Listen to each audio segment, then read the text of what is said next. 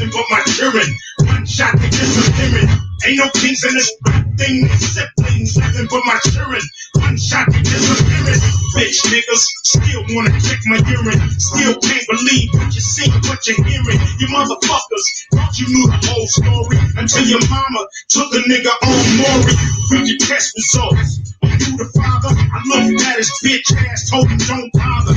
I'm the father of this gangster shit. Never thought that I have a bunch of bastard kids. No badass kids. I whoop their ass every night. Send the paramedics, bitch, in the black and white. I brought you in this world. I'll take you out. Do you ugly? So mama can't make you out. You know my style and code, collar remote. I'm a deadbeat daddy. No child support. Acting cool like the ashtray. Get it out your ass, bitch. You niggas know my pyroclastic flow. Come on. Ain't no other things in this rap thing. They said things nothing but my children. One shot, they disappearing. That's right. We're gonna talk about child support. I just was over there on Minister Jap's channel, and I was listening to this young man by the name of he called himself Mr. Palmer here on YouTube. Make sure you check him out. Link should be in the description box below. Because we're gonna talk about some of the things he said, some of the imagery that these black men are putting out there, the nonsense, and some of the things that are true, right? But we're gonna put a different perspective on it, and we're gonna listen to what some of these men and some of the women have to say. Okay, and we're gonna do it from, I have a more mature image of the world. I've been here 50 years. I've seen all types of things, and I think I try my best to look at it from everybody's point of view. But in this stream, we're going to talk about the children's point of view. And when I say the children's point of view, we're not talking about these lame ass, black manosphere ass niggas who act like they're still fucking children. We're going to talk about them when they were little boys and their mothers were taking care of them while their fathers were away. I wonder, because I'm tired of hearing this lame ass shit these lame ass niggas keep putting forth. Because in a vacuum, some of the shit they say makes sense. Right? And when I say in a vacuum, I mean if you just look at it from their point of view, the angry man's point of view, not the angry man here on YouTube, y'all. I'm talking about an angry man's point of view, who will blame every fucking thing on the black woman. And it's sad because it's not so much as Mr. Palmer. Like I actually like some of the perspective he had, because he mentioned that there was a difference between a mother and what he called a baby mama terrorist. So that is why I kind of sat there and listened to him. I do want to say, though, he was giving out some very bad advice. And it sounds good in a vacuum, right? It sounds, so some of those men probably thought, ooh, this is some great information. But I'm going to tell you, niggas, you're going to end up in jail fucking around with what some of these niggas be telling. Okay? And I'm going to place a little clip in which he stated something that was so false that, yeah, some of you niggas will end up in jail if you take that advice. You best just get your lawyer and take the advice of that lawyer. There was a few callers, or should I say people who joined in to ask him a question, and there were different circumstances, right? We had one guy who was a guy, handsome young brother. He said he had no children at all. Okay. Then we had another guy who came up there for a second, and I don't know what the hell he was talking about. He was talking about his dad. What if his dad, not his real dad? I don't even know what the fuck he was talking about. So I kind of jumped out of that for a minute doing that. Then we had one guy who was married and going through a divorce. So they have an issue with child support and who gonna have custody. His situation is completely different. So I don't even know why he would even ask any questions from Mr. Palmer, because that brother right there, he's in a state where he has equal rights. Like he said, I think he said for the last 16 months, I believe he said, he hasn't paid child support and he had equal custody. Now may have issues with the mother, that's a whole nother topic in itself. And to get advice from other men who are already against black women, to ask them how do they feel about a woman who does this, that, and the third, when we know goddamn well these niggas is not being honest. They'll tell you what the woman is or isn't doing, but they won't tell you what they are or aren't doing. You see what I'm saying? So that's what we're gonna talk about. I did grab a few clips. So I just want to say fair use, baby, fair fucking use. Okay. And then we're gonna talk about because I want to do a remix on. I want to do a remix on leaky coochies and shit like that. Itchy coochies and shit like that. So we're gonna have some fun. I'm gonna put the link in the room. Any and everybody's welcome to come up and speak your piece. Like I said, I try my best to, view everything from everybody's point of view. But I just want to make sure that we understand the reasoning behind child support. We also gonna understand that when these niggas be talking about she taking my money, that they're not telling you how much they pay. And in most cases, these niggas not being honest about how much they are paying. When most of these men want to talk about child support and how much these women are getting, they always infer or refer or whatever you want to call it, right? Inference some wealthy basketball player, football player, hip hop rapper, just somebody with a lot of money. Okay. Right now, I think who's right now in the middle of divorce. We have a couple of wealthy black people who are in the middle of divorce. I know that Dr. Dre is in the middle of a divorce. And the guy who just had an accident a couple of years ago, that Walmart accident, they're in the middle of a divorce. And these men, oh my God. Like, first of all, they don't know the law. Then secondly, they want to talk about what's right and what's wrong. Hey, Danini, you wait, you going somewhere? Wait, where you going? Wait, I gotta get dressed. Where you at? Wait a minute, call my phone. You ain't called me since you been here. Wait a minute, let me check my phone. Because I did lose my phone for a couple of days. I was sick. Let me see where you at. Where y'all at? Where we going? Wait a minute, wait my phone at? Here we go. Here my phone. Wait a minute. I might have to get off here, y'all, because I gotta get dressed. Oh, you in Philly? Where y'all want to ride? Y'all want me to drive? Where we going? Let me see. Where we going? Okay, call me. Call me. Call me. Okay. I think, Danini in the area, y'all, but, they young and traveling up here, so I knew they were just going to have some fun. They don't need the old woman to ride, but I have a little time today. Shit, I just got to get dressed. She's only right there in Philly, which if she's near the airport, she's only like 30 minutes, not even 30 minutes, not even that long, depending on the traffic. That's right. And I'm going to mute, just when you call, I'm going to mute everything, so you ain't got to worry about none of that. I don't know what. Anyway, let's get back to what I'm talking about until the phone ring. Yes, child support. So listen, if you're gonna talk about these wealthy people, I'm gonna just hit on a little bit. Wait a minute, I gotta mute y'all. Okay, y'all gonna have to just wait.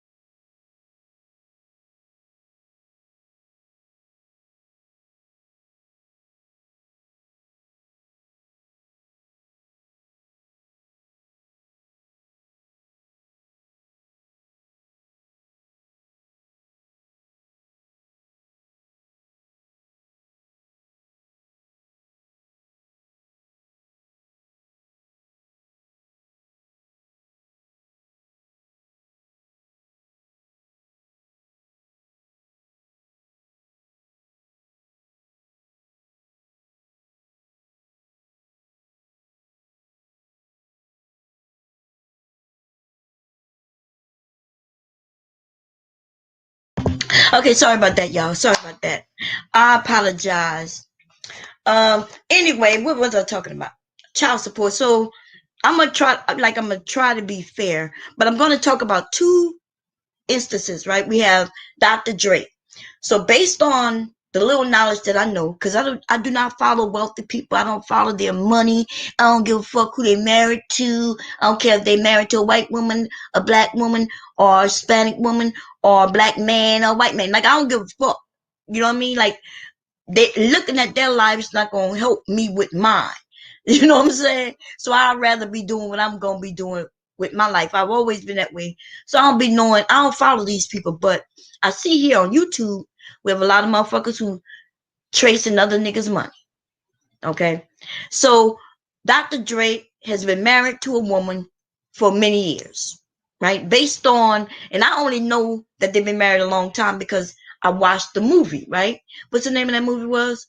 But anyway, remember by the time he left NAA and left with his name, he ended up meeting that young woman.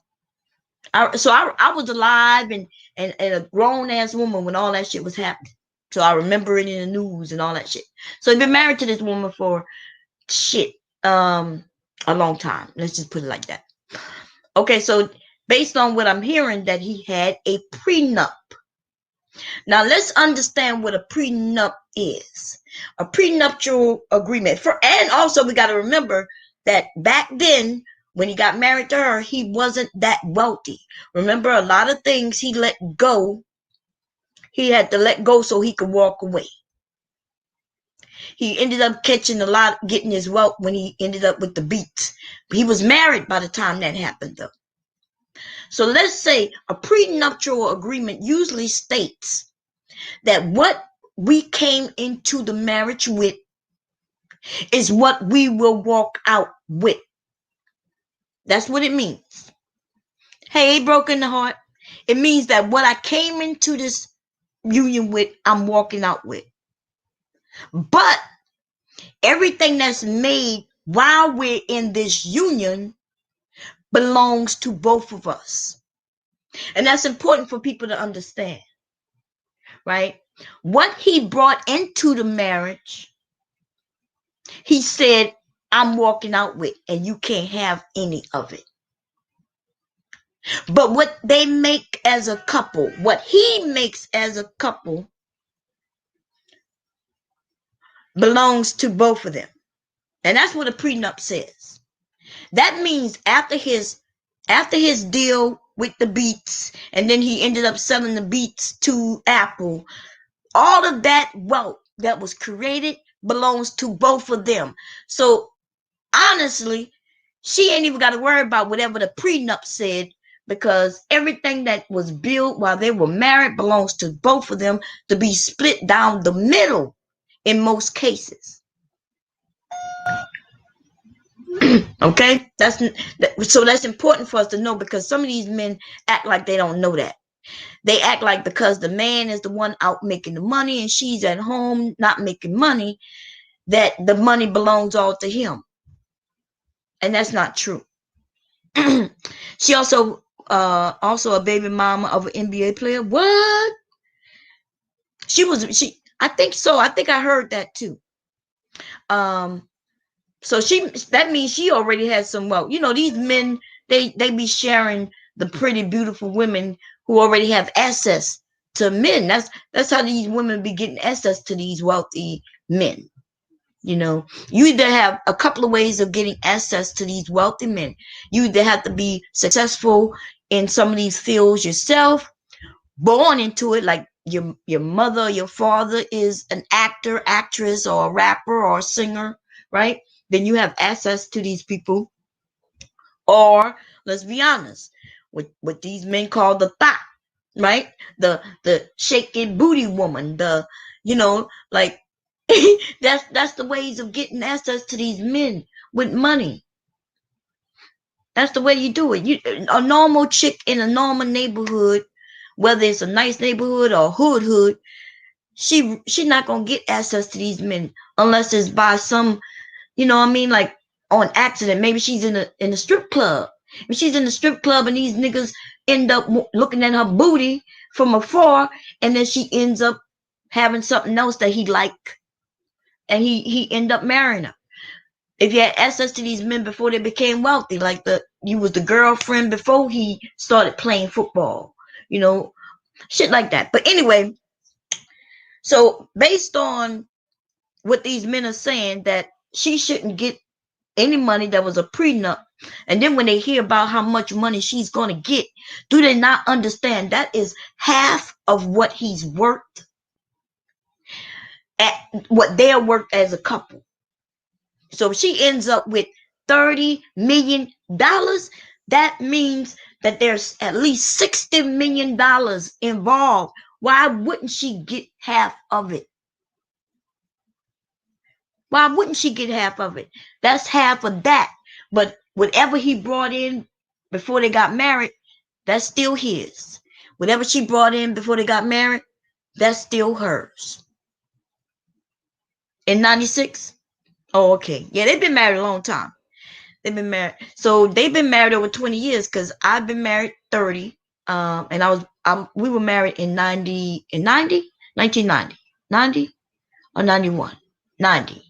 I was married in 1990. So this year actually was our 30th year. Okay. Anyway, so that's important for everybody to know. If you don't know that, you don't understand that, then that's why these men are angry. And I don't understand why they're angry about other men's fucking money.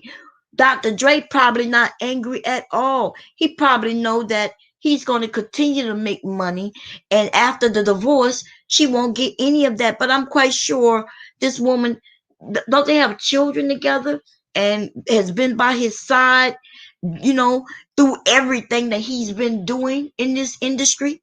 Some that we know, some that we don't know. And a lot of these men, when they got money like that, they're not concerned about giving what she deserves. Okay, a lot of these men know that these women deserve this. She might not be making the deals, but while he's out for weeks or months at a time, getting deals done and doing whatever, being in the studio, and she's taking care of the children by herself, doing the things that a family, in a family, right? These men on YouTube, you admit that there's a thing that the men do, there's things that the women do. Well, when these men are off in other countries, you know, spreading their music or products or whatever, the wives are at home holding shit down. That's the contract you enter into when there's marriage. And I tell you, he didn't have a problem with that contract for 20 plus years. Okay. So let's go on to, what's this guy, the one who had the accident with Walmart, with the Walmart truck. He's the comedian. Let me see what his name is. I can't remember what his name is. Like I said, I don't really follow wealthy people. So, but based on that story, he also had a prenup. There was a prenup that was put in place.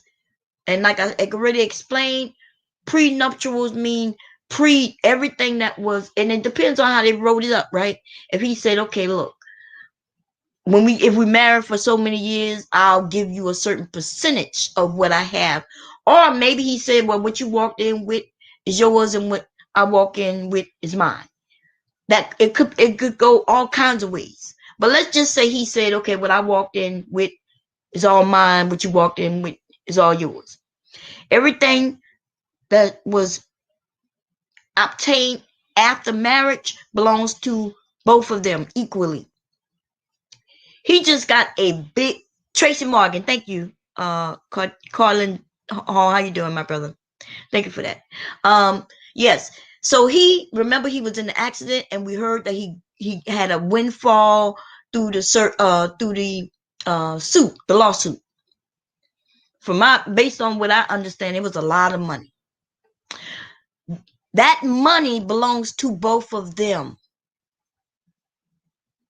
So people were like, oh, hell no. So that's why we hear that although there's a prenup, she's in court to get half. She's probably not even concerned about half of what he was worth before. Because although he had some wealth, we never heard of him being a billionaire kind of thing. You know what I mean? Tracy Morgan has been around for a while as a nice comedian. I think he's funny. Been in a couple of movies, here and there. But yeah, it's not like he was that big, so he probably gained a lot of money, the most money he's ever gotten from that lawsuit. And but that belongs to both of them. That's right. And people are like, oh, she don't deserve none of that. Why would she get that? Well, because they were together. It would be half of hers when they together, and it's half of hers when they apart. Okay? It's with both of theirs. When you in a relationship with somebody, married relationship, everything that's his is mine. I should be able to go to the bank and get whatever I want. You know what I mean? And he could go to the bank and get whatever he wants. It's the same way with us now, for the most part, right? If I wanted to go to buy something, I don't have to ask my husband. I do consult with him because we're not wealthy. I consult with him to make sure that everything that we need to pay has gotten paid, because I don't want to go take money away for something we might need. But see, these people don't have those type of fucking issues. You know what I mean? So what he gained doing that accident belongs to both of them. By right, it does belong to her as well. She was there by his side, helping taking care of him. I don't know if they have children or not, right? But yes, that shit belongs. Yes, he almost died. I remember that shit. I remember they were saying he might not even walk anymore. But through the grace of, whoever you believe in, the man is walking. And we don't know why they're getting divorced. I don't know. It's none of our business. I don't even care. Because it used to be where whoever was at fault. That's why they have these no-fault divorces now. There's a reason behind that, because what the states are saying, look, we're not going to sit here and let y'all go tit for tat. So these men started claiming. I heard one guy say, the reason who's at fault, Bob? Who asked for the divorce? It don't matter who asked for the divorce. Apparently, there's a divorce that's about to take place.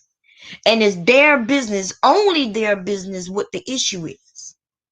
When you end up with these states like California and a few others who have no fault divorces, right? It's nobody's business. A lot of people didn't want everybody to know what the hell happened in their marriage. Like, for instance, if I'm in a state where, depends on who at fault, depends on what you get. Like, if the man cheated, then I can go and I'm be able to get more than 50%, maybe, possibly, right? But people don't want that out there.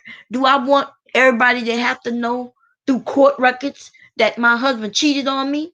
Look what happened with old girl. What is her name? The Halle Berry. Everybody, woo, when they got divorced, man, all their shit was laid out. And court records, everything in records are available, right? So people knew how many women he had been with, and all kinds of shit came out. Yes, they have at least one daughter. She looks just like Martin Lawrence. God damn. Broken Heart said she looked like Martin. Wait a minute, let me look that shit up, y'all. I'm gonna let y'all watch. Wait a minute, let me look up that shit. Tracy Morgan, right? That's what y'all say. It's TRAC. Oh. Are you trying to insinuate that that baby might be for Tracy Morgan? I mean, for let me see. Damn, so his net worth is 51 million, right? Wow, yeah, he's a year older than I am. Let me see, how much of that 51 million did he get from Walmart, though? Let's see what that is. Damn, he got $90 million. How long ago was that? This nigga done spent millions in just a couple of years.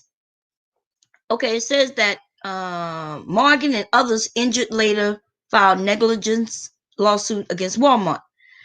The cases were later settled, with Morgan and fellow comedian, whoever this is, receiving at least $90 million. Oh, maybe they had to split it or something. I'm not sure. According to the calculations based on the court documents. God damn, y'all, Walmart need to come and hit me, baby. That's a lot of fucking money, y'all.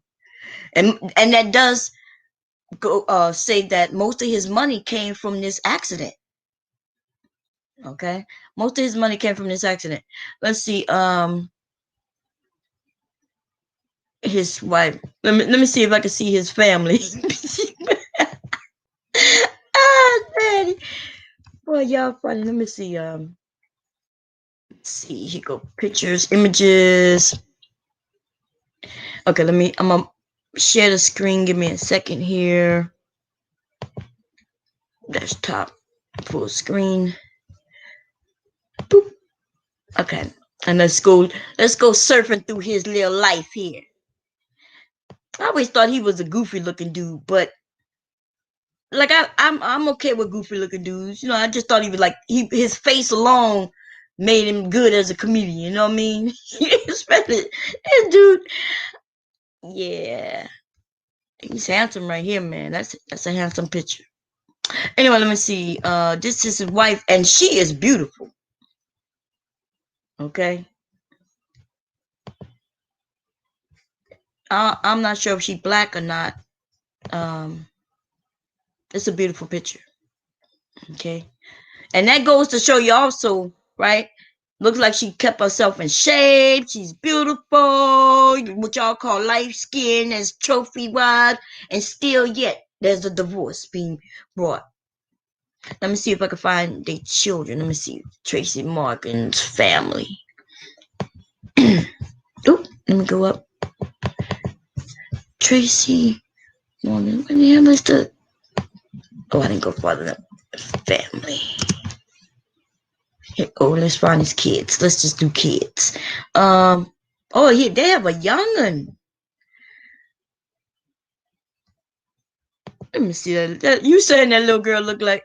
How old? Wait, let's see how long he been. How many times has he been married?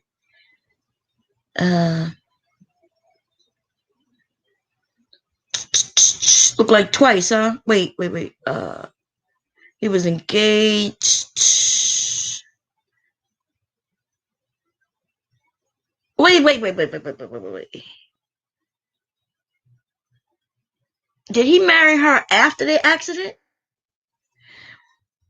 I think.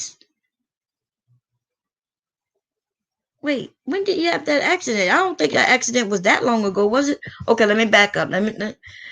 This is saying, it says when he was born, right? Let's see, how many times did he been married? The same year his father passed away, Morgan married his high school sweetheart, Sabrina. In 2009, the comedian filed for divorce after they had already been separated for a number of years. Okay. In 2011, Morgan announced that he was engaged to Megan Woolver. The couple wed on August 23rd, 2015, which was 14 months after his tragic accident. Damn, the accident was that long ago? Oh. Now, if that's true, if they wed after the accident, then she ain't getting none of that money, baby. And it depends on the prenup. Okay? She will get some of it. Could they? Well, no. She might not get none of that money. What you say? What you said? Let me see. That bitch should have stayed married to his ass, cause it. Okay, so it looks like she got married after his accident. Let me see when he had that accident. Let me see. Tracy Morgan. I'm bad with time. I'm gonna be honest. I'm really like, to me, I be saying things happened 2 years ago and it'd be like 5 years ago. What? Let me see. Accident.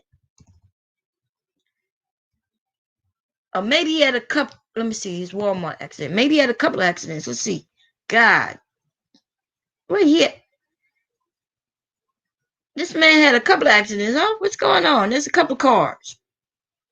Or maybe that was a car that also was. Let's see when this accident. Well, shit. I don't want to be in images. Let's get out of it.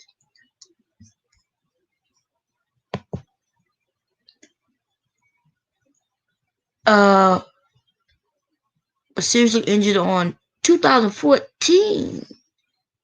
Damn, y'all. Yeah, she ain't getting none of that money, baby. Okay, let's just be. We're gonna have to be real with it. I didn't know it was that long ago, and it looks like they got married after the fact. Um, yeah, that's what July 2014. Wow, and she ain't getting none of that money. I hope she ain't trying to get it, cause she looks bad if she is. Okay, she ain't getting none of that money, none of it. And he got most of his wealth from the accident, so yeah, no, she ain't getting none of that money, baby. Mm-mm. I don't know why I thought they were married for longer than that, but now I see that he was married to someone else. Let's see what his first wife looked like. He was married to someone else. Um, Wives. Let's see. Uh-oh. Let's see if we can see both of them. Oh, look at his first wife. Oh, just a regular, normal looking black sister. You see? Normal. I mean, she's not unattractive to me, but she is what we would call a regular woman, a regular black woman. And then he goes and whatever happened, we don't know. Marriages, y'all, is very, yeah. You can end up marrying what you men think is the perfect looking woman. She has the exact shape that you want, and you know what I mean? Like everything about her, you look at it and you're like, yeah. And then you end up getting married and you realize you don't even like her, right? And then not even that. Let's say you do like her. And then later, like as you get older together or grow older or mature together, one of you might change everything about yourself. You change your thought process. You start realizing you disagree more. The woman, right? And I guess it happens with you men. I can't speak on that, but I'm gonna tell you from a woman's point of view, as we mature, we become a little more bolder, right? Where I may have been a little more silent and what you call cooperative back in the day, just because that's the way I was raised. They told us that's what women do, and this is what wives do, right? I remember being taught, even in high school, like I wasn't just taught it in my family, but it was taught out in the world, right? In school, you take home ec, and it was mostly girls in home ec. I don't remember no boys in home ec back then, and they taught us to clean and cook and how to take care of children. I learned how to change diapers and shit. You know what I mean? In school, taught us how to do all those things with babies. They taught us that shit, and how to treat your husband. Kind of in a sense. And so, but as we get older, we women, we start realizing, wait a minute, I'm doing this. I don't have no problem doing this, but why can't this nigga help me sometime? That's when the problem comes, when I'm like, I'm working just like he's working, but I'm the one who got to come home and cook dinner. And he gets to come home and sit his ass in front of the fucking TV and wait for me to bring him his plate. And that's how my family used to be, right? I'm not gonna lie. That's how my husband would get home from work and he would plop in front of the TV. I had no problem with that. I would be in the kitchen cooking. We didn't even have children back then, right? Um, and then I would bring him his plate. Baby, ready to eat? Yeah. And I would make him his plate. Today we don't even do no shit like that. I still cook, but my husband cook also. In fact, since January, I would have to honestly say I have rarely cooked anything. I ain't even put out no I ain't put out no cooking videos because I ain't been cooking. And my husband has been cooking. He comes home, he realizes I'm upstairs not feeling well or whatever, and he'll go make so he can cook. But back in the day, man, he would be mad at me back then. His mom had him convinced that I'm supposed to be the one in the kitchen. I was convinced that too. But I guess I'm getting off track. But what I'm saying though, marriage is a lot complicated. There's no rules. You realize that the rules that were taught to us eventually evolves or changes, and that's with the maturity of everybody involved. Like my husband back then would have been upset that he had to cook, and now he realizes shit, it ain't nothing. You go in the kitchen. We made sure that there's things in there for him to eat. It's nothing that he got to be in there for hours, right? If my husband come home and cook, I know there's something down there where he could just pop it on or warm it up or something like that. You know. Anyway, let's get back to this. So, yeah, he was married to, and I call her a regular woman because I guess the way she dressed, like this woman is not an unattractive woman. You could just tell that she's not fancy. You know what I mean? I could tell based on how she's dressed. You know, she's not in no contour clothing. Look, there's a difference between this woman right here and this woman. You could tell this woman she likes, she likes wearing clothes that just are in nice and you know what I mean? You could just tell. Look at this woman. You could tell. And let's see if we could. And probably he didn't have that money with his first wife neither. Look at this woman. This woman cares about what she's wearing. She cares about what she looks like in front of the camera. Even him, look, he's in his what I call his regular suit, even though it looked like is it Gucci? I think it might be Gucci. Yeah, I think it's Gucci. But look at her though. She looks like she's going to a ball. And he looks like he's just about to go to the track, to the gym. Or you know what I mean? Like he's just walking around with his friends. But this classy woman, that's probably how she got it. Just by being what he considered to be high class. You know? So let's exit that. And his first wife, though, you could tell she got on a weave, which is not that fancy. And look at her, and basic, a nice shirt, and like I said, it could be the money too. She didn't have the money back then to really, get real fancy. This is her, and you could tell it's a nice gown, but it looks like a gown that she went to J.C. Penney's, one of them stores like J.C. Penney's, and when he found it and thought it was nice and her size. But let me tell you, if she was fancy and they had the money, this same dress would have went to a seamstress, and they would have made this to fit her body. It would have been made for her. Even if it came off the rack, that's not what matters, right? They would have took it to somebody who would have made it fit her perfectly. This dress is too big for this woman in certain areas. And look at the arm areas. Right up here in the shoulders is way too big for her.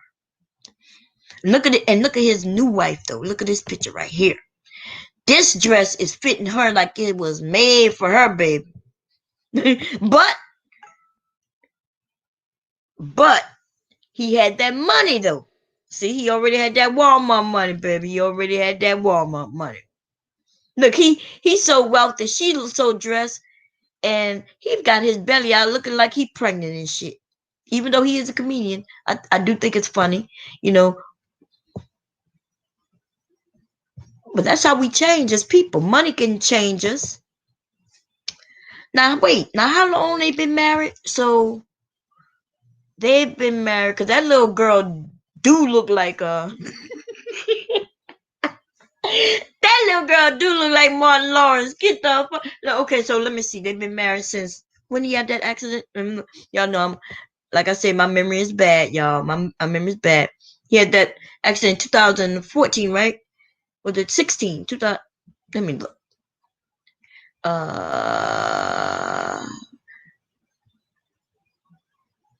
It's how long you been married. You got married 2015. 15 15 to now is 5 years, right? Yeah. And wait a minute, huh? That little girl look like she about 5 years old. Let me look. Let me look. I guess she does. Let me see where that photo went. She do look like she could be like 5 years old, I guess. Kind of tall for a 5-year-old. She look more like she's 7 to me. But okay, she might be 5, y'all. Let's see if that baby look like.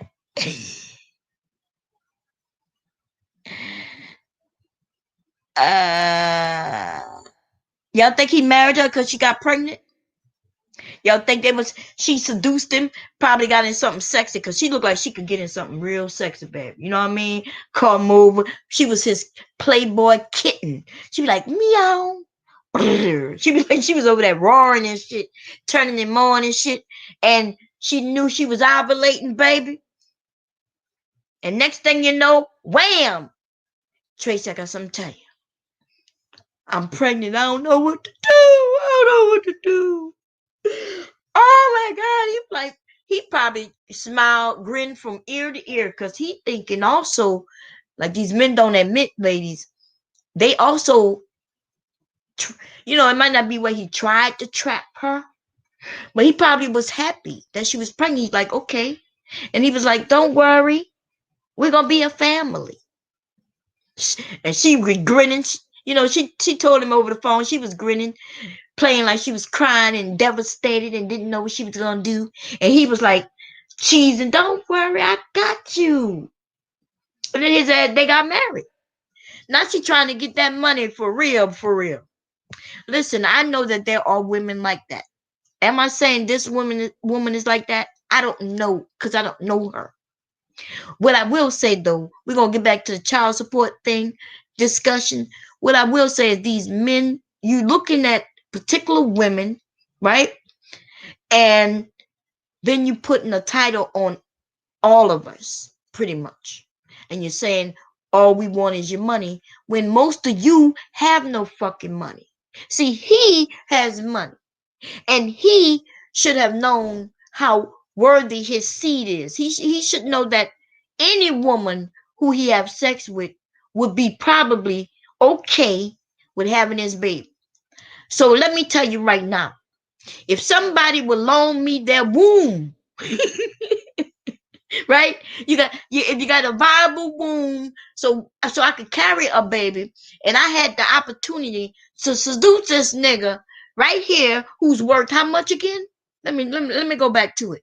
We're gonna keep it 100. Can I keep it 100 with you motherfuckers? Jesus Christ!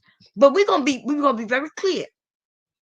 If your ass ain't work with Tracy Morgan is work, then shut the whole fuck up on this YouTube bullshit. Okay? Tracy Morgan know what he's worth. And he knows he's not stupid. Okay? He's not stupid out here. Let me see where his net worth.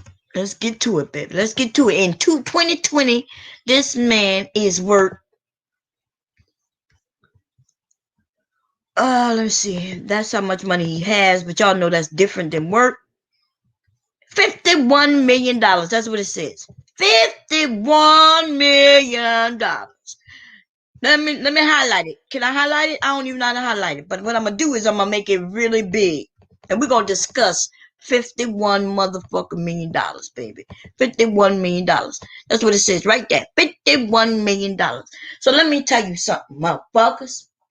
Okay, I like kids any motherfucking way. I love them. I don't have no problem raising them. Okay, that's what I will do. I don't have no problem with that. And I can't have no kids anymore. I've had children by a man who's not even worth $1 million. You know fucking well I'm okay with having a baby by a nigga worth $51 million. Shit, fuck out of here. And then y'all these men try to make us feel guilty or trying to shame us that we would be okay having a kid by a nigga worth $51 million. I would borrow somebody's whole motherfucking, you know what I'm saying, womb, nigga, and go lay with this nigga to get pregnant. And I would split the money with the bitch who loaned me their womb. I would shit. Y'all act like this is some devastating and or some new news. Would I have a baby for Tracy Morgan if I had the opportunity and was able to? You motherfucking right. Yes. And I'll tell him we're gonna have some beautiful kids, nigga. We're gonna have some beautiful kids. You know what I'm saying? Because money can make you beautiful. You know what I'm saying? If you're not so beautiful and you want to get, if they get a certain age and they think they're not what they consider beauty, they can go and get that shit changed. This money give access, right? Access. Your children. The guy yesterday mentioned something about upward mobility, right? Upward mobility, which means that you now are moving upwards with your family, right? Hopefully. So why would I marry unless it's love, like a way I married my husband, right? My husband is not a wealthy man. He wasn't a wealthy man, nor am I from a wealthy family. Listen, we two broke motherfuckers that came together based on love, lust, all that good old shit. I ain't gonna lie. It was lust in the beginning, and it turned into love. You know what I'm saying? And yes, did I have opportunities to be with men who had, I wouldn't say they had more money. You know, back in the day, the type of men that I had access to, they were known, and you know what I mean, like the rappers and shit like that, but they weren't wealthy. And no, so no, I'm definitely wasn't giving my vagina to some nigga just so I could say I fuck LL Cool J or I fuck Lil Wayne or I fuck. Nah, I'm not doing that shit. Nigga putting his shit in me just so I can say he put his shit in me. That's some whack ass shit right there. I was trying to keep the fingerprints of my vagina limited. You understand what I'm saying? I was trying to make sure there wasn't many motherfucking dick prints. Nobody, if they had to come and search me to figure out what was going on, and the government said, "Hey, we're gonna dust for fingerprints in your vajayjay." I wanted to make sure there were gonna be a limited number of the motherfucker prints. Okay, so I could tell you there's a limited number of niggas who left dick prints in me. But on some serious shit though, I know I've been joking and laughing, but I ain't gonna lie to you. Okay? Yes. Right now, if Tracy Morgan was in front of me, I would get butt ass naked only if one or two things I have to go down, right? Right now, today, hell yeah, I would just have to talk to my husband and say, "Hey, babe, it was a come up." You know what I'm saying? I'm gonna buy you a bigger boat, baby. I'm gonna buy you a bigger boat. You know what I'm saying? And like that movie, what's the name of that movie was? Remember when he let that man have sex with his wife one night for, I think it was $1 million, right? That that movie came out when me and my husband was like newly married. You know, we had been married maybe for, I'm not even sure when that movie came out, but I know we didn't have children when it came out. I don't think. I can't remember. I thought we were still in Missouri when that shit came out. But, and I asked him, I was like, would you allow me to be with somebody else for $1 million? And he upright told me no. See, that's ego though. That's back then. That's ego talking. Cause I be goddamn, I would have slept with that nigga one night too. Hell, fucking yeah. I would have gave him some pussy for $1 million. Now, see, in that movie, I think they ended up. He did it right. They decided that they would do it, and you know, so they can build their home, and you know, so they can have access. They would be able to go to a different community, shit like that. But then they ended up breaking up because of what? Ego. His ego was too fucking big to just let that shit go. But I would have bought, listen, I would have, just like she did buy him the things that he said he wanted. And he had a problem with it. I think they ended up back together, but they shouldn't even went through none of that. As soon as I got back from riding a dick, I would have said, come on, baby, let's go ride your new boat. Let's go pick out your boat, baby. Let's go pick out your boat. You know what I'm saying? And then we would have just had to deal with it. That's what it is. Fuck out of here. Y'all crazy. Now, do that mean, I know some of the men say, well, that means bomb. That means you'll be a whore. Well, listen, you could call me a whore, but I ain't gonna be no cheap whore. How about that? I'm gonna be $1 million whore, a $51 million whore. You could call me a whore 51 million times, motherfucker. And ladies, stop letting these men embarrass you. You know what I'm saying? Because you know you. You know you. And if you are about getting a bag, right?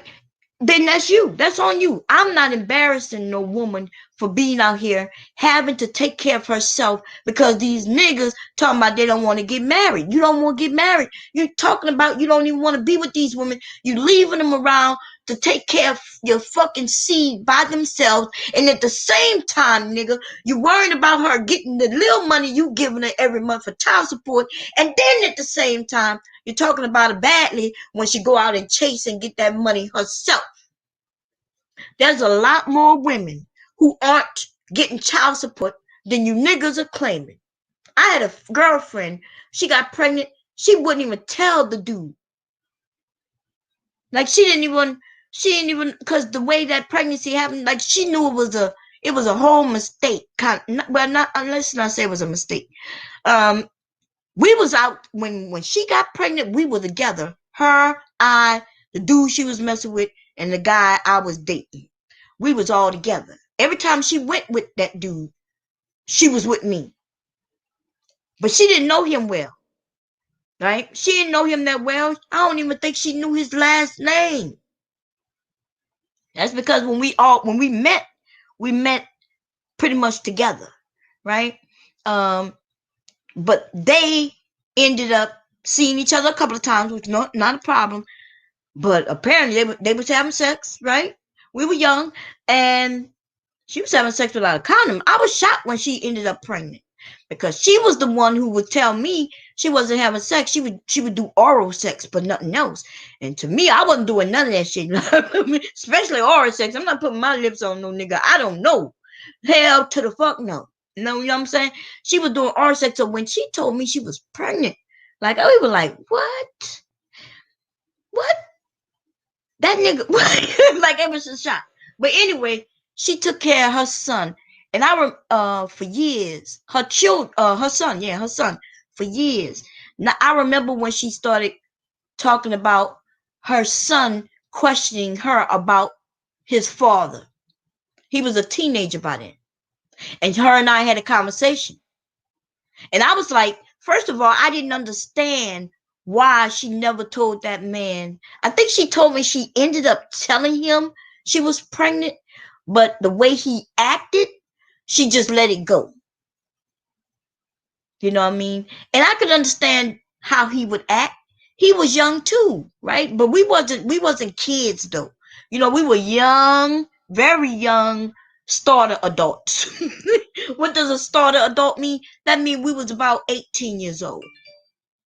We was about 18 years old. If I'm correct, we had just graduated high school. Either when she got pregnant, we were either just graduated or we was about to graduate. Okay. So I remember when we met, it was, yeah, so it probably was the year of our graduation. So we was about 18 years fucking old. And so, she informs him, hey, I'm pregnant. And I think his reaction was probably like the reaction she had when the doctor told her she was pregnant. You know what I mean? Shock and all. But then afterwards, the way he acted, she just let it go. Like she didn't contact him anymore or nothing. Like literally nothing. And he didn't really know her. She didn't really know him. So then, she just had the baby. Then she ended up going in the military just like I did. But she went in after I did, right? A couple of years after I did. And then she just started living her life, taking care of her baby. And then when he get a certain age, now see, I was shocked because that boy who she was messing with, his family was wealthy. They were wealthy. And I was like, bitch, are you crazy? Like, but she didn't even consider his money. I was like, your son, his family wealthy. So let's get back to the topic, okay? So let me tell you what I thought about that situation with my girlfriend. See, both her and the father are fucking selfish. See, when you go to court, this guy said something about the judges and shit like that and how they don't care. Like, I remember him telling somebody, hey, if you're going to make an agreement with a woman, make sure you go and get it notarized and all that shit because then she could say she signed it under duress. Well, see, that's some fucking bullshit. See, it don't matter if you go get something notarized, right? She can agree to some bullshit that doesn't benefit the fucking child. When they go to court, see, the court's not there to give a fuck about her or him. The court is there to care about the child. I can't see what y'all saying. Give me a second. Let me get off of this. The is there to care about the child. This is the guy I'm talking about, y'all. I went to his Facebook. I think I ended up, let me like him. He's handsome young man. Handsome young man. Okay. The court is only there to care about the children. So yes, say I, as a mother of a child, and the dude, and he says, hey, I'm gonna pay you this amount for the child, blase, blase, blase, and also I'll buy the shoes, this and that, and then I agree, even if we get it notarized that I agree to that amount. If for some reason we go to court, and I don't know why you would be going to court, but if somebody does something that's foul, or if somebody think they got cheated, or if this, that, or the third, a fight can happen, disagreement or something, where somebody decided to go to court, that's when it's not gonna be fair for probably nobody involved, right? Because she might not want to give up custody of the child, but he'll get part custody. He don't want to give up off that money, but he gonna give off that money. The court is going to decide what's right, what's in the best interest of that child. And if you need a court to do that for y'all, then y'all selfish and fucking lame. Now, for the women who end up having to take a man to child support, most of you men may not know this, and it sounds like a lot of the men who was in that chat did not know this. If a woman go to welfare, if she apply for welfare, any assistance, even if it's just for the medical, she might not even need food stamps. She might not even need cash assistance. But if she go to get that medical, they want to know who the fathers are.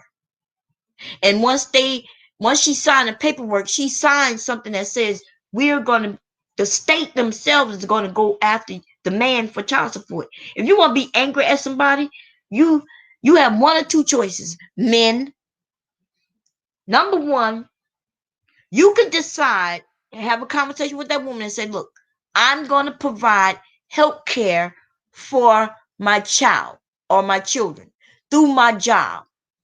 So you won't have to go get assistance. Health care is a number one issue why women go down to get help. That little money they're giving, that little money ain't shit. Okay, she could fall on some dick and get that type of money. You know what I mean? If they on if she on housing is a little different.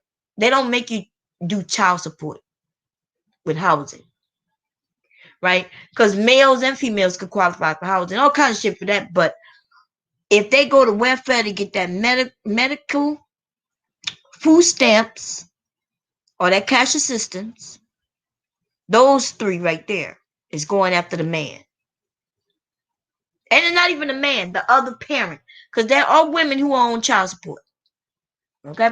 So, if you don't want a woman to go on you, and you have an agreement with a money amount that she's okay with, and you also says, I'm going to put the children under my insurance at my job, then you'll save yourself all kinds of trouble. Yes, you will. You'll save yourself all kinds of trouble. Otherwise, when she go to get apply for any of those things, yes, they coming for you. And guess what? You may not even know. I know women. There was one guy who said he lived. Somebody was telling a story. Now, see, based when these niggas tell their stories, they always talking about a story that came from somebody else. Like a nigga come up there and said, "Well, you know, my cousin said, my cousin said, my cousin said that he, you know, he went down, he got pulled over, and when he went to court, you know, for the ticket, they was about to put him in jail because they suspended his license because he was back in child support." And he was like, "Well, I live with the bitch. I live with the bitch. And so how can I, you know, how can I be on child support if I live with the bitch?" Well, that's right. Listen, that can happen. But let me tell you something. That nigga know that she was on assistance. He was living with the bitch. He was also eating that bitch's food that he knew she was buying with food stamps. You see what I'm saying? He knew that baby was on Medicaid. You see what I'm saying? He knew this. And that nigga gonna try to act like he didn't know. Well, I didn't know. I live with the bitch. I live with the bitch. Nigga, he may not have known was that he was gonna get caught. What he may not have known was that they was gonna put him on child support. But I bet you she told him, "You know, if I go down there and get the assistance, they're gonna make me put you on child support." He figured he could just dodge it. But take it from me, somebody who know for a fact what I'm about to tell you. I'm not gonna tell you how I know.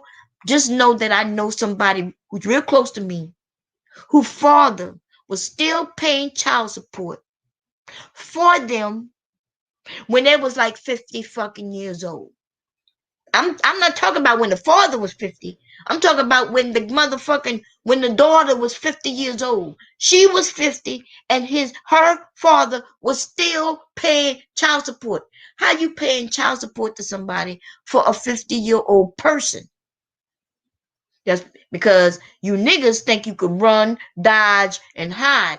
But let me tell you something, baby. You ain't running and dodging and hiding from child support. They gonna get it.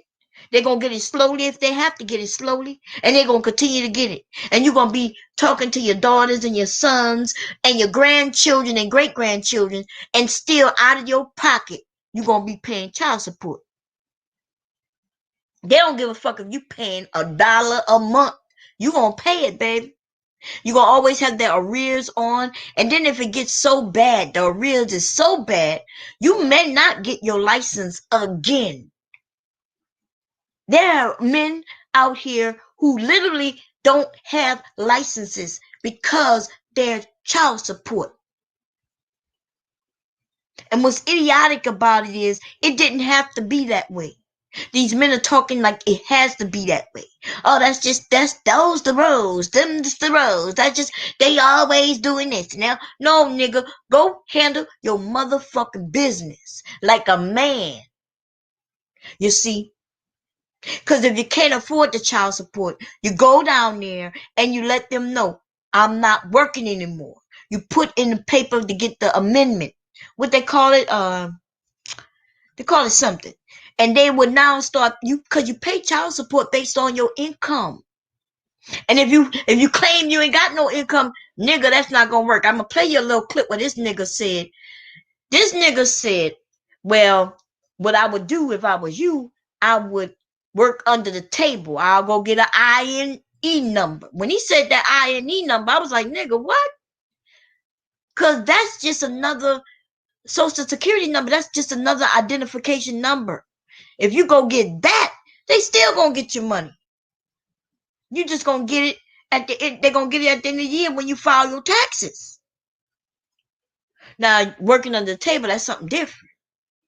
But see, you working under the table ass niggas instead of putting food on the table ass niggas for your children, your ass gonna end up, yes, you gonna be spending that child support on your grown ass kids and grandkids. You gonna be taking that money and still paying for that shit when you got grandkids sitting at the table with your ass. Just because you didn't want to help take care of your fucking kids and put food on their fucking table. And these niggas got the nerve to want to talk about, oh, where she always want to look good. What the fuck that got to do with you, nigga? You ain't dating her no more. She don't fuck with you like that no more. Just because she look good don't mean she use your $12.50 every 2 weeks as money to look good. I promise y'all, I had a friend. We were friends for years, right? I haven't spoken to her in quite a few years now. She used to get $12.50 fucking cent every 2 weeks. When the nigga was late on, and that was for 2 children. For 2 children, she got $12.50 every 2 weeks. Let's break that shit down. Y'all know, let me, wait, and I want to do it correctly, right? We're going to do it together, fuckers. That's right. Let me put the calculator up. Let me see if I got one on my computer. We're going to put the calculator up, okay? Let's see. I might not, here go, the calculator app. Okay, we're gonna, and I'm gonna share the screen. Let's do it together. Let's do it together, babies. Okay. Calculator. Here we go. So we got $12.50. We're gonna do it times 2. We already know what that is. I ain't even have to add that up. That's $25 a month. But we're gonna divide it by 2. She gets $12.50 a month for each child. And you niggas are on here talking about, I don't want to pay child support. Yes, I'm in arrears. Nigga, let me tell you something. $12.50 is not even enough for, if I wanted to go to Boston Market right now, which I do. I wonder where my husband at. I don't think he came home. Let me see. I'm on some Boston Market. Let me see. $12.50 ain't gonna get us not nothing hardly. Okay. What I want alone gonna cost like $12, $17. Okay. And then what he want gonna cost the same amount because we want the same shit. You understand? That's not even one meal, $12.50. Now, if I go to the store and all I had is $12.50, can I cook some shit for the meal? Yes. But let me tell you, people usually spend $20 a day on groceries, and those are the people who cook. Then you niggas ain't even paying enough for one day meal. And y'all got the fucking nerve to talk about fuck child support. Nigga, no, fuck you. Fuck you. You understand? And then when y'all, the only women y'all don't call, see, I remember in the beginning I said that I was okay with him separating the women, the mothers, right, versus the baby mama terrorists. But see, it's too easy for a woman to become a baby mama terrorist. What do they consider a baby mama terrorist? Just any bitch who don't agree with them. See, that's where I have the problem at. See, a woman who can say, okay, yeah, I agree with this. Yeah, we agree. She take care of your children and everything. As soon as she comes to you and say, look, this little money you giving me, this $250, I appreciate it, right? But the children are now older and the child needs football equipment because your son want to play football when it's football season. He want to play basketball when it's basketball season, and he also want to run track. Like your son is really into sports, and I can't afford it. And so that $250 that you giving me, if you could up it a little bit, and then this nigga go and say, "Well, I got my own family. I got it." Nigga, what? This baby is your family. Soon as there's a little disagreement, he goes from taking her out of the baby mama, the co-parenting parent, to the baby mama terrorist. That's what the issue is. And that's why it's so easy for you niggas to go from being the father to the deadbeat dad.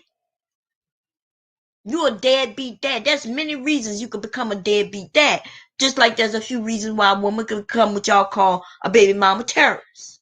You're a deadbeat dad if you're not taking care of your kid. You're a deadbeat dad if all you think you have to do is provide some cash. Nigga. I've heard niggas say, well, I give my money. First of all, you ain't giving much money because you don't make a lot of money. So you ain't giving much money. You ain't, and then on top of that, nigga, you don't even want to be a part of your son's or daughter's life.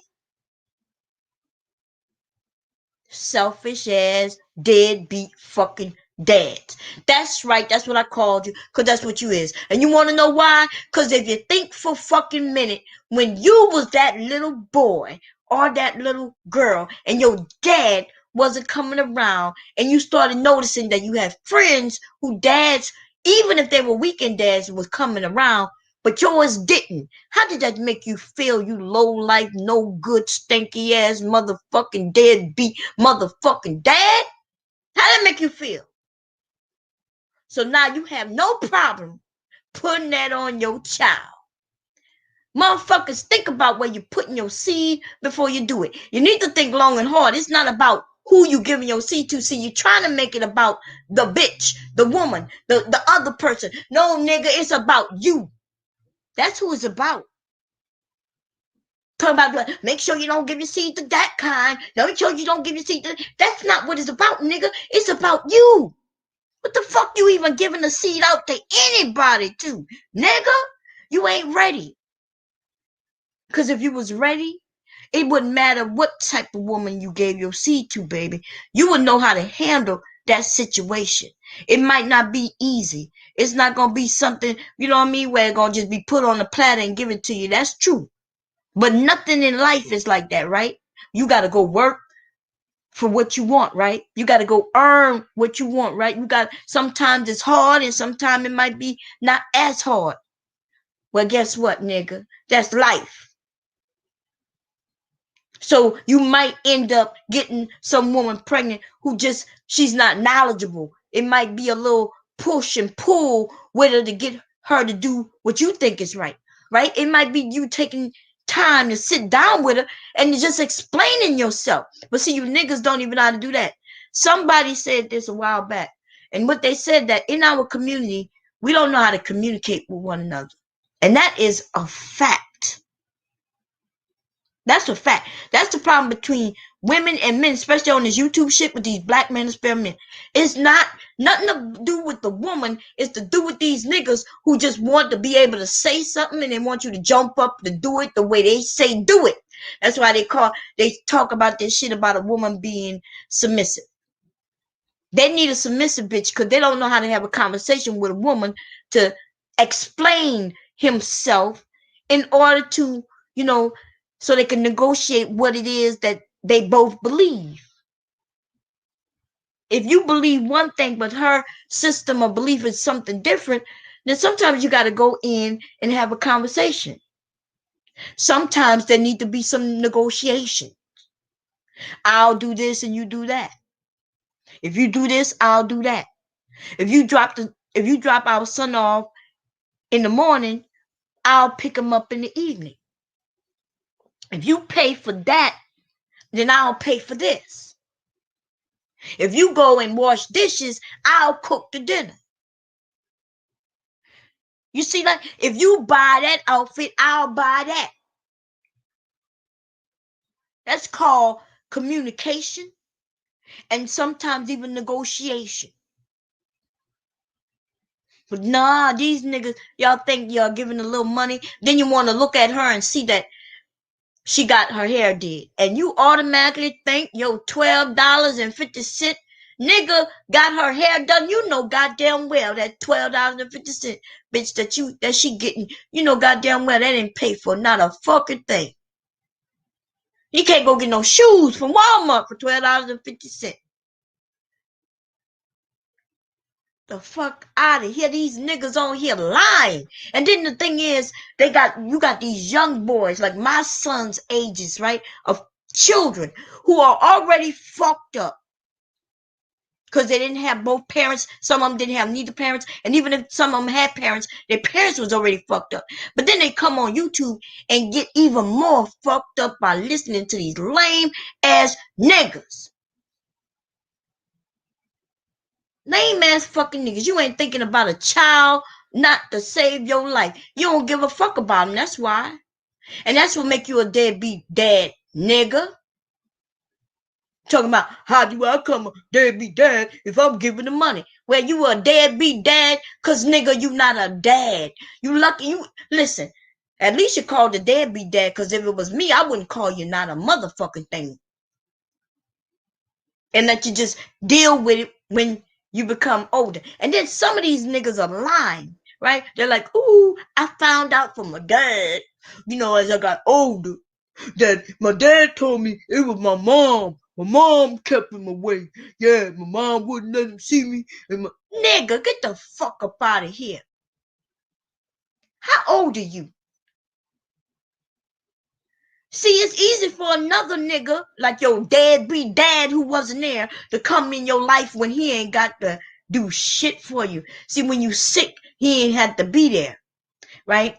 When you was throwing up and vomiting, or when you was hungry, that nigga wasn't there. But it's easy for you to be like 22 years old, maybe accomplishing getting a job. You know what I'm saying? It's easy for him to step into your life now and get a loan from you, nigga. And while he's getting a loan from you and asking you to borrow money, at the same time he's telling you, well, I wasn't there because your mom made it hard. Your mom made it difficult. Nah, nigga, your mom had it hard. She was there. And she may not have been the best, but she was there. And if she wasn't that nigga, then she left you with somebody who was. And then she didn't intentionally leave you, then you got left. You survived. Go get some fucking counseling. But if you're telling me that you let some nigga who wasn't there doing none of that shit, none of your when you was having hardships, in school, when you wanted to play sports but couldn't, when you ran into that police officer and you didn't know what to do, you know what I mean? When you have other men in front of you and you don't know how to speak to them and handle yourself correctly, that's the shit your dad should have taught you, but you didn't. He didn't. He wasn't there. But now this nigga come right at a certain time when you think you got it all figured out. Now this nigga come and hop in your life. Now this nigga, and then when not most of these niggas when they come right in your life, he also bringing the other children he had, the ones he probably was taking care of, but he left you by yourself to figure shit out by yourself. That nigga didn't care whether you lived or not. Because if he did, he would have been at least there making sure you had food in the refrigerator. And you are just like your fucking dad. Your nigga dad was a deadbeat nigga dad. And a lot of you are just like him.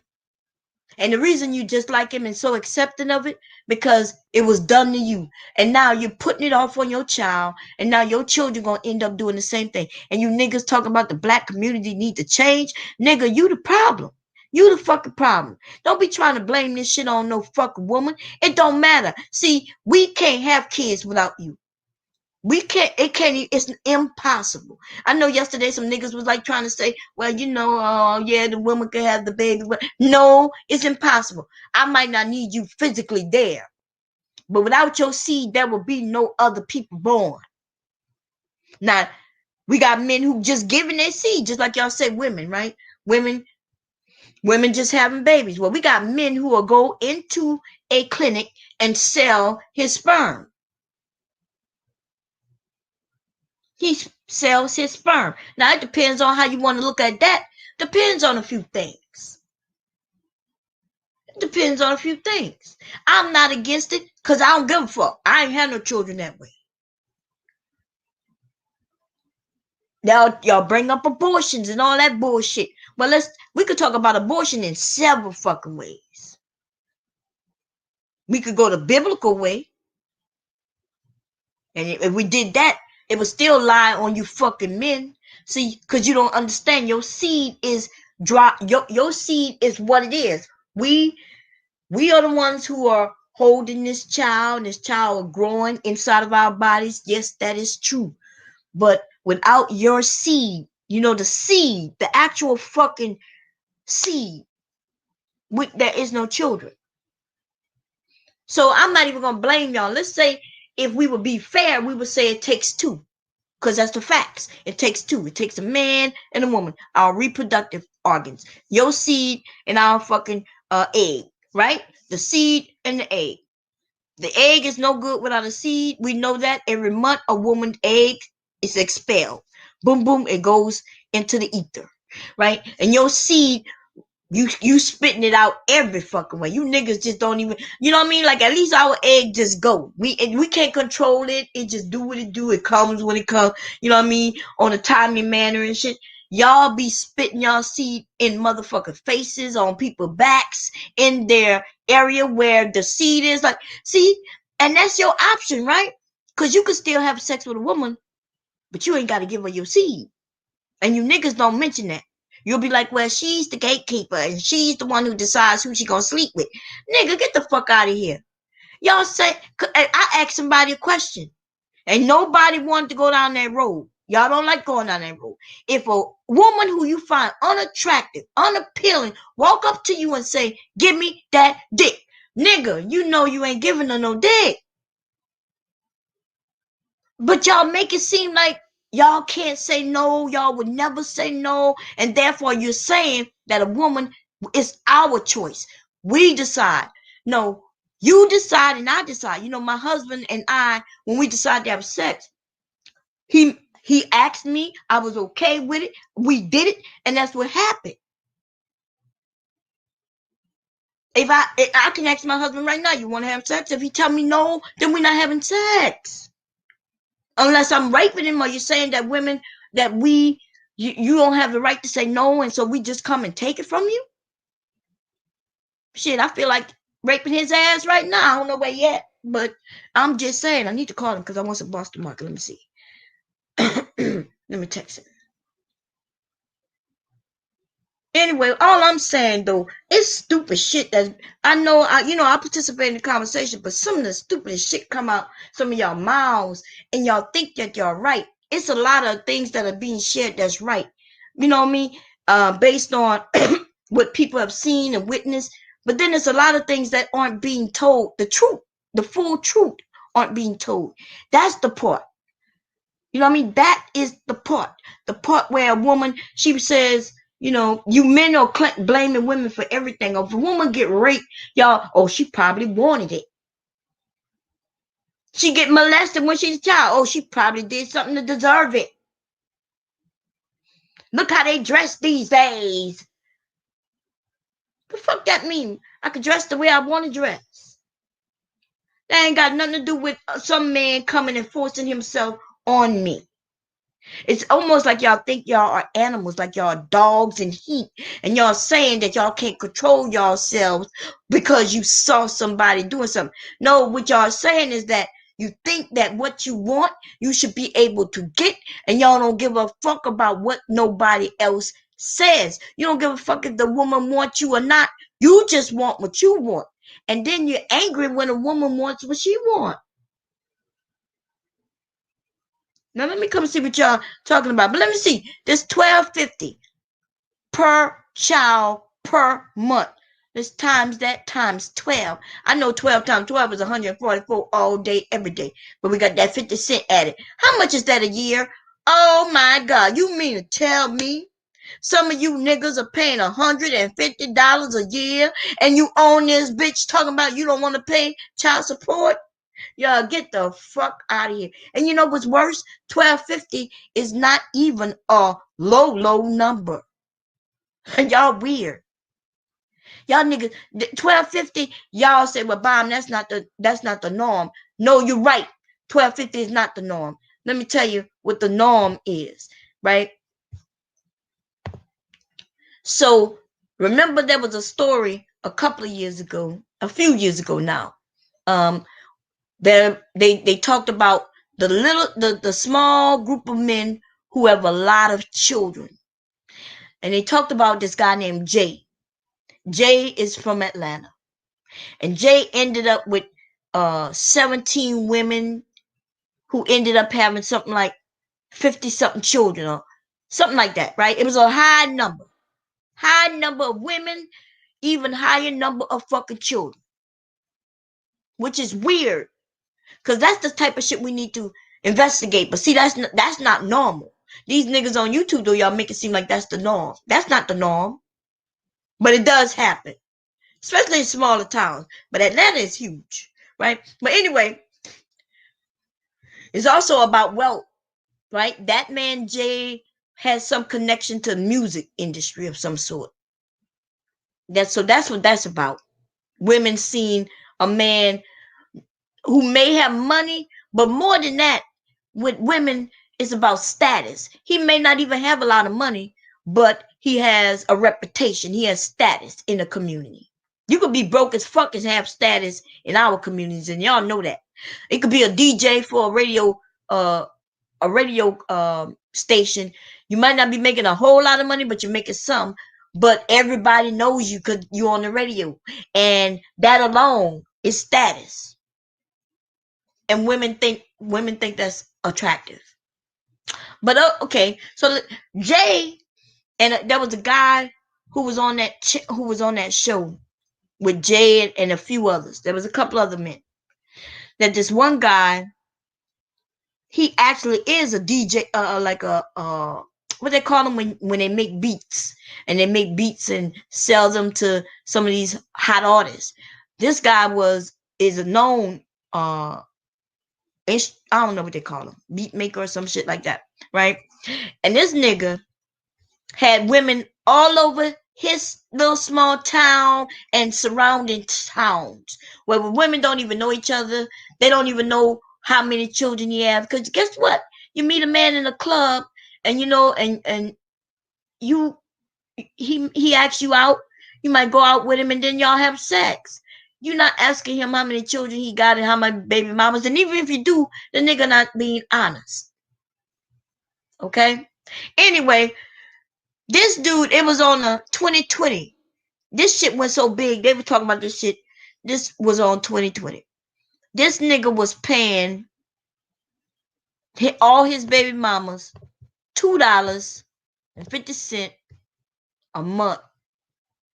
And they had some women who wasn't even seeing it at all. They went through child support system.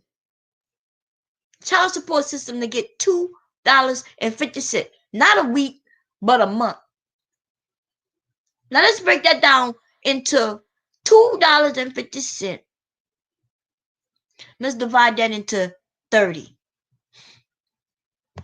days. This nigga is paying less than 9 cents a day for a child. And y'all niggas talking about women wanting a come up on your child support. It's a come up when it's a nigga who you could come up off on. Right? Like that $51 million, that would be a come up. And you goddamn right. Like I said, most you men would give up your assholes if you could get a piece of $51 million. If all you had to do it was one time. I don't even do anal sex, and I'm giving him asshole. But listen, he would. If I can't have no babies by him, then we ain't doing it. I know I'm cracking jokes on that, but I'm in a sense, I'm not even gonna lie. Like, yes, I would have Tracy Morgan's baby. I like children though. See, now if I had to do it and I didn't like children, I probably would do it still. So I'm not saying that the heifers who don't like children won't do it. They will do it. And then they probably won't take care of the kid. For real, but hopefully they'll use some of that money and hire somebody who would take care of the kid. But see, with me though, I'm just saying I love children. So we gonna be sharing that $51 million, and my children gonna be well taken care of. And you know what though? The men don't really mind that as long as they know their children being taken care of. Some of the men, but then they got those of you who ain't got no money. You only want to get up off $2.50. So no, you know why you called a deadbeat dad. Now, do all the men deserve to be called deadbeat dads? No. Y'all already know how I feel about that. I personally think that I know for a fact there's a lot of brothers out here who are doing the right thing. Even when they might not be doing, when they might be committing crimes and shit, they doing it for their families. I know drug dealer dudes, you know what I mean? They out on the corner and shit. And when you see them around their children, they taking care of their children. Their children look nice and clean. And, you know, I can't even hate on that shit. And so that I don't judge them. They there. And they're not married to the woman. That's why I keep telling you, men and women on here, people may not be getting married, but that don't mean black families aren't uh, being developed. There are families. We have lots of families in our communities. It's you niggas who all you know is ratchetness. You know why? I'm gonna be honest with you. Can I be honest with you? Can I be honest? Listen, I'm being honest with you, right? I'm gonna be honest with you. Listen, this is what I'm gonna say to you. And I know it's gonna hurt some of your feelings. Okay? But bear with me though. If all you see is ratchetness, that's because you ratchet yourself. Right? And you might not be ratchet as in your actions, but you in a situation that maybe you need to get out of. Because you can't see the most of Americans, black Americans, who are doing right. If you tell me you walk outside and all you see it every day, then nigga, you need to move out of your neighborhood. Or, if you can't afford to move, I get it. You might need to go and visit other fucking neighborhoods. Go visit some friends and shit. Go visit some friends and shit and look around their neighborhood. The reason why you see nothing but negativity, that's because the truth of the matter is, nigga, you negative. See, I can go outside and I don't see that negative shit.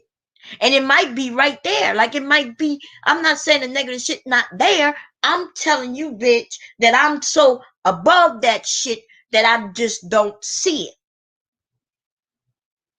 So some of you are always staring at it into negativity. That's because you yourself, your energy, you see it, you pick it out, you recognize it because you are that.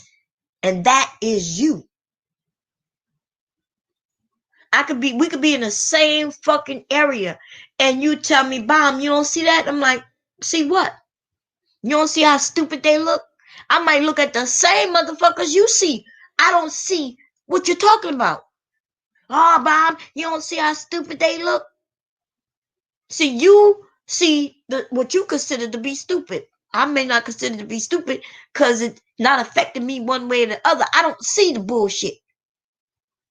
I don't pay attention to the bullshit. You see the bullshit.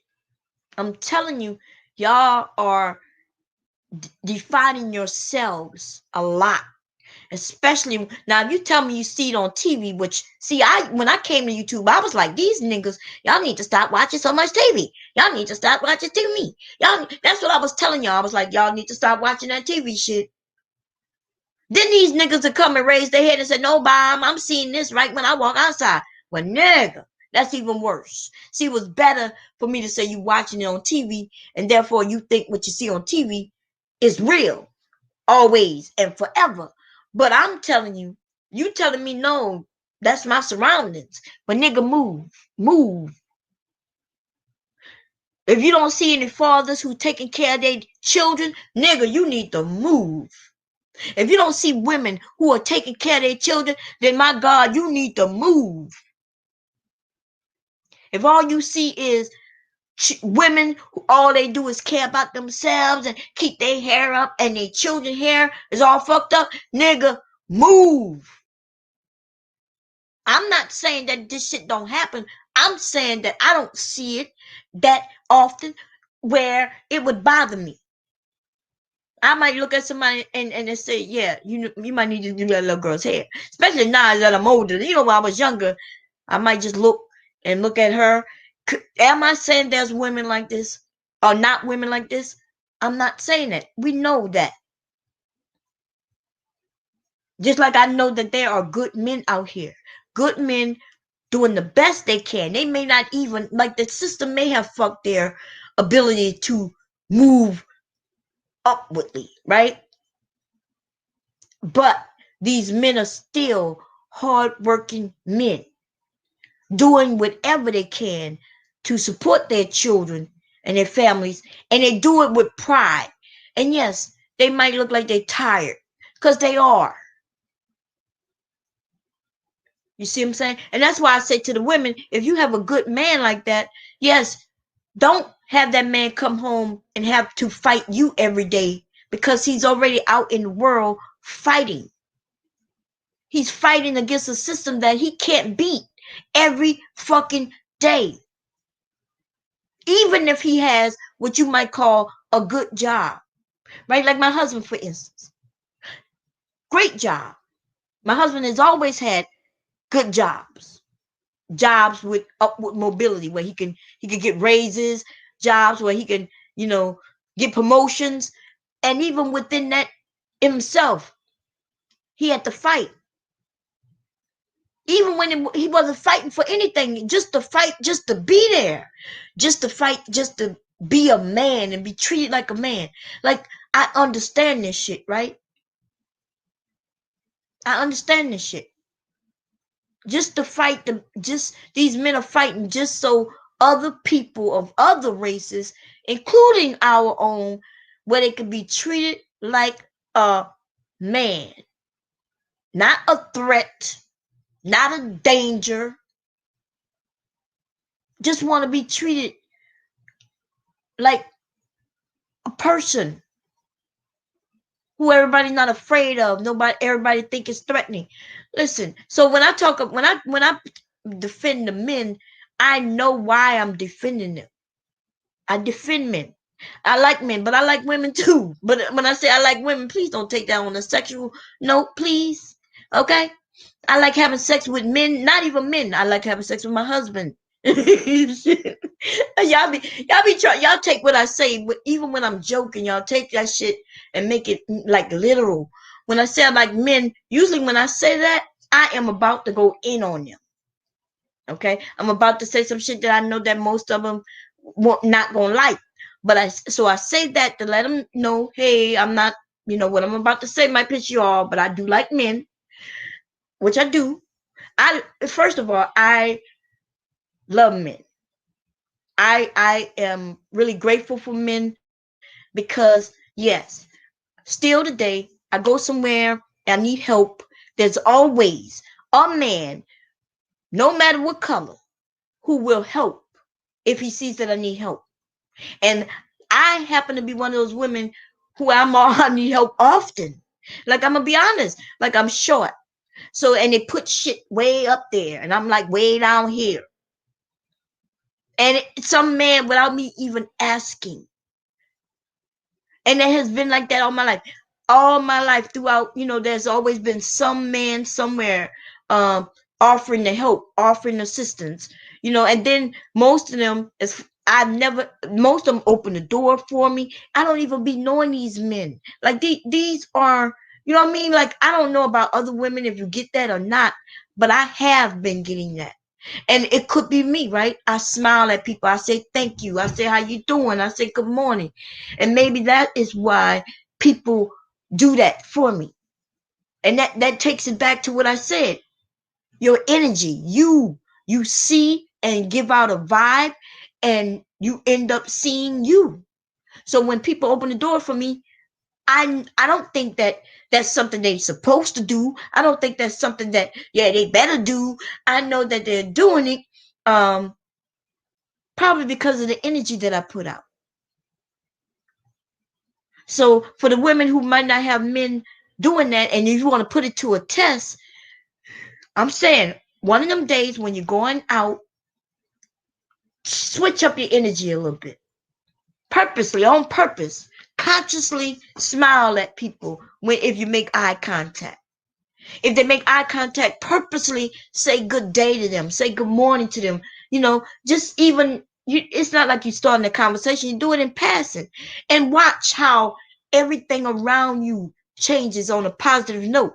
It's more like the sun is shining instead of y'all walking around like it's gloomy. I watch some of y'all with these men called bitch resting faces. Look like you're angry. I'm telling y'all, ladies, y'all may not even know you're doing it, but you are. You know what I mean? You just look like you're angry. You look like you're mad. Like somebody, like I'm thinking, I'm in the line at the store. I feel like maybe the person who was before me must have pissed this bitch off. Cause she looked like she pissed off right now. Even if she's tired, it's one thing to look tired. It's one thing to just look like you upset, like you just mad. Like in your mind, you thinking, should I quit this shit right now? You know what I mean?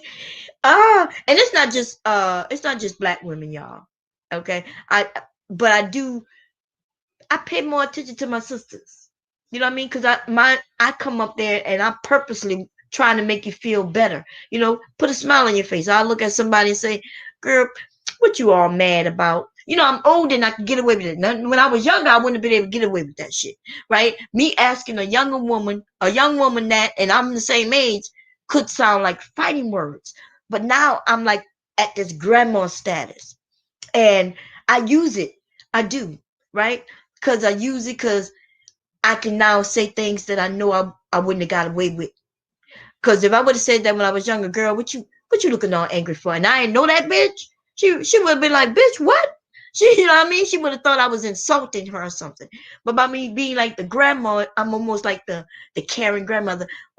And I do, and I'll say, why are you looking so angry, babe? What's going on? You okay?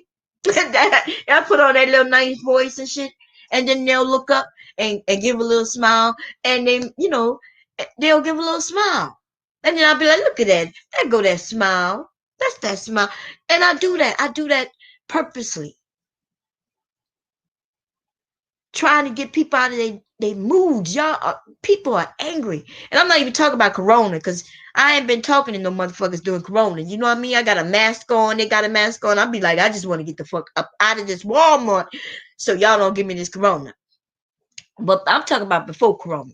Now I don't give a fuck how angry you are behind that mask, baby. I don't give a fuck. Okay, until this shit is cleared up, and I know that you ain't gonna give me no shit. I'm old. I don't want to die of Corona. I want to die. I'm gonna tell y'all how I want to die. Okay, I ain't gonna lie, and I'm prepared.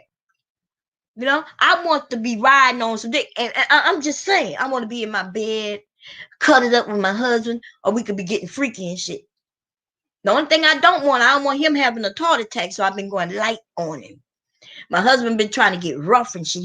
He going to get freakier and freakier as we get older. And I'm like, hold your hearts, boy. Hold your hearts. Calm down. We don't want you having no heart attacks. When you have no heart attacks. Okay? They got a lot. This a big ride, baby. This a big ride. And I know you can handle it. I just need you to stay calm. Y'all, I can't see what y'all saying. Let me go to the chat, y'all. I haven't looked in the chat in a while. I know. It's bad. Let me see. Chat. Where the chat at? Chat. Somewhere up in here. Where the chat? Here we go. No, that's not the chat. Where the chat? Where the chat at? Where the chat at? Here we go. The chat. Hey, Crystal, how you doing? Shell, what's going on? Shell said working. I know Shell be saying, Mom, you don't be reading the chat. So I'm gonna do that right now. Let's go up. And the only reason, hey Jay, welcome back, baby. Yeah, I'm working hard on these men who claiming they ain't paying no motherfucking child support. Warren, and what y'all doing? Y'all talking? You saw the Ray comeback video. What y'all talking about? I thought, and maybe I'm wrong. I think my YouTube is all fucked up on my computer. Cause I could have sworn somebody was doing a video on Sasa Ray. Was somebody doing a video on Sasa Ray, or because my computer it's not my computer, I think my YouTube. I'm like, nobody can be talking about Sasa Ray. That must be old, right? I'm like, unless she came back. Did she come back? Let me look. I'm like, God damn. Y'all, it's crazy. How you doing, Crystal? Let me see. Yeah. Make sure y'all check out Mr. Palmer and his baby mama terrorism little conversation over there. Okay, let me see. Sasa Ray. God damn, my name not even coming up. It usually just come up for me. I spelled it wrong, but it should come up. Here we go. Is she back? No, I don't see no new videos. What's it? What is this? What she used to do? That gotta be old. That must be something else, y'all. Let me see.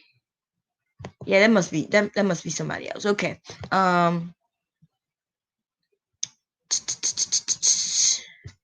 Okay.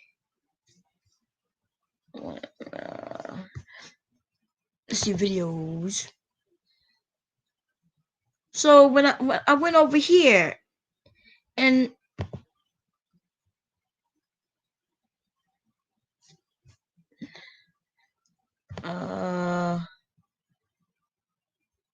yeah, okay. Man. Anyway, I'm leaving it alone. But I thought somebody was live, and I said no, this must be wrong, right? I was like, I said unless somebody putting up a new video. Listen, y'all. I'm gonna say this. I know, it might sound messy because it may be right, and it's just my thoughts, right? If this person came back, it's almost like without this person, some people just don't have shit to talk about. If this person came back, you have to pay attention to what's going to be how everything going to be spun, and that person will be right and end up with a lot of people on their side, right? Because of the actions of certain people now. So if a bitch faked their debt and left, and they're gone, then they hadn't said shit in a while, but people are constantly putting up their stuff. The bullying that they tried to say that was happening before they died, right? They're going to be able to come back and say, see, even in my debt, when people thought I was dead, I was being bullied. So like maybe just a little advice, switch up your channel. Like, I mean, you want to talk about certain people, switch that shit up. Take her name out the title altogether, and then start just going through. I don't know. Listen, you don't gotta take my advice. I'm just saying the shit was bad, and the shit look bad. Shit look bad. And she come back, it'll be and she end up with a following of women following her, and men. You gonna be on the. They're gonna attack you, and they're gonna have rightfully so, because you proving any points that she bring forward. And it's ridiculous. I understand bringing up her name because there's a lot of shit the woman did. There's a lot of bullshit that didn't happen and a lot of stupid shit that's been said, right? I get that. But to put her name on the title as if she's still living, as if she's still doing shit today, man, oh man, like, nigga, they got a lot of motherfucking topics to talk about. Do you need me to search YouTube to come up with some other women? Because it seems like some of you dudes don't talk about men at all. You ain't gonna talk about no men because they're gonna come with that work. You know what I mean? The men gonna come back at you with that work. And it's just work. It's just YouTube. It ain't no big deal.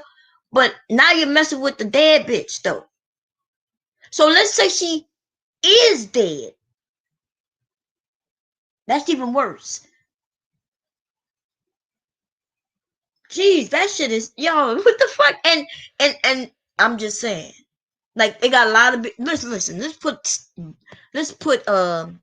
let's see. Baby mama drama. Let me find you somebody else. Okay? Let me find you a whole nother bitch on this YouTube shit. Okay? All you gotta do is put in baby mama drama, and then what you do is you go through and look like they got somebody with a channel called Baby Mama Drama, right? And then let me see if that's a channel or not. Then find out who they talking about, just recent shit, And then what you do is you just find somebody new on this bitch who you think is doing some horrible baby mama drama. But you ain't never talking about no child support. But then again, if you own child support, it's hard to talk about it, right? Hard to put it in perspective. If somebody could come back out of your past and start talking about some shit that you aren't doing or aren't doing. So it's hard. So I get that one. I don't know. What y'all thinking? Look out of here. Let me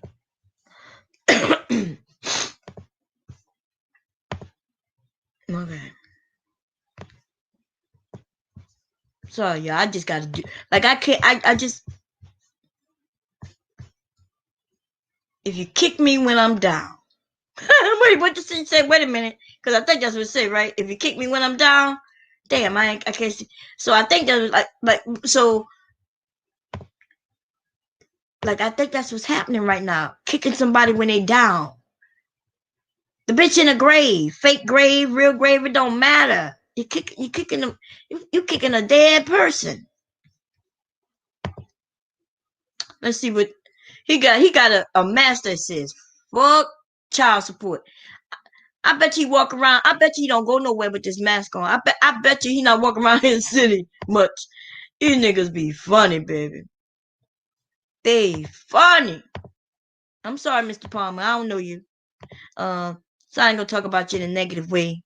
I'm just gonna say, uh, you're funny, nigga. You're funny. Okay? You're funny. But I did subscribe though. I'm gonna be over there laughing and trolling your ass. See, I subscribe, baby. I'm gonna hit the bell and I'm gonna go to all. And when you go live, I'm gonna come over there and rock it with you. You understand? I support my brothers and my sisters. You know what I'm saying? I don't have no problem with it. If we have disagreement, we disagree. That's all. Let me see. I think somebody sent me some email. No, they did, but this have to do with some craft shit that I'm doing. Okay, I'm gonna leave that alone. Okay, so let's see. Father has equal parenting and pays $1,000 a month. See, that's what I'm talking about. Oh, he got a nice little intro. So listen, why these niggas worrying about what other niggas doing? You don't know the whole situation, depending on the state. And if a nigga is paying $1,000 a month, I mean, that's good money. That's about the amount of money it takes to raise some children. Oh wait. Oh girl, live on me. What?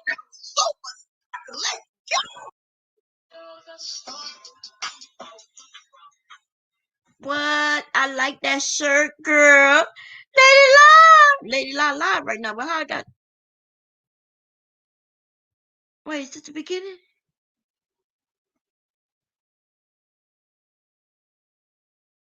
What?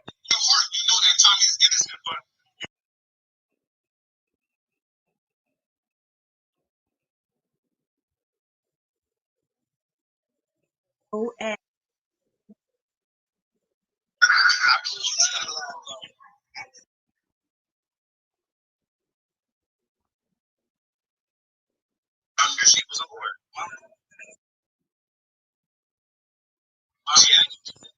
yeah, Buddy Lee. Yeah.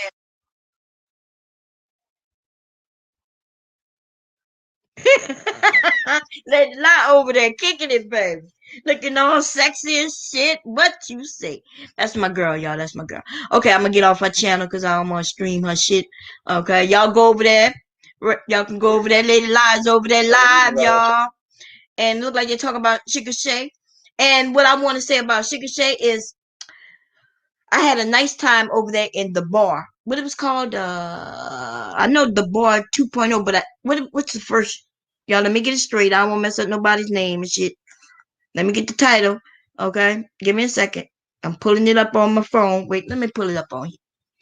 Um, I had a nice time over there. I absolutely like the idea of the battle. What did he call it? He didn't call it a rap battle. I think it was verse for verse kind of thing. I was just hoping it was gonna be a lot better because that was some whack ass. You know what I mean? There was some whack ass music.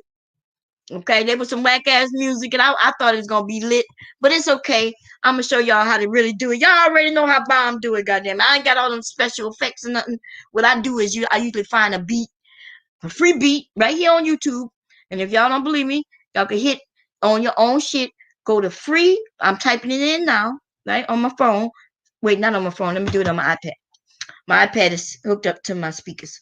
Okay, so I'm gonna put in free instrument hip hop. No, free beats. Yeah, free beats. Okay. And I always use this guy named Angel Social or something. I think that's it. I can't pronounce it. He's Spanish.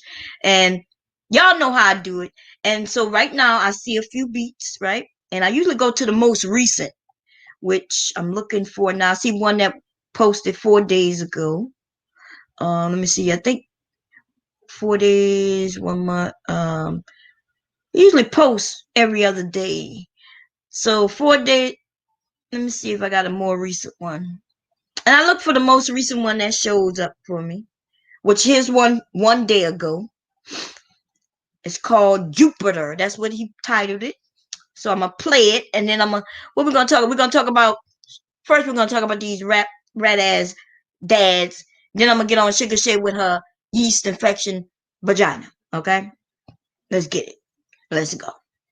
So what am I talking about? The baby daddy drama, right? Baby mama drama. I don't know. Let's hear it first.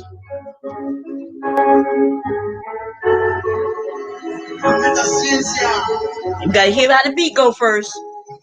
Hey, hey, woo, woo, hey, hey, woo, woo, hey, hey. What you say? Hey, hey, hey, hey. Hello, how you doing? What you say? Hey, come for me, I'ma make it on a baby. Baby drama, yes, you heard what I say. Baby mama drama, here we go.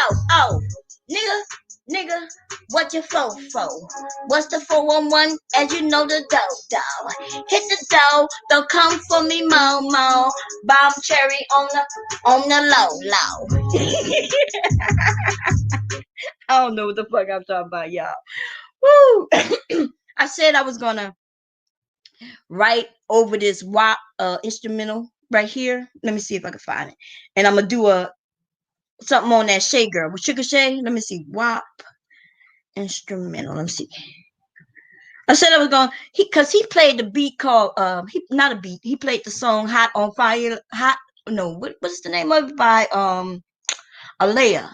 Hot like fire. Yeah, yeah. And I was over there remixing that shit as he was playing it, man. That shit was funny. Let me see.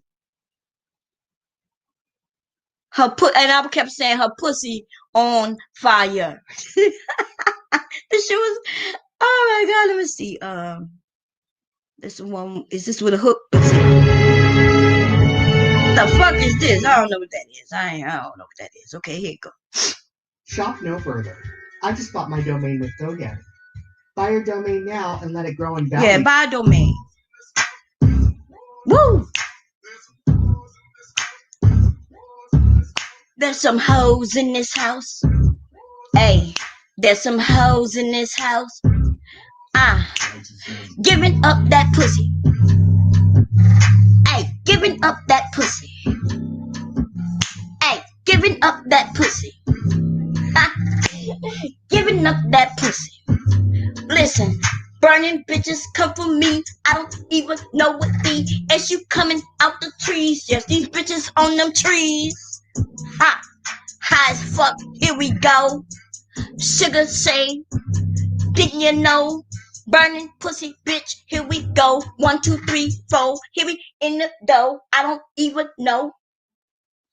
Hey, woo! Y'all know I'm crazy. I'ma write some shit over this. This shit gonna be funny. Y'all know I never write anything. I just come to me, right? Last night I was on fire and I can't even remember. Like the shit was just there, right? Because I was relaxed and everything. But y'all, I'm gonna go check out what Lady La is talking about. And I think I am like I can't believe this bitch lied on Tommy. But what tickled me was that little clip that the bar, what is his name? That's what I was supposed to look up. Let me see what his name was. Y'all probably typing it in the room and I'm not looking, but I'm gonna be able to find it because I was there last night. Remember? Let me see. Uh, Fuck it. Oh, and Shell, thank you for Shell said. Let me see what Shell said. Shell said here's the study about the people of both sexes leave and return home. Oh, let me look it up. Let me see what she put here. Wait a minute. Wait, let me see. I I thought you were gonna. Oh, here go the link. Okay, let me put that link in, y'all. This is about yesterday's chat. Before I go, let's see. NCBI. I gotta see what the site is first. Is that an L? No, that's an L.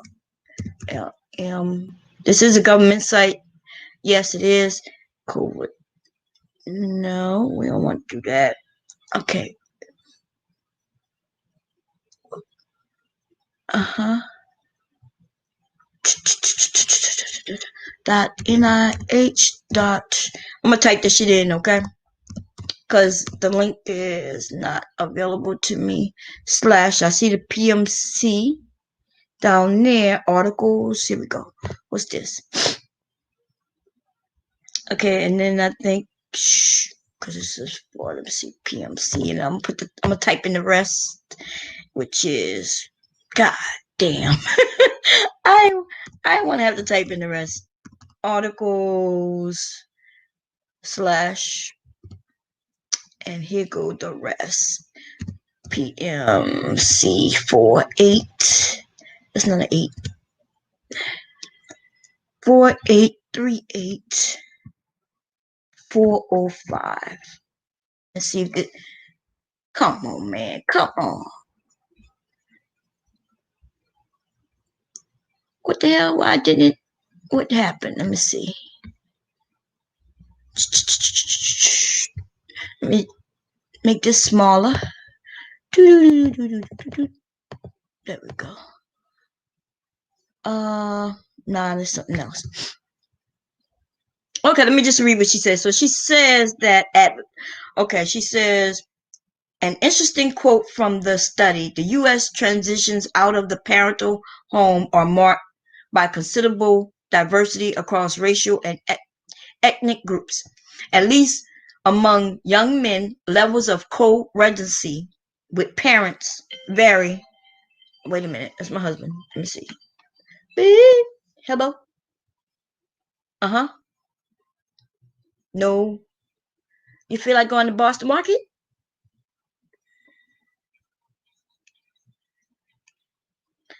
Um, we do have meatballs down there. But you don't feel like Boston Market? I do. Okay. Why, you just didn't feel like going? Or, because you know it's just right there. And you just go in and, I don't even know if they open, but, um, okay. What you want? So we gonna do spaghetti? Do we have noodles? I think we do. You saw it recently? Because remember, I made spaghetti, I think last week. Okay, okay. Well, I guess we'll do that then. Can I get some sodas? Okay, you going to the store? Okay, bye. Damn, y'all. I ain't asking. I did it. I brought it up. I didn't say I want Boston Market. I was like, you don't want Boston Market? I wanted him to want it. Oh man, I'm stuck on it. I'm hooked on their ribs. They chicken nasty as fuck. But their ribs, man, their ribs are good. Although my husband's ribs are better, but he ain't fired up the grill in like 2-3 weeks. Okay. Anyway, let me see. Okay, so what she says is, in 2011, 31% of young black men aged 25 to 34 live with their parents, compared to 21 of Latino men and only 15 of white men. Difference between, okay, wait a minute, what? Wait, what? This is interesting because She didn't provide. You didn't provide with what we was talking about. You provided the number of men. You didn't provide the number of women. That was we was talking about. Let's see how she switched that up on us, y'all. Let me see. Let me go find it then myself. She gave me a link. Now she posted the numbers of the men. But what are the numbers of the women? We know that men stay with the we got both males and females staying with their parents. Okay. Some out of necessity for the parents on the parents' sake, some out of necessity on the males it could be various reasons. Okay, here we go. Wait, what she looked at? What she searched? Because I just see them talking about men for some reason. Um uh let me see how I can send myself the link so y'all can see what I'm looking at. Just in case, because I am kind of skimming through really fast, right? Um let me go. I know how to get to it. Let me go to let's go to YouTube and go to here and find the message.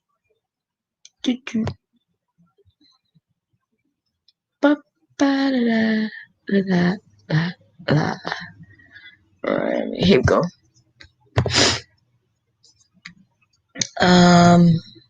Let's put it here. Bam. Okay. Racial and ethnic difference, leaving and returning parent to home. The roles. Okay. Let's see if we can find the women numbers. Less likely than whites to move out, because whites would be there forever. Latino is also, right? They parents, they still go by the old times, right? As far as it used to be that children didn't leave the home until they left the home to start their own families. And so a woman wouldn't leave her house until a man asked her father for her hand in marriage and they agree to get married. And the men also, though, the men would stay with his parents until it was time for him to get a home for his wife. So that's how it worked out. And families helped each other. Like, while they all living at home, everybody's helping out. And they're making a little savings. So when the male, remember the male was responsible for the housing. So if the son was about to ask for another, for a woman's hand in marriage, he informed his parents. So if she said yes, his parents got together to help him get a place for him to move and start his family with his wife.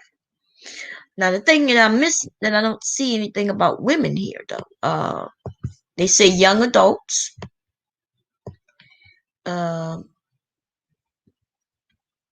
White people still do that, and unless the children want to leave themselves, if the children don't get up and make that move themselves, then they'll be living with their parents forever. Black parents though, um, yeah, black parents not doing it like that. I don't know why though. Okay, let me see. Okay, parent to home needs to include black Hispanic. In the last, okay, I don't think they broke it down from male to men. I mean, women and men. I think they.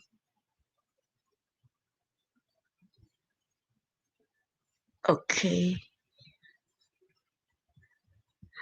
Okay, so here, this is when they break it down into men, the part that she shared with me, I think. See, it says in the U.S. transition, I'm going to make it bigger so y'all can see what she sent me.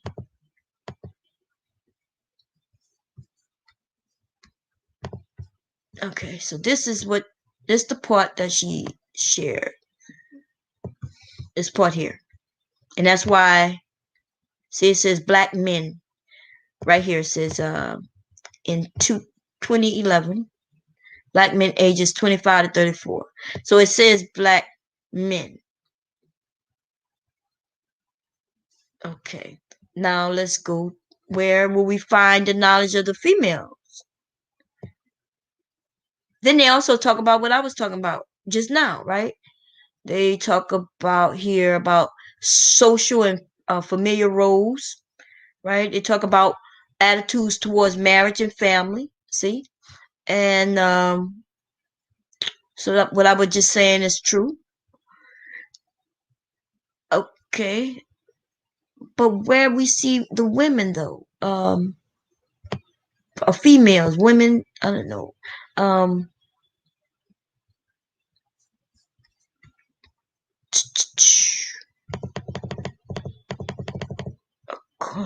interrelation timing.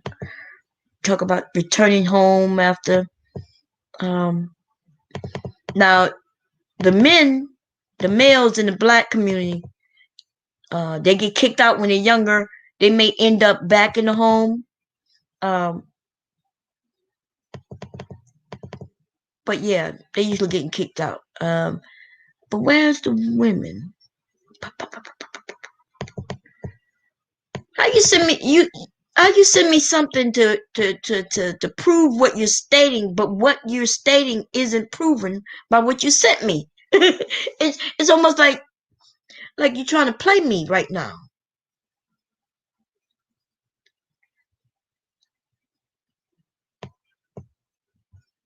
Uh,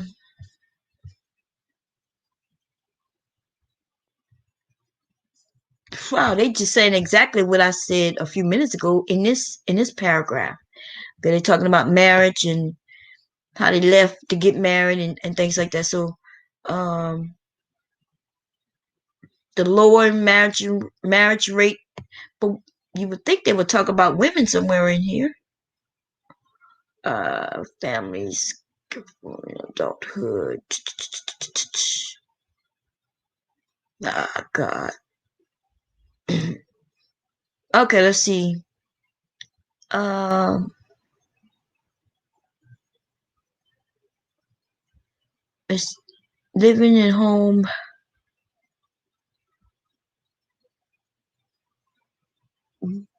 Hispanic, Mexican. Um,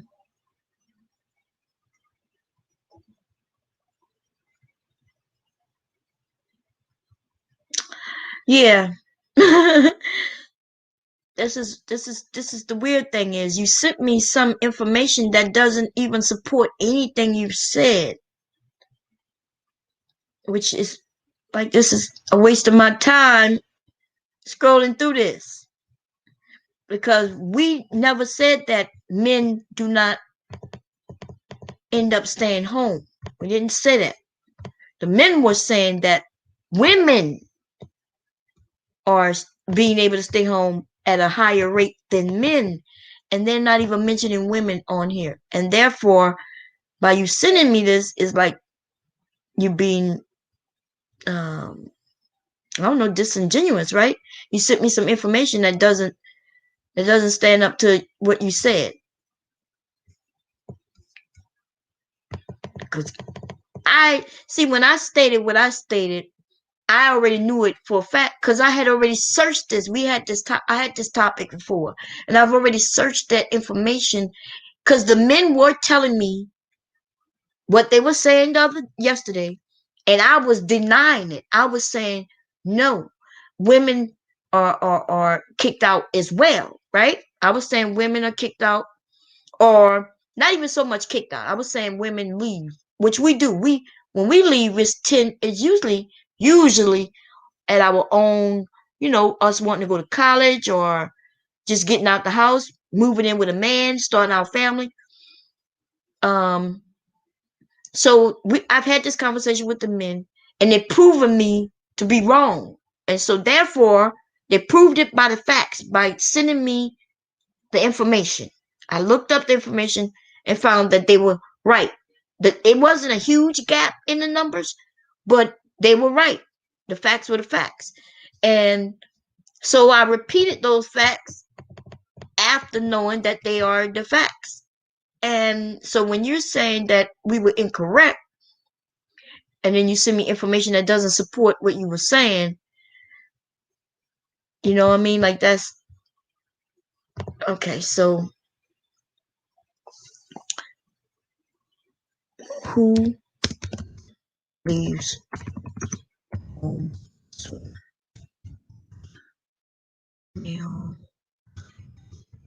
Which kind of,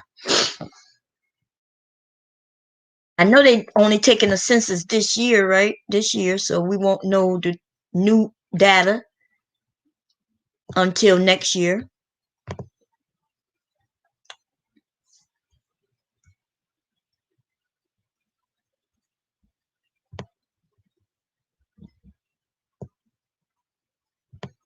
This is women leaving the nest, and let's see, this white, this look like white people right there. Let me see. Oh,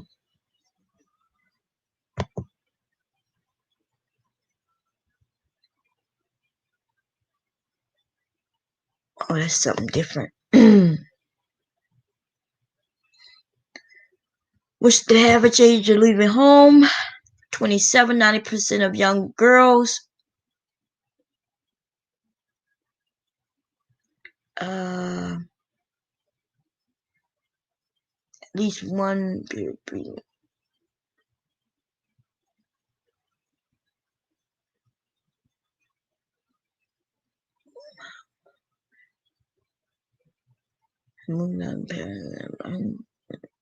Um, and I think those are millennials. Let's see what this says.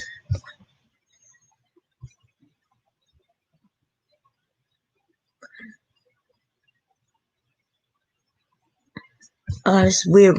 Okay, so let me see, how should I word this? How did I word it? How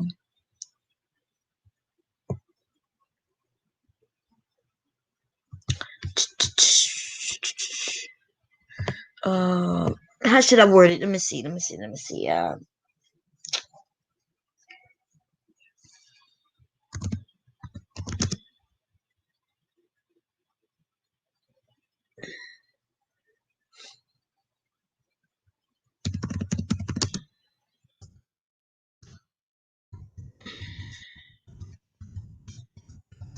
I forgot what I searched last time. Um, Multi-generational homes, which we know when we talk about that, that's usually a woman staying there, having children. Let's see. Okay, let's see. Multi-generational, those such as a parent, child, grandparent, grown child. Da, da, da, da, da. Okay. Um,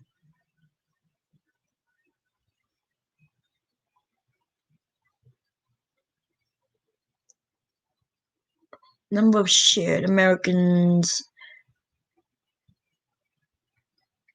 close to what I want, but I needed to break it down by gender and color, ethnicity.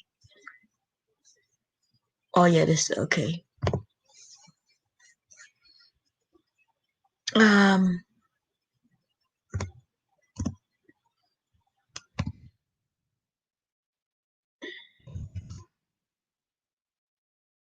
I don't know. Okay, let's let's word it the way I think I worded it last time. Like who gets kicked out of the home more, males or females?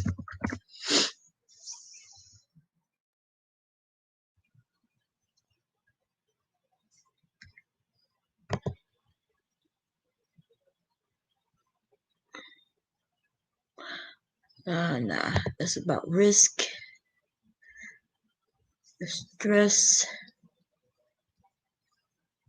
You know what that's dumb. Um, Boys, child, girls, population decline.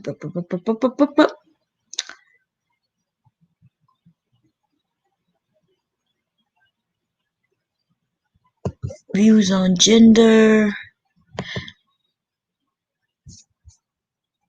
That's why I'm shocked that that wasn't for the information that you provided wasn't from here, because this is where all the stats of Lots of things dealing with families, especially, is on the pew.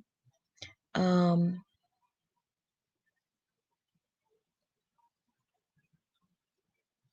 nah.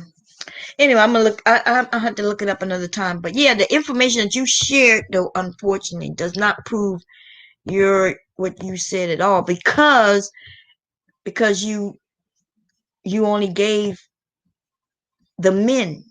You can't give me numbers on the men, and not provide any numbers on the women. So, um, I'm shocked that page didn't have any. I'm not sure what you searched. I have to pay for this. Did I pay for this already? Not that thing. I got to pay for this. Let me pay for this shit right here. Proceed to checkout. Go to checkout. Think it was something else I wanted to buy. That might be why I didn't pay for it yet.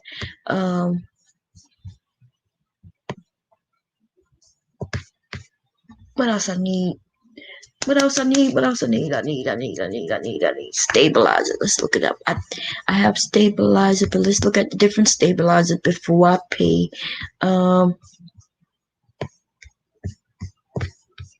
yes, I'm gonna go listen to Lady La because I do have to.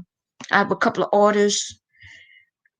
I'm still learning how to do my embroidery machine, and since I'm going to karaoke tomorrow night with a few friends. Let me see. Embroidery. Oh, I'm not on Amazon. Plus, give me a second. I have to look up something real quickly.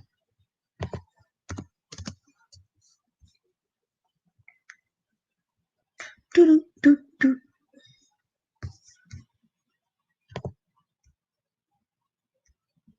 Oh man. Okay. Bum bum. Nope. Nope. Nothing. Um, I have an order. Let's see if I can find it.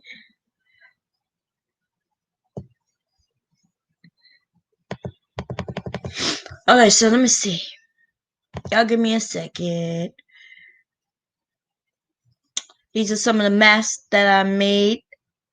Um, and I've already printed that out, so I'm making that. Let's see. I made these masks right here. And I've already printed that out as well. I think I have to print these out. Or did I? I think I did. I'm gonna go look. So I know I printed that out. And I think I have printed this out. I have to go see. So I'm making a Gucci mat. Is that what that's called? Let me see. Bigger.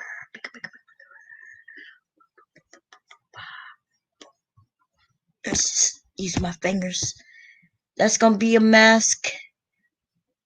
This is a kid's mask. Oh, I did print it, but I know what I did wrong, so I gotta correct it. With this should have been a little farther down. Oh, come on.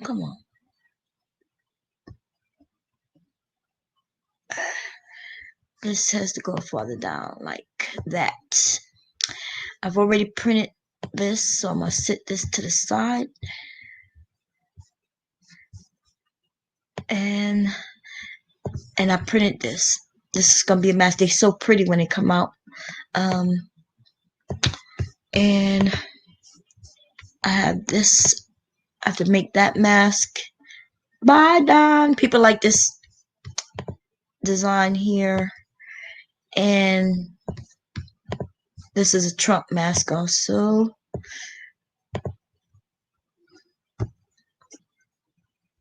I've done this Louis Vuitton mask already. And Burberry, I've done that already also. This mask came out really pretty with these women. It's really pretty. I don't know about this. Let me make that small. I don't need that right now.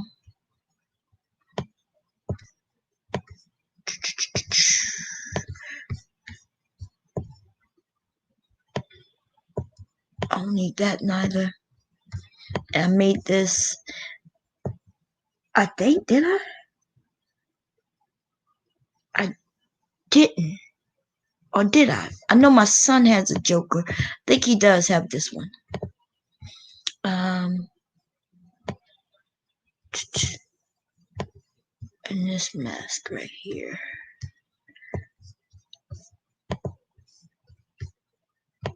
Boom, boom, boom.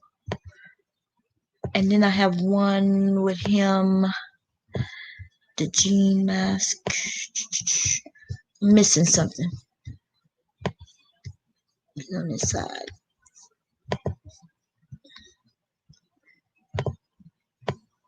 Spider-Man mask. Cuff filter.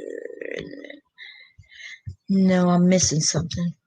I'm missing something. Where you at? Where you at?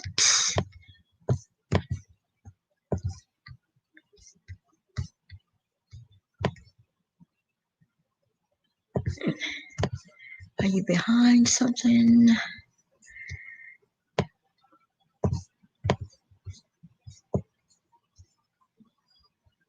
Okay.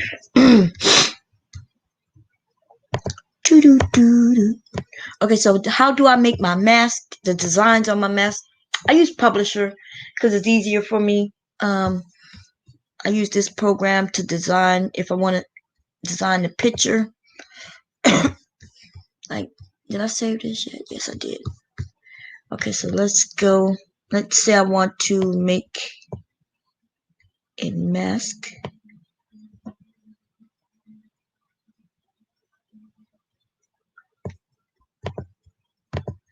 Like some people love this design for some reason. Supreme is hot seller for me. Red, pink. I have it in red. I have it in pink.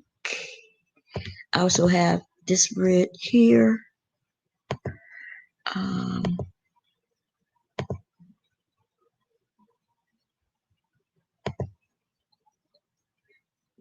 know what I'm looking for.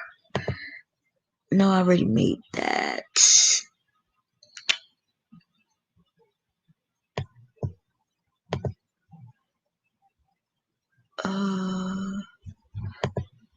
My son want this on. My son want this on a T-shirt.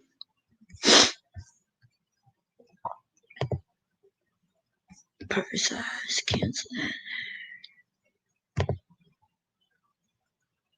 Cancel that. Bloom it. And cancel that. Let's go to shopping. I need them little lines to show strong, baby. Not that strong, though. Not that strong. Lessen you a little bit. Lessen you a little bit. A little bit. Yeah. I don't see no difference. Cancel. There we go. Want that to be black. Okay, so see the back. This is what people mess up. They don't realize that this photo doesn't have a white background. That background is dingy, dirty, brownish looking. So if I printed this and put it on a T-shirt, that background gonna be there.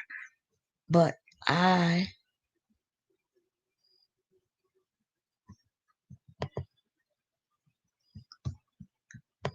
gonna take that away, and I don't know how to do it in this program. What color oh no.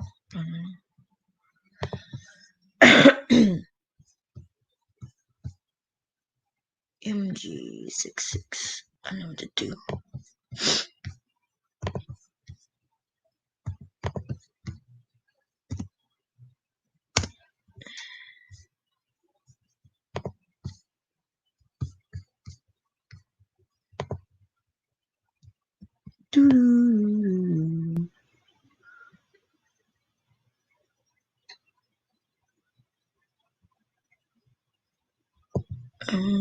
IMG, and it had a 6 first, right? IMG 6, gotta be up here.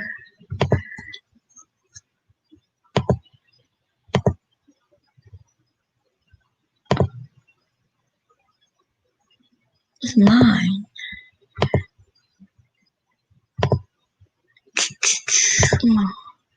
No, it's not in order. What's going on here? Oh, it's going by the date that I downloaded it. That means it will be down here somewhere.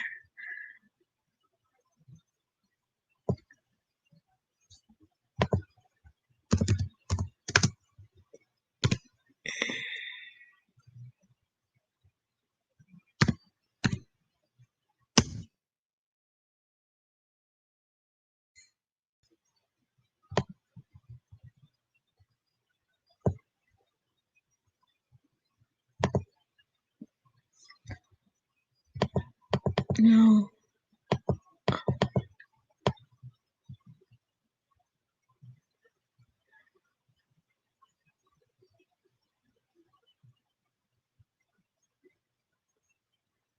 What the hell name is this shit? Let's see.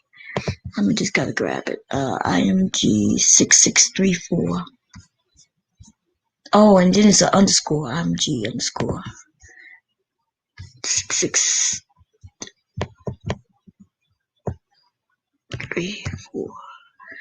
Bam, there we go. Open. There we go. Nope, I needed to take some more. Took it.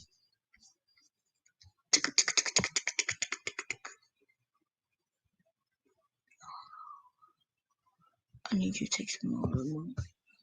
Original background. Edit this.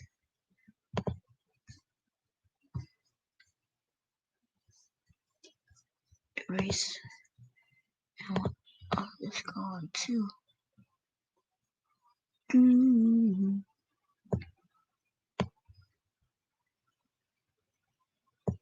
on, can I erase this without like I make the brush size smaller? I want all of this gone.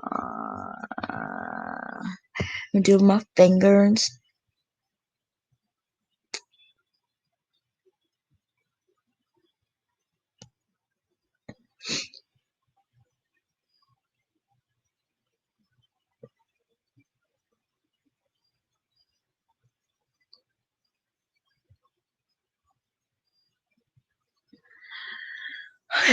So much better. Let me see.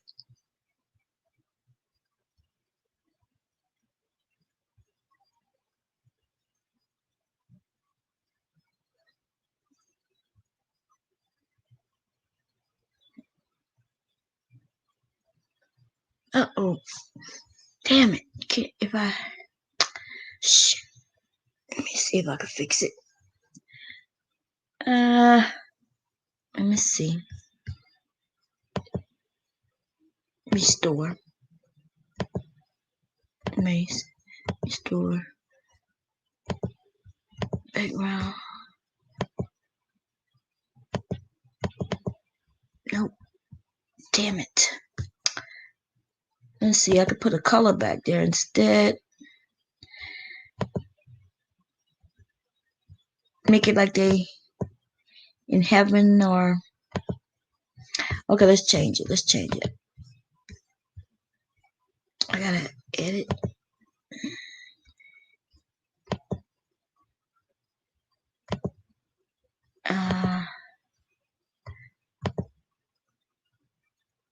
Okay, so I do have to take the background. Erase. Make it bigger so I can get in them little crannies.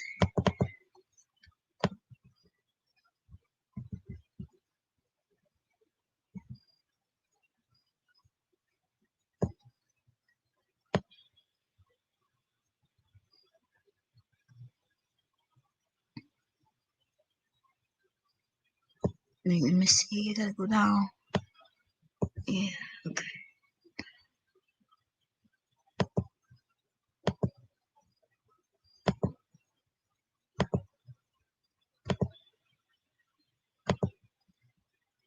I'm gonna change that background. I don't like it. I'm gonna make this smaller. Doo-doo-doo-doo.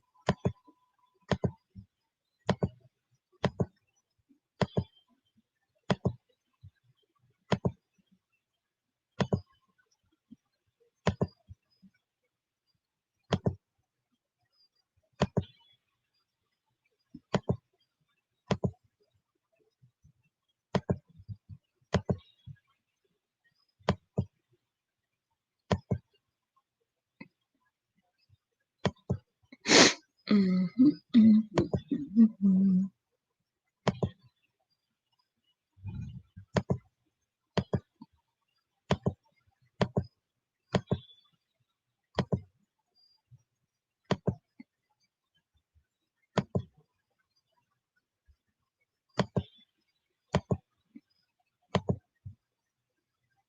Mm, mm, mm. Come on, come on, come on.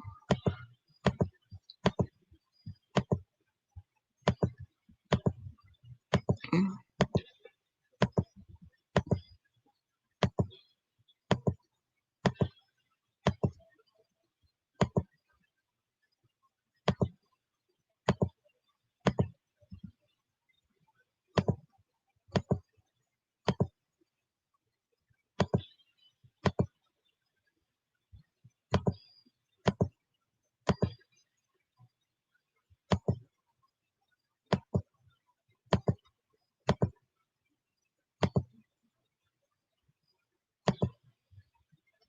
Yeah, get this ugly color off that background.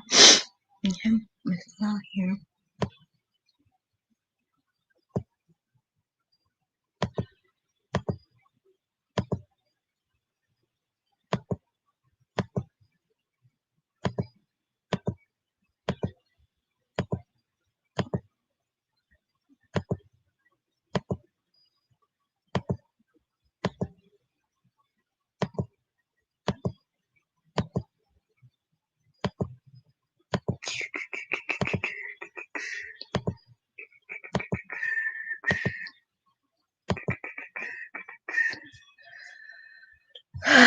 Oh, man. If I was doing this on my iPad, it would be so much easier. Because I have a pen.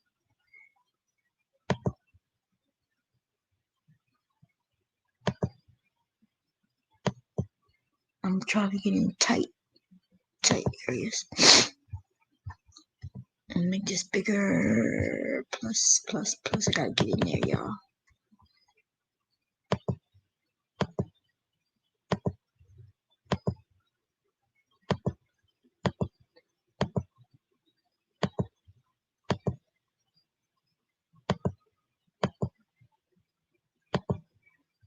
Now I'm gonna blur it. A little bit. Take this purple off. That purple is kind of ugly. I'm not gonna keep that there. But it's easier for me to see it. That's why I chose this color.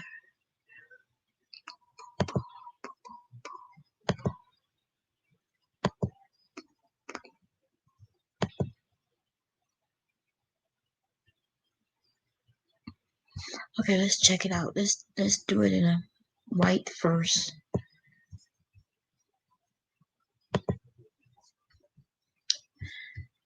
Uh, there we go. Yeah, but let's see. Okay, so that's cute. See, it looks better. Um, let's see what that look like. Look like they're on the street, but it's not clean enough for that one. This one look like. This look like they. I don't know what that look like.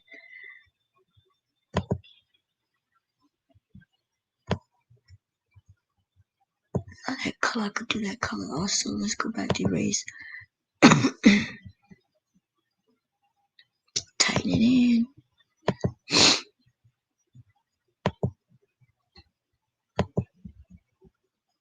Gotta get rid of that. It's gonna be white, so I'm not gonna. Only I might put a heaven background on them, maybe.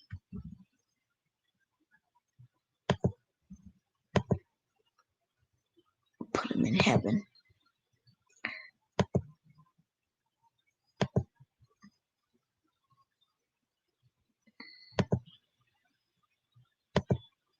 I could have did this better in Photoshop. On my iPad though.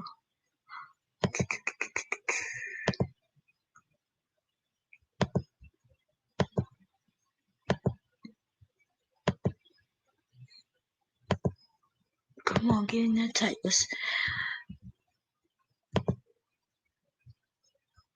Come on.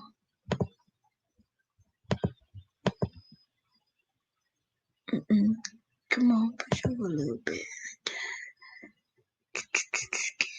Like that.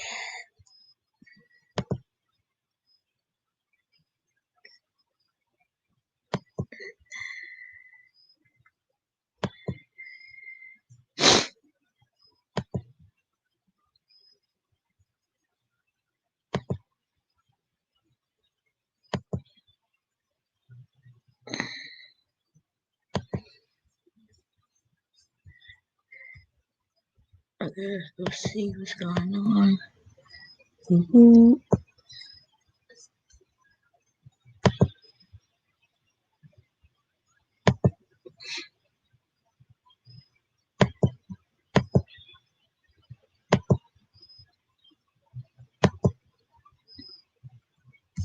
Come on, pressure. Get in here like that.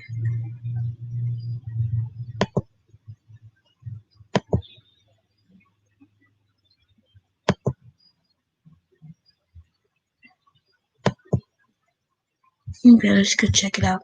Background. And I do want you to be white. There you go. Boom, boom, boom. Wait, what's this? Oh, that's this thing. Yep. I'm gonna take that away. I'm gonna take the. Let's take this away.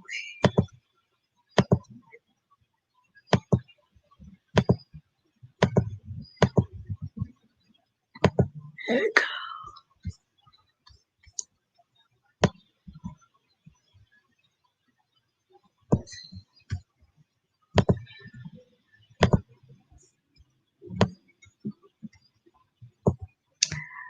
Let's find heaven. I found heaven. I found heaven.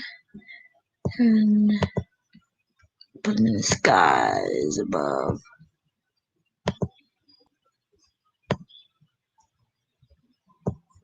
It's a beach. Let's look like they're in a city. City drop. What's this?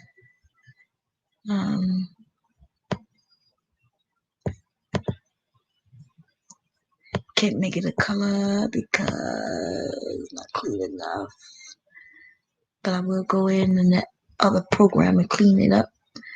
But I'm gonna make it white. Just white. I just need you to be just plain fucking white, baby. Just white.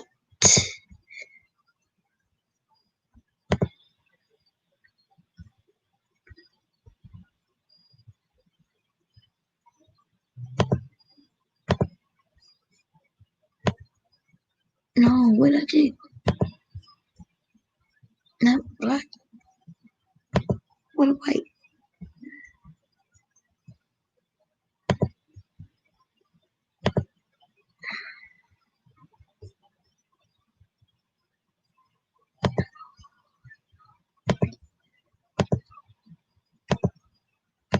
I need white.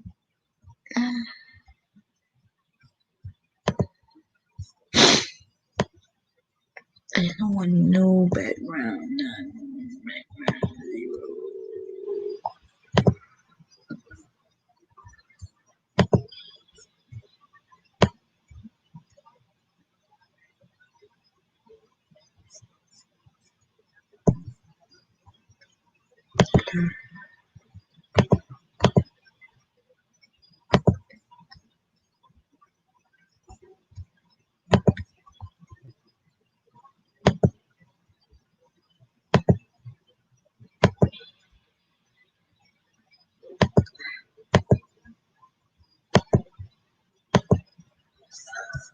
Okay, let's see.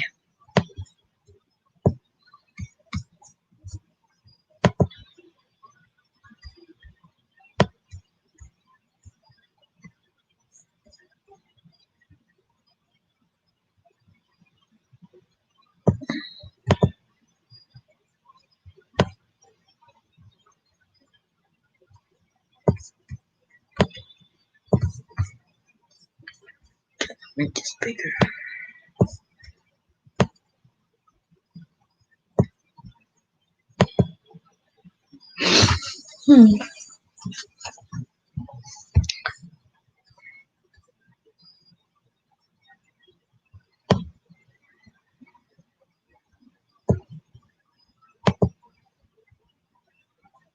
What's that? Wanna the city look like snow. No two niggas ain't gonna be in no snow, baby. Not like them. Not them. Uh, I'm just looking for like white. I want it to be no background, not so I can sit it where I want to sit it on whatever color I want. Color. Oh, that's hubby. There we go. No background. PNG. And then I can sit it wherever I want to. I'm going to download you.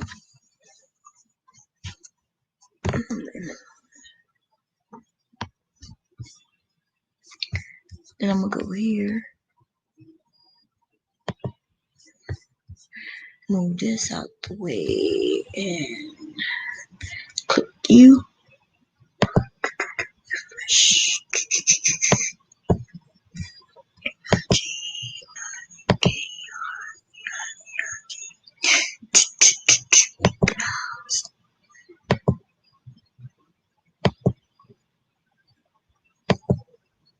Butterfly.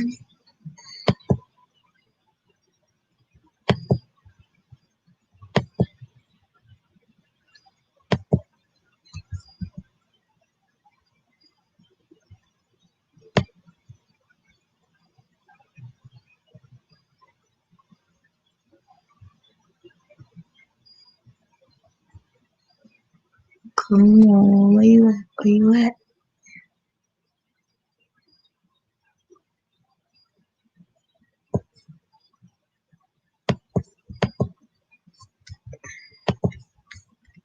Where are you? Let's go downstairs and cook dinner. Let's see.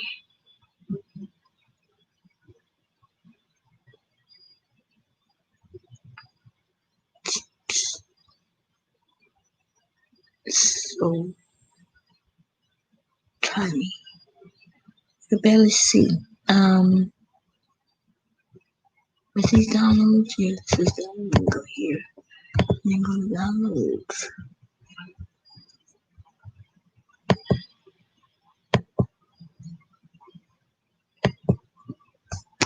I know what to do. Oh God, where you at? Where you at?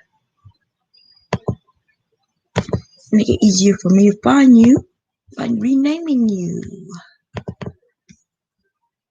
I'm gonna rename you one. Bam. There we go.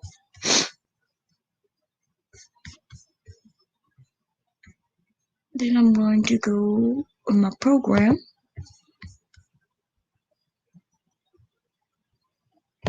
Refresh you, and then one. There you go. Okay. Now, resize. I'm going to make you high def.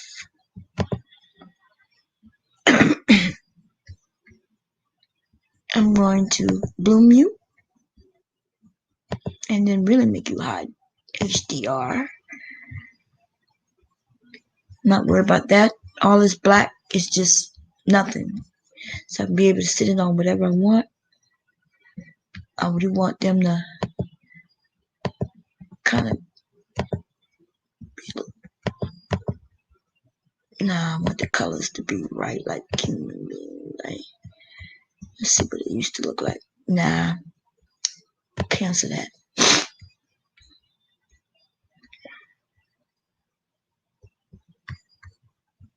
We're gonna do a white balance. Didn't work. Let's do a cancel on that. Don't have no noise. Certain skin, then blur. Blur. We need to blur.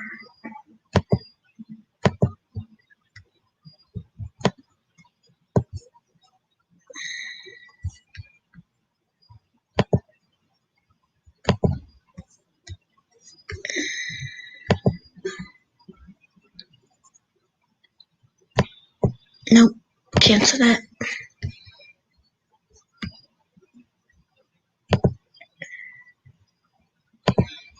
Doo-doo-doo. Let's see what happened. Doo-doo. Yeah, we're gonna put them in heaven.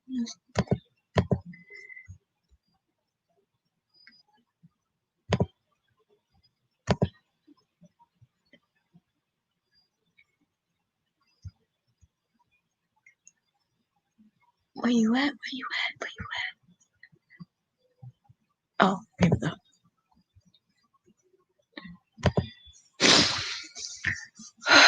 See.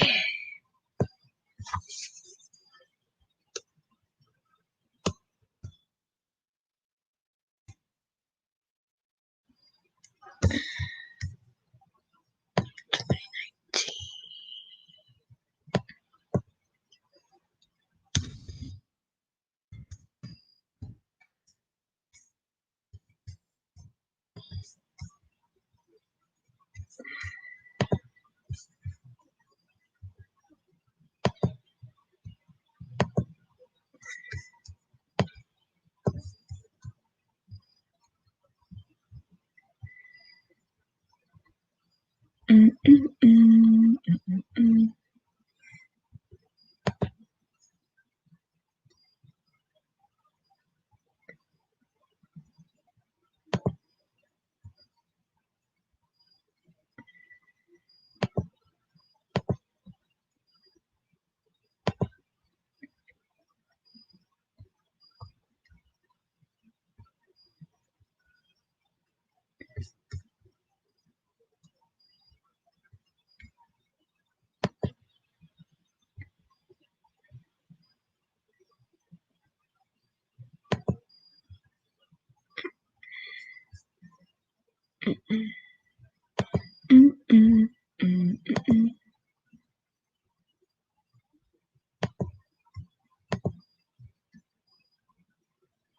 I'm gonna put them in heaven.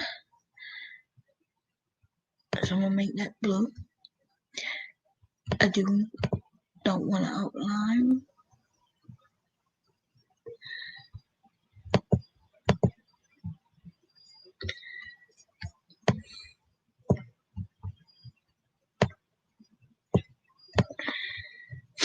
I wonder, should I put their names on each side? I don't think so. Yep. Now let's take that off. Let's drop that. Okay. Let's just save it.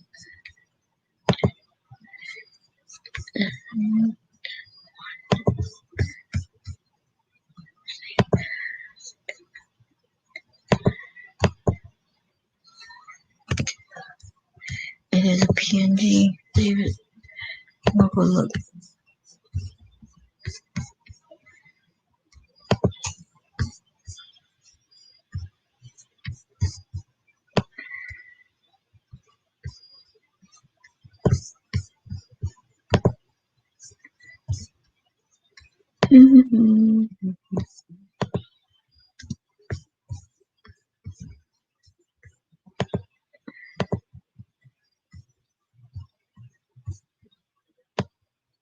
I do have to.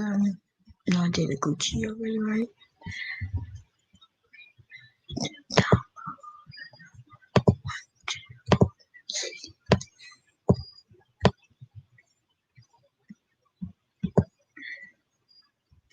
Now this is gonna be the test. Let's put a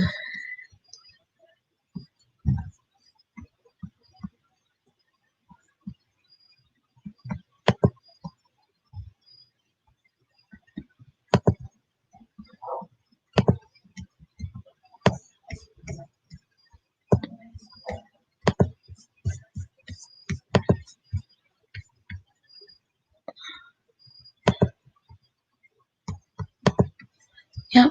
See that? Bam, bam. That's the test, baby. That's the test.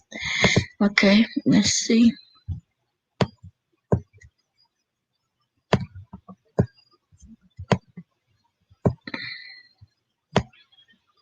Stairway to heaven. Gotta do a little adjustments. I'm gonna take. I need that square. You move your ass out the way. Move, move, move, move. I need this.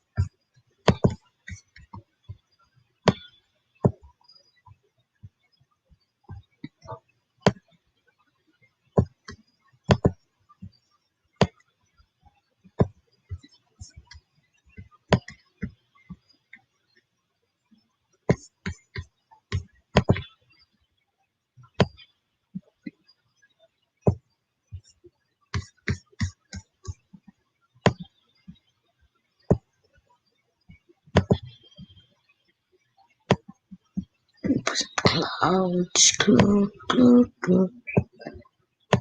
Mm, mm, mm, mm. What should I put up there? Um, some text.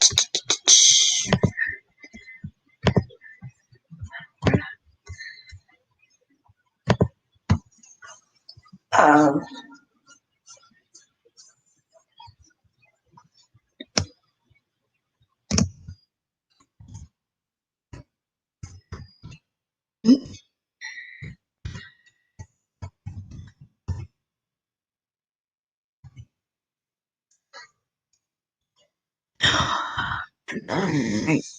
both of these midnight.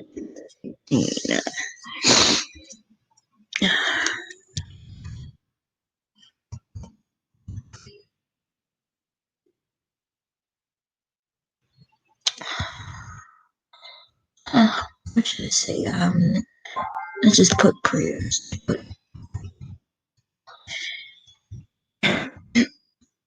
Gotta figure out what I want to say. But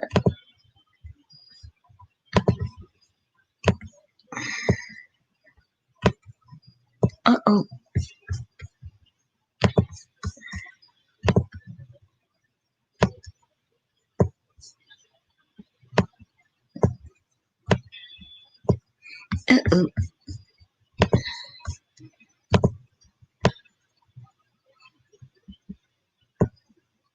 What do I want this shirt to say?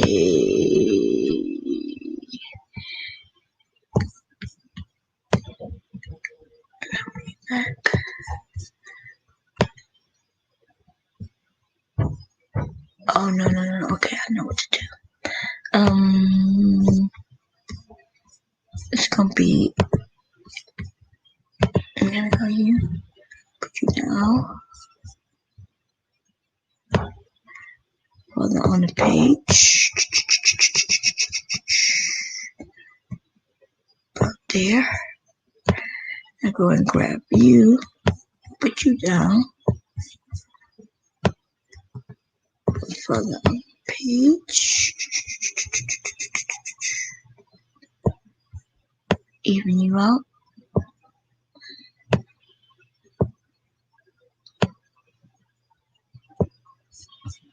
And then I go and get these words. But I'm gonna take you.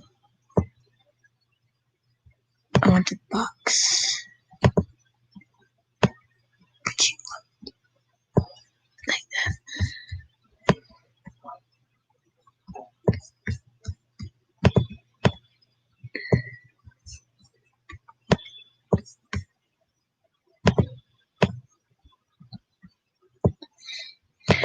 Okay, what should I say? Let me see.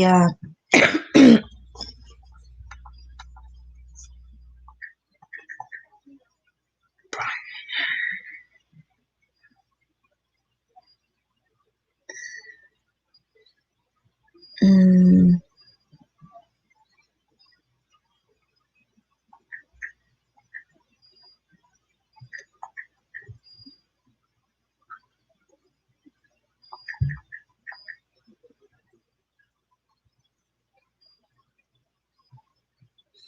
Kobe.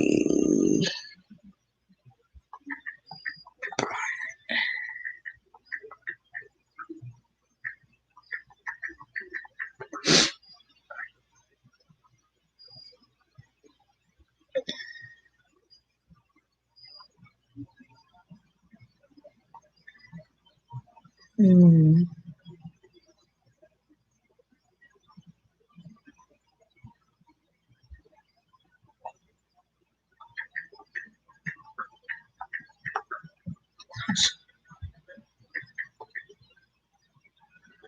Nipsey Hussle and Kobe Bryant.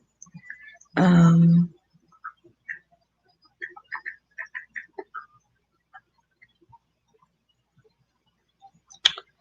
let's see.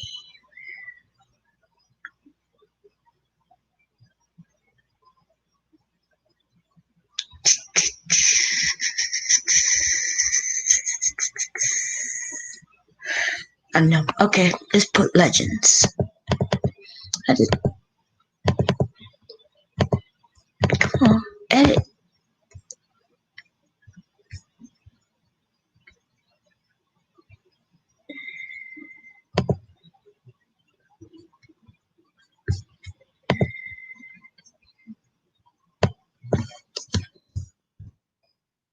Um, I don't know.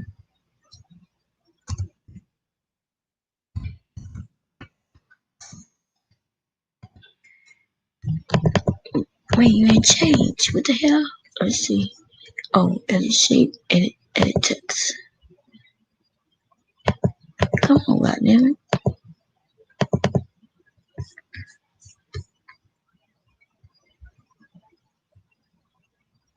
Okay, no.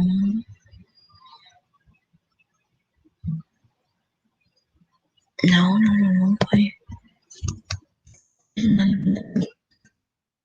Oh no, that's why I wasn't choosing the text.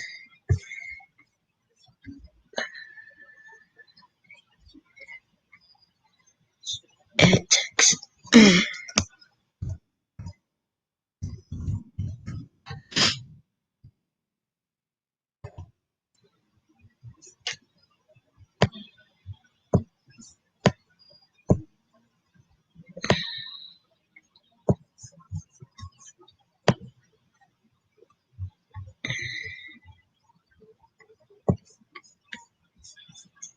What color? Sure. Legends for life. Legends. Um,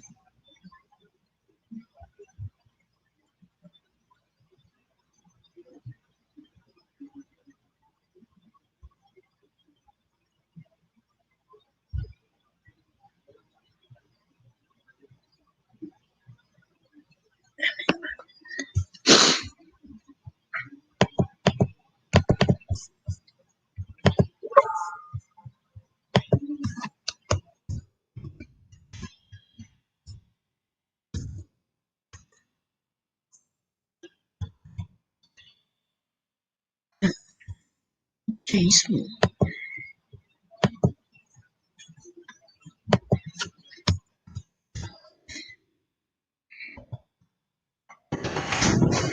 You hear, Beth? You got the spaghetti? Yeah. Okay, come in. Oh, they have no cans? Oh, damn it. What's this? What's that one? I can't see. Oh, Chocolate covered pretzels and sandwiches. oh, that's for you? I don't eat that. I eat this though. I only ate these because remember I ate the peanuts. I mean the M&M's out of it.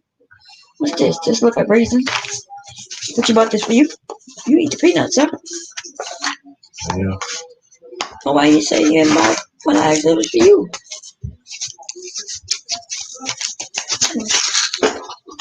Eat one of those raisins. Mm. Hey, babe, I'm going to Philly tomorrow. But you had a doctor's appointment. Oh, I do, but tomorrow afternoon. For what? The Nene them in Philly.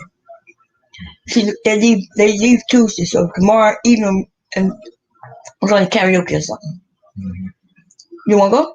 You have to work, don't you? Yeah. Okay.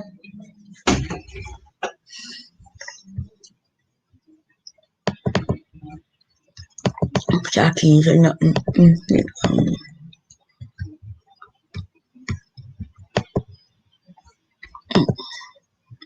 I don't like that.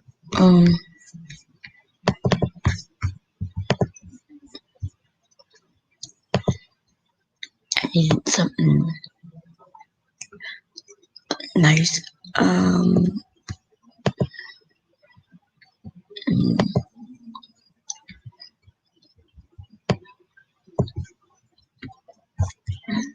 Let's see.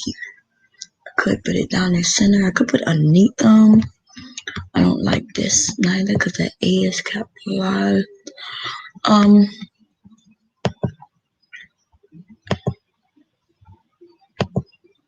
Ew, that's ugly. Let's see. Let's give it a shape.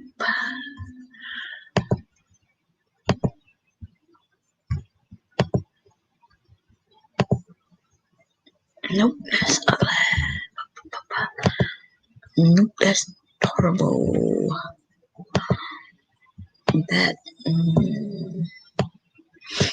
I could put his date of birth on this side, his date of birth on that side, and then I'll put 2019. The year they died down here. But I don't like this text for some reason. I could make it better, way better, way better. I could make it better.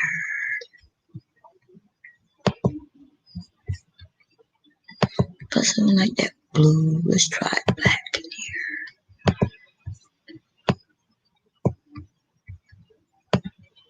Actually, I can make it like stairways to heaven, right? So I drop this part. Let me see if I can really edit this real. I might have to go into another program and start messing with the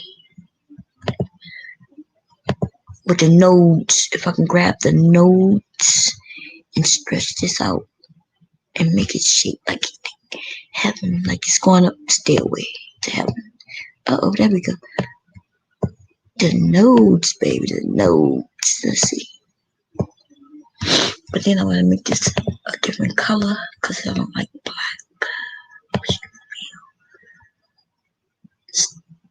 How about gray?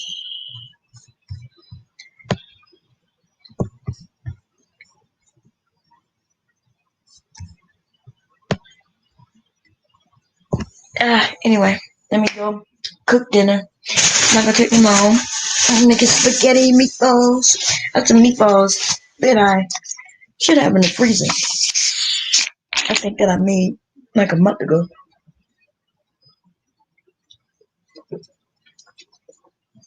Just have to put them in the oven.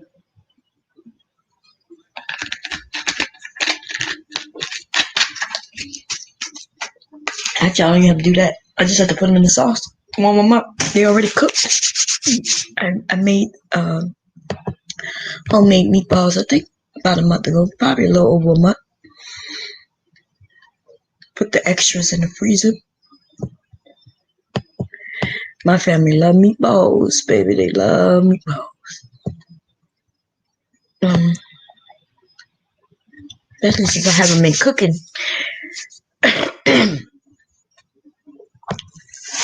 I'm gonna go and make that. Let's see. Let me see if I see what this look like if I did it. I'm not done with it yet. I thought that was black. Wasn't that black? Oh, I must have didn't save it. Let's see. Should have automatically saved. What the hell? Oh yeah, I did change it from black. I forgot. Okay. Let's go see if I do a print on it. Okay, I'm gonna put this down for the. I'm gonna put the date of birth here. And maybe a couple words down here. Chop this up a little bit. I have a few of these I've created already. Let's go look.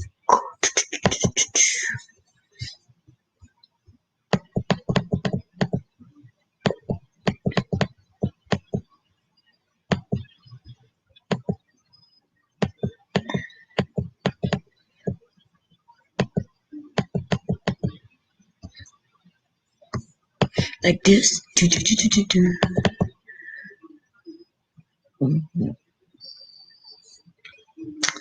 Yep. And big worm. Let's see. Coronavirus. Pudding.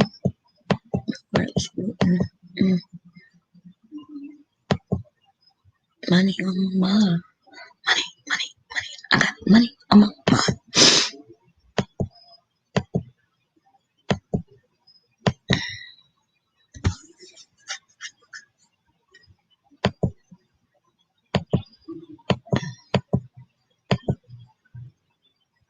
The Fresh Prince. Toy Glory. Black Lives Matter. Just adding. There's a few women in here.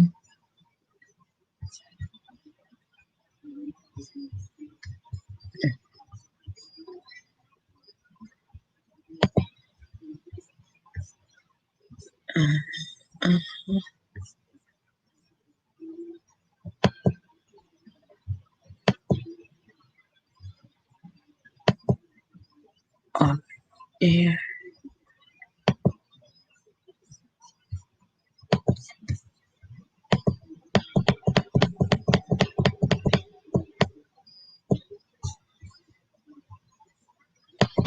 I want to fix this one too.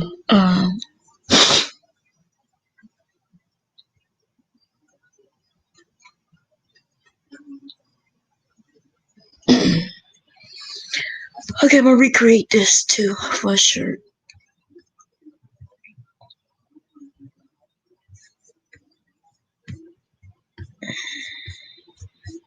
What else? I create this.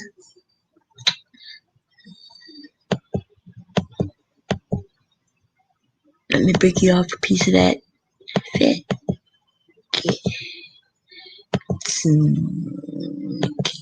Create that. Made that into a mask, which is weird, but people like it. Not thicker than a Snicker. Let's go here. My cricket.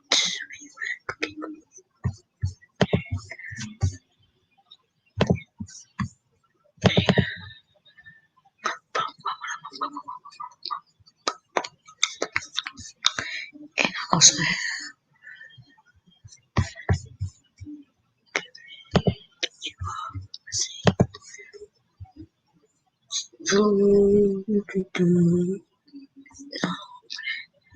I have been a designer. Inkscape. Which one put over here? I hate when they do updates, they be messing up shit. So I'm probably not gonna be able to. So this is Inkscape. Cricut is taking forever to load.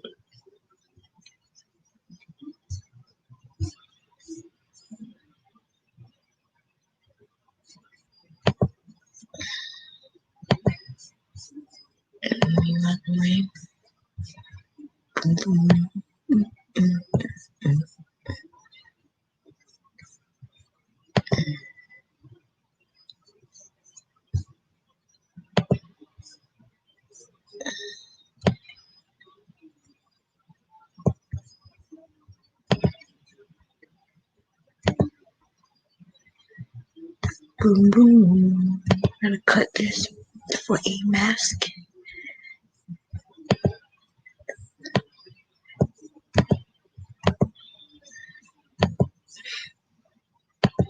Way too big.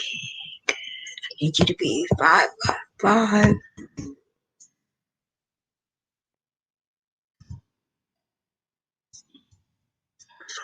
3. Let me see 3.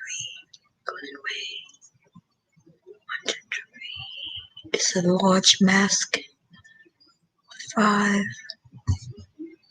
Wait, it's 5. Am I putting it in the center or just on one side? And where's my mask designs first? So we can see. There you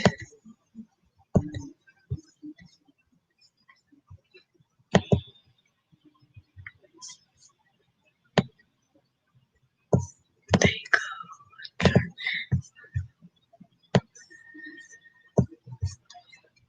Your size and width it should be 12.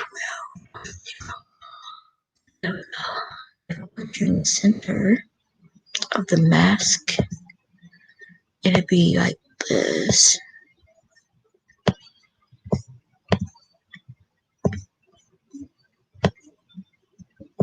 And you'll be a good size.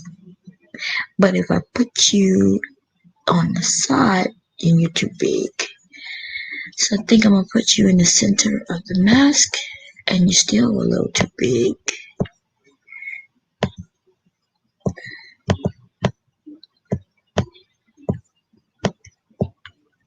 Come on, shit, get in there. Bam, like that. Moving like that.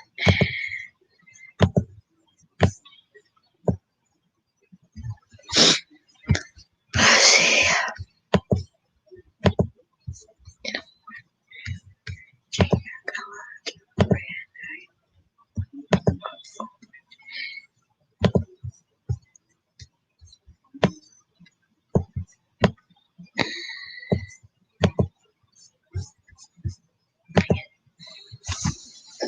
Let's see what you like. I'm not cutting you. I already have you cut. Cutting you. Let's change something. Move you out the way. Duplicate you a couple times. I'm gonna take you off. Back on the point.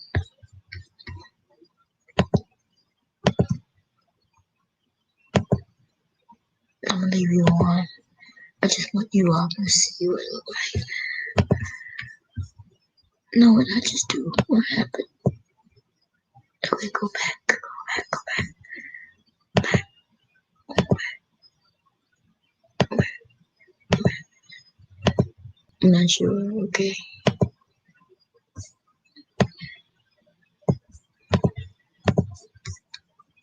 Let's do this again. What did I take off? 1D. No. I want this off. And that's part.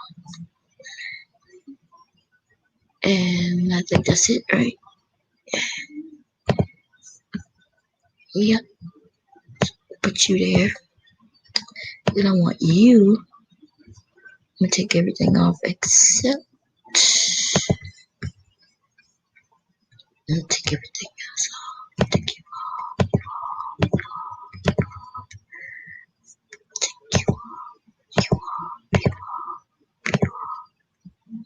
off, you off, and you off. Bam. And then I'm gonna change you to a different color. And I could put you right there like that.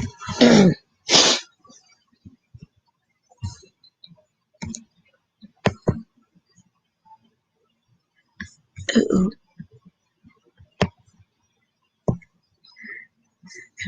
Contour you a little more. I want you, and you off.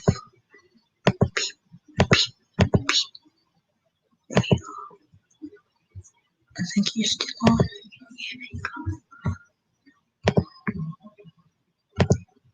Okay, now I can put you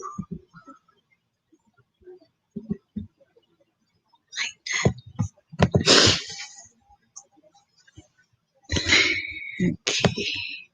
What about the numbers? COVID-19. Don't change the numbers. Let's try contour.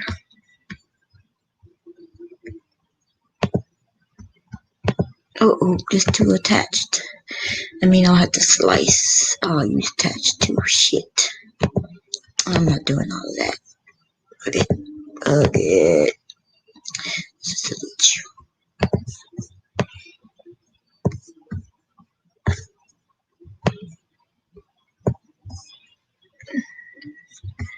Group you together. Boom, boom. And put you right like that.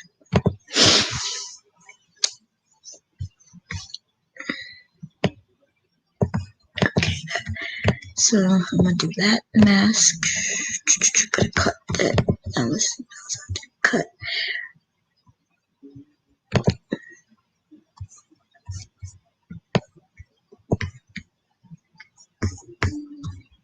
Uh-oh.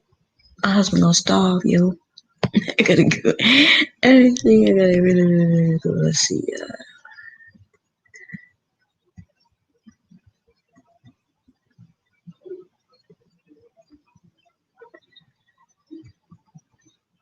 Mm-hmm.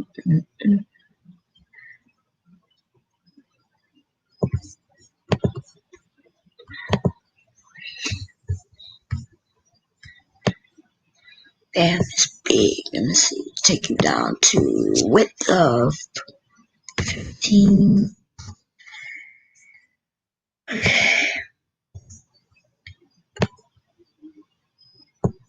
Wait a minute, I got some colors missing. What the hell? Oh, you behind? Take you and I'm gonna ungroup you, I guess. Yeah, what's going on here?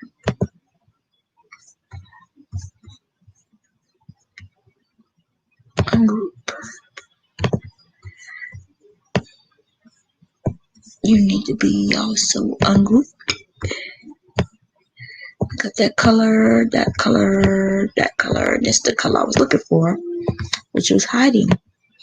Put this color here. Move you to the front.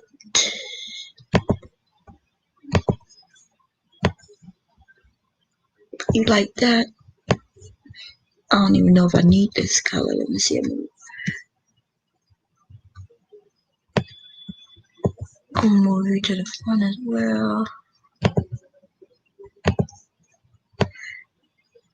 See, I don't really need that. That's white, but oh, maybe because it's not. It is for the front, isn't it? Yeah, I don't need that. How about you? Are you white or are you just a line? Yeah, I need you. Okay, put you there.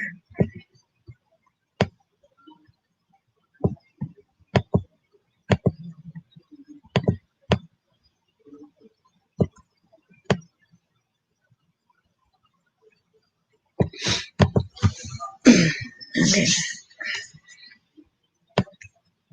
Gonna ungroup you as well. And I want to put you where you at.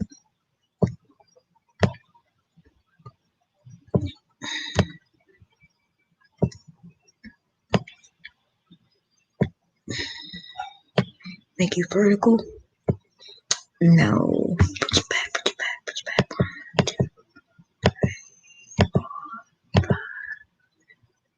6. Okay. We gotta make it small. Let me do that.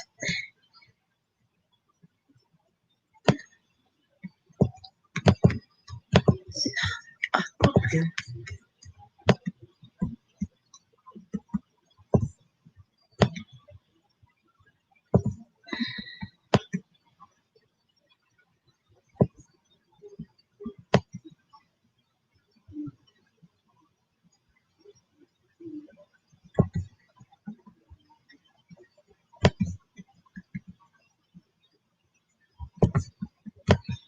I think my husband cooking again.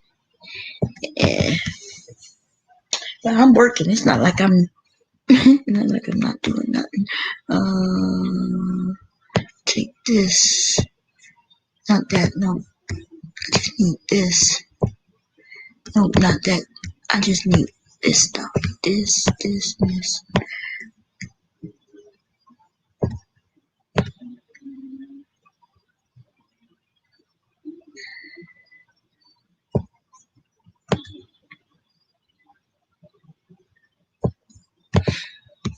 Versus group this. Nope, not all of that. Come on now. You're doing it again. Okay, move you out the way. Shit. And then move all you out the way. So I can take you and group you. And now I can move you around as a piece like this. Now I'm gonna take you and group you. First put you there. Then I'm gonna group you first. And then I'm gonna take you.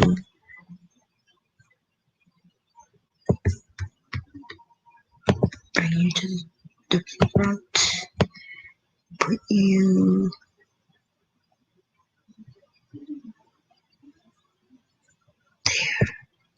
oh, no, you're off a little bit. Come on, move just a tad bit. Just a little bit. Just a little bit right there. Then I'm gonna take you and and group you. Bam. Now I can take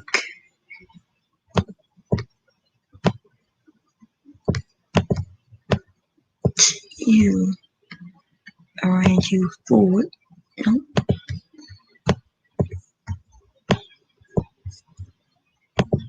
arrange you to the front.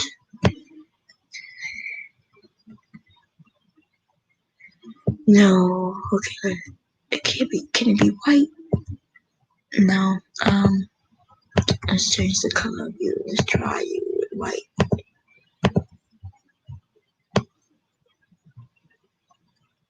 No.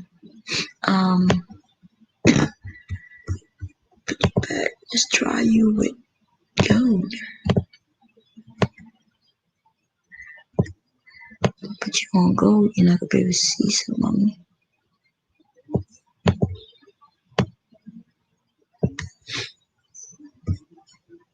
Let's put you on a mask as well. I'm gonna trash you. I don't need you. So I could put this. You put you up there. Put you right in the center of the mask.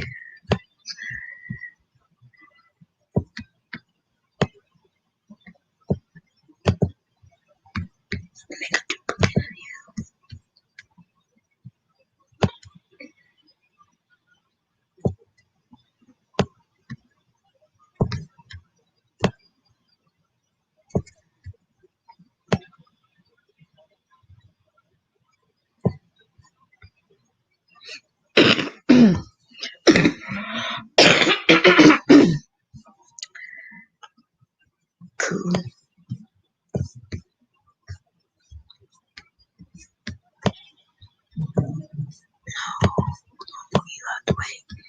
And then you group you.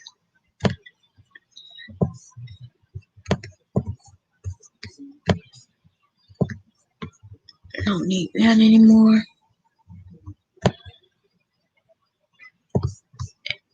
And damn, I don't want you to cut individual. Well, you're gonna cut individual, but I want you to cut like this. Let's see what it look like when it cut.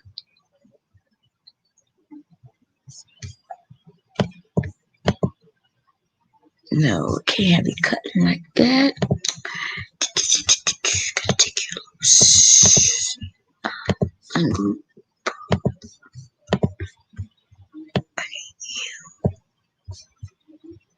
Come with me, and I'm going to weld you together. I'm going to take you.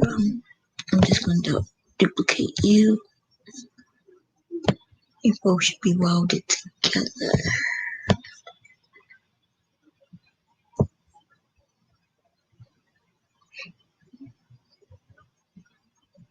And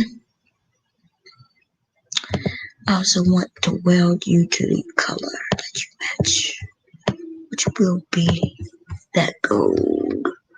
So let's take you, ungroup you. Let's weld you.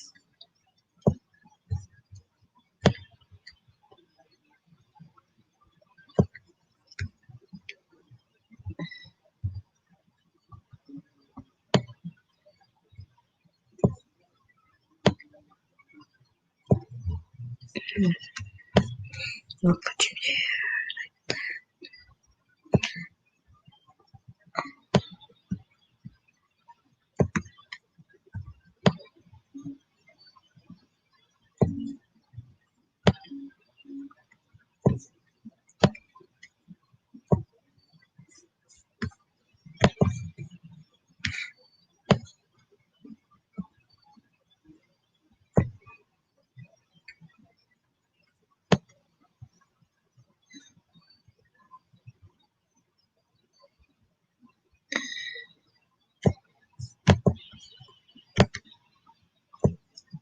Weld you.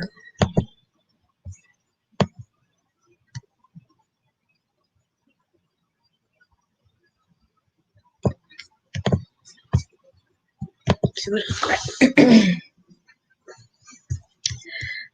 Wait, what's red? Oh, the COVID. Yep, that's how I want you to look.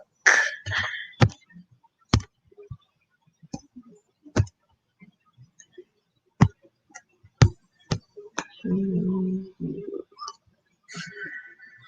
want you to cut just like that. I want you to cut just like that. And I want you to cut just like that.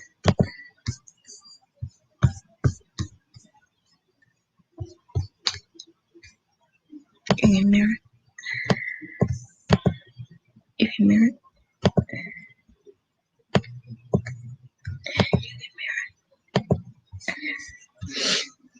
Oh no, do I have red?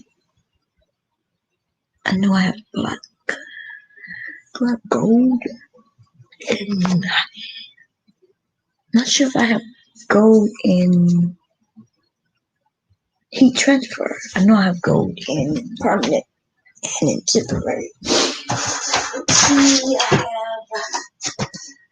have shit. I do have red, but I do.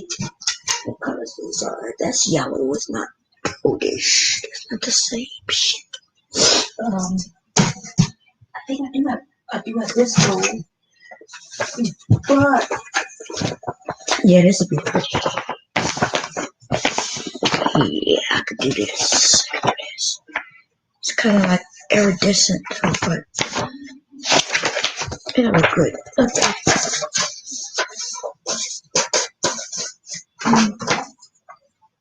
Going downstairs, so I have a t-shirt, like 6 mask. Let me see. I gotta finish designing that, but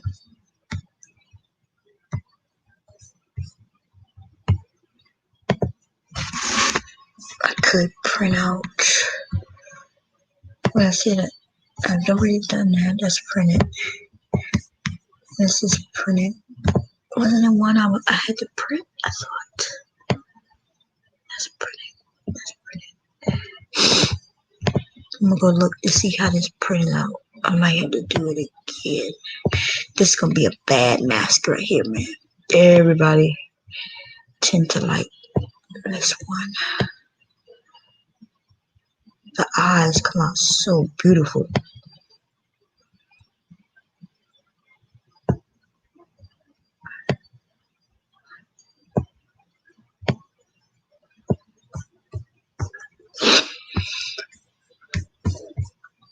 Okay, I'm gone. I forgot. I'm still alive, I think. I keep forgetting this shit. I do have a couple of designs to do.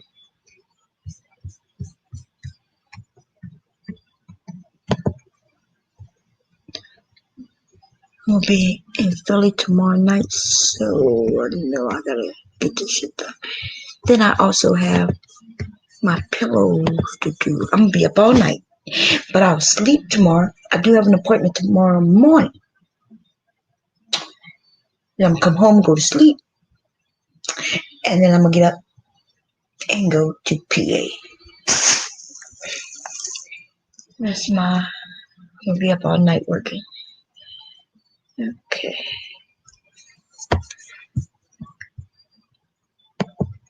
So, what pillows am I making tonight? I have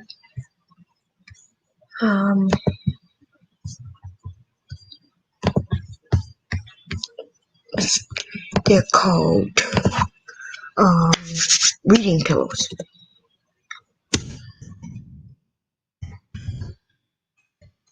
And this is what they look like, similar to this. You can be. Huh. I never saw that before. That's kind of cute. I've already cut everything. I just have to embroider the design. Which, let me find my design, which should be. Where's my design?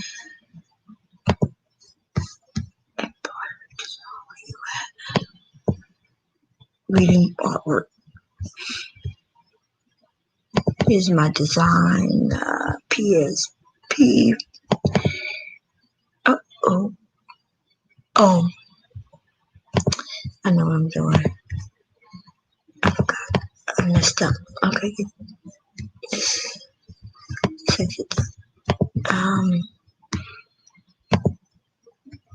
Am I in the? Yeah, I was in the wrong thing. Okay.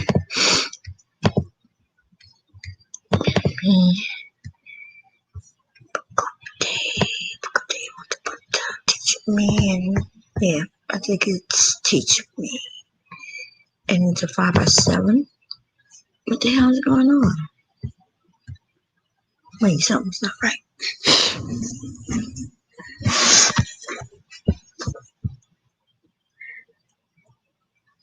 Oh, yeah. Sorry. I know what I did. It's down here.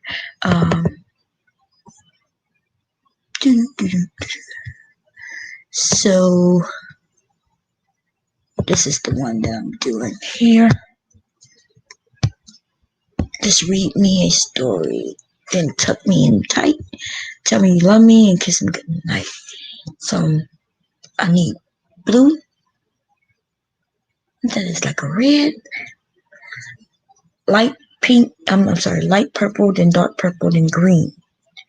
And then I have red again, light purple. Do I like them same colors? Change some colors. I need yellow. I do like, I'm going to use light, pretty shiny colors. So I need 1, 2, 3, 4, 5, let's see. It should tell me what I need. Let me see. It's gonna be 13,723 stitches. Okay. I'm doing no, it's gonna be more than that. That's a 4x4. I'm doing a 5x7. 5x7 will be 20,874 stitches. I mean, it's probably gonna take like 20 minutes, right? 6 stops. I mean, 6 changes of colors, but that's a mid-winter. I do have that color. Oh, that's a light pink. I do have that color. Cherry, I don't have cherry. I'm gonna switch that color. Glow. I think I do have glow, but I'm gonna add some of these colors. Okay, so this yellow, which is called glow, but then they have another one, celestic. I'm gonna add those. I don't know why there would be 2 different colors, but I'm gonna combine those. Spruce. I do have spruce. Bashful pink. Bashful pink is here and here. I do like these colors. I just don't like the way it's set up. I don't like this light pink, this light, they call light pink, and it's cherry close together like that. So I'm gonna separate them. I'm gonna make this color, then this color. I'm gonna do the light, but then I'm gonna do the green, and then I'll do the dark. I'm gonna start over. Read me. No. How do I want to do this? Let's see.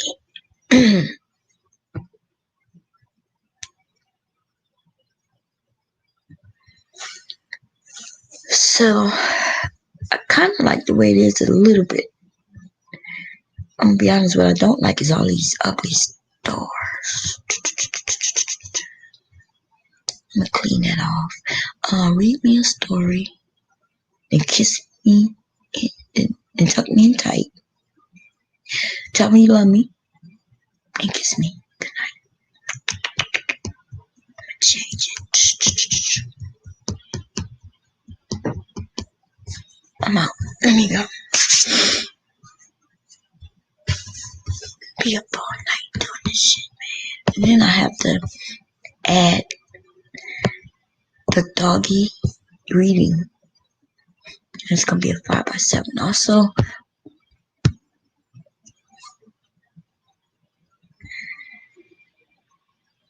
And wow. And then this is an applique, so I need fabric. It's gonna be cute though. It's gonna be cute when it's done. How many stitches is this? 15,600. But it got 11. Really, it says 25 colors, but it's actually just 11 colors. It's gonna be 25 stops. I'm not doing all those stops. Fuck that. Okay. I see what they did. They have me put in light pink, then dark pink, then light pink, then dark pink, then light pink, then dark pink, then light pink. I'm not doing all that shit. I'm gonna put in one time light pink, and then one time. No, I'm just putting one pink. All this shit is gonna be one color instead of 2 colors. So that's gonna be one stop. 2, 3, 4, 5, 6, 7, 8, 9, 10. Yeah, it's gonna be 11 stops. I'm not doing a 25 stop for this bullshit right here. Let me find something else.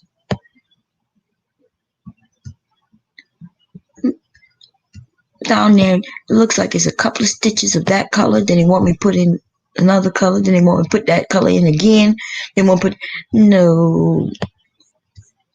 I'm a petty bitch. I ain't doing all that. That's too much. This is cute. 16 stops. This one's it's an 8x8. I like that though. But it doesn't go with that pillow. That pillow is dog's paw. What is it called? Paw something. Paw. Let's see what that shit called. Paw Patrol. So it's dogs, and therefore I'm gonna use that dog with the book.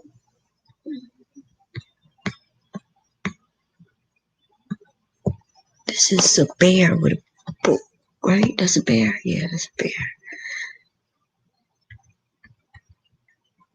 And the dog with the book. Just one-on-one.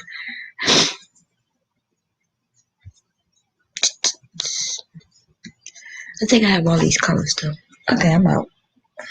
Do do.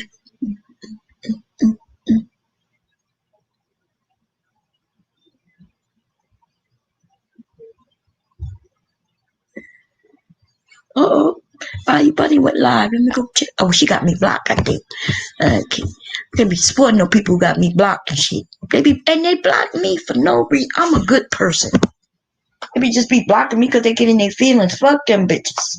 Okay? But I do like Kizzy, so I'm gonna go over there. Kizzy is cool. She good. I like her. Let me go check out Kizzy. What is a Bayou Bunny channel?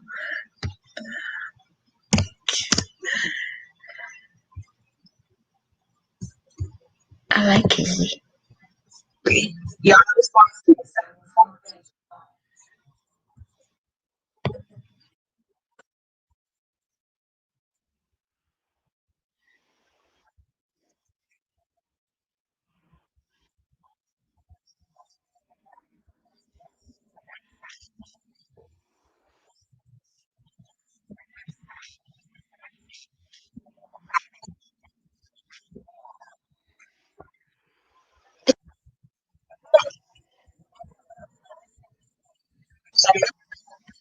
They reading books. I ain't reading no books for no bitches. I'm gonna go downstairs and listen to them while I am cooking. But I smell my husband. Look like my husband is already cooking. Lola, what's going on, Randy? What you doing? Anyway, y'all, I'm gone. Okay, I don't even know. I forgot people was over here. I forgot I was on. Because I do have to work. Oh, The Silence of the Lambs. Hey, Lawrence. Yes, I do have. I have another one version of it too. Remember when he was in that? What is it called? That's the one I was looking for, and then I got sidetracked. I do so much. I'm all over the place, y'all. Because I have a couple T-shirts to do, and a few masks to do, and then I have pillows. They're called reading pillows. Once I put that on the site, people tend to on my Facebook. I'm sorry, I said a site. Although I do have a site, I just haven't I haven't opened it up yet because I'm doing a lot of business without it. What is it called? It's another Silence of the Lamb mask. I'm I'm assuming it's hiding underneath all this shit because I don't remember deleting it. Let me see. It came out really nice though. I could let me just put it in and show you. Let's see. It came out really good. Face mask. Let's see. Did I put it over here yet? No, these are recent mask. Where is it? It'll be in my downloads.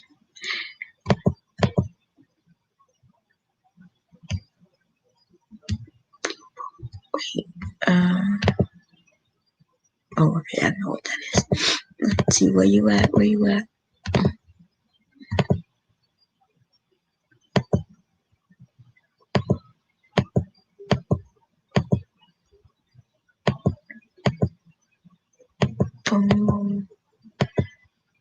Here it is. It came out really good. It was like creepy, right? Am I finished with this gang? I think that's the one I have to redo.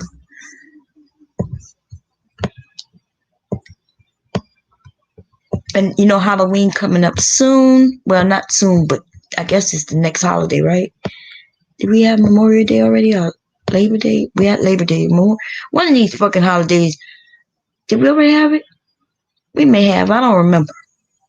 This 2020 has been all fucked up. Okay, I'm gonna just say I've been stuck in the house, just working, and so I don't remember. But I know the holiday that I'm working on things for is Halloween and Christmas.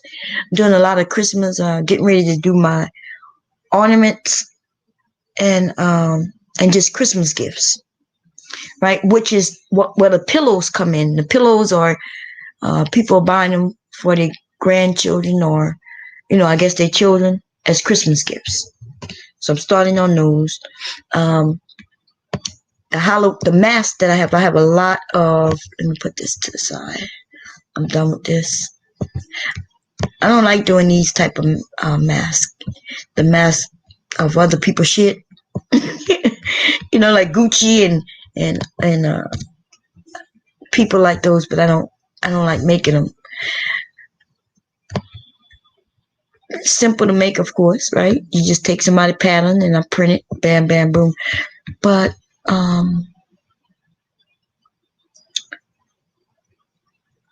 what was I? What was I gonna show you? I forgot that quick. Something I was. Oh, okay. Just different Halloween things I have. Let's see.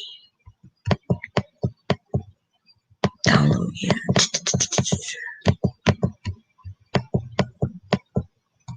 Like this. I think it's what's the name of that? I saw the movie. Um,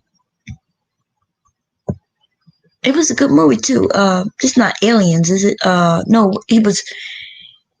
God damn it! I just saw that movie like a few months back. But he was a creature from outer space, and he ended up getting in the guy, and then now him and the guy are together and all that shit. So this is let me see. I have to edit this too. I have to edit. I forget what it's. He was one of them bad guys with Spider-Man and shit like that. I don't know. The movie was good. I liked it. But that's him. I know not that one though per se. That was a different style of mask that I used to make. Let me see. So I have to edit that to make that fit my mask. The new ones.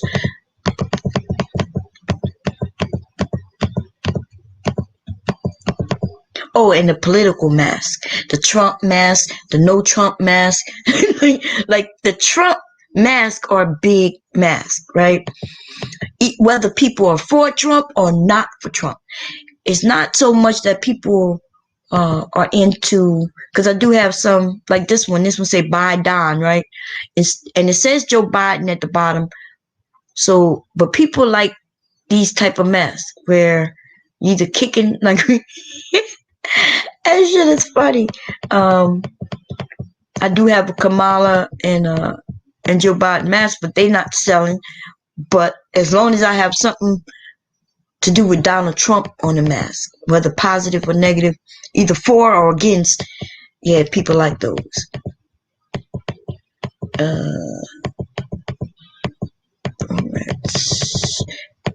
And what else? Oh, and anything dealing with marijuana, those type of masks, because a lot of people don't create those. They can't go in the store and find a mask with marijuana on it. People like those. And also, I had a Michael. I had to pass it because I just kind of created it. And when I say create, right, it doesn't. Of course, I didn't create the picture. I can go and edit it though. This is one of the pictures. It looks dull because my flash was on, but this mask came out so good. It's just so dull. So I think I have the picture somewhere. I have to have the picture somewhere. Let's see. Insert a better picture than that. And it's going to probably be with face mask, maybe.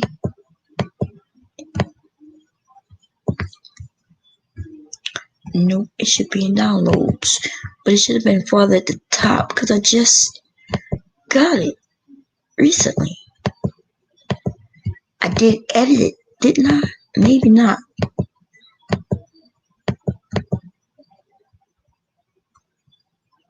I can't remember. I may not have put it on my computer. It may be sitting in my Pinterest as I think about it. It might be where I put it.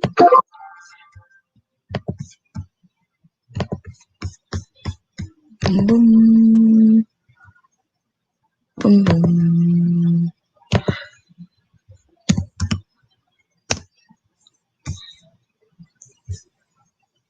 I gotta make sure it's the right account. Yep, I think it is, maybe. Prince. I put them all under. I put them under the Prince. Yeah, here it go.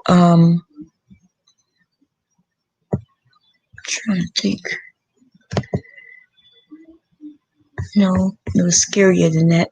People like scary for Halloween. Creepy.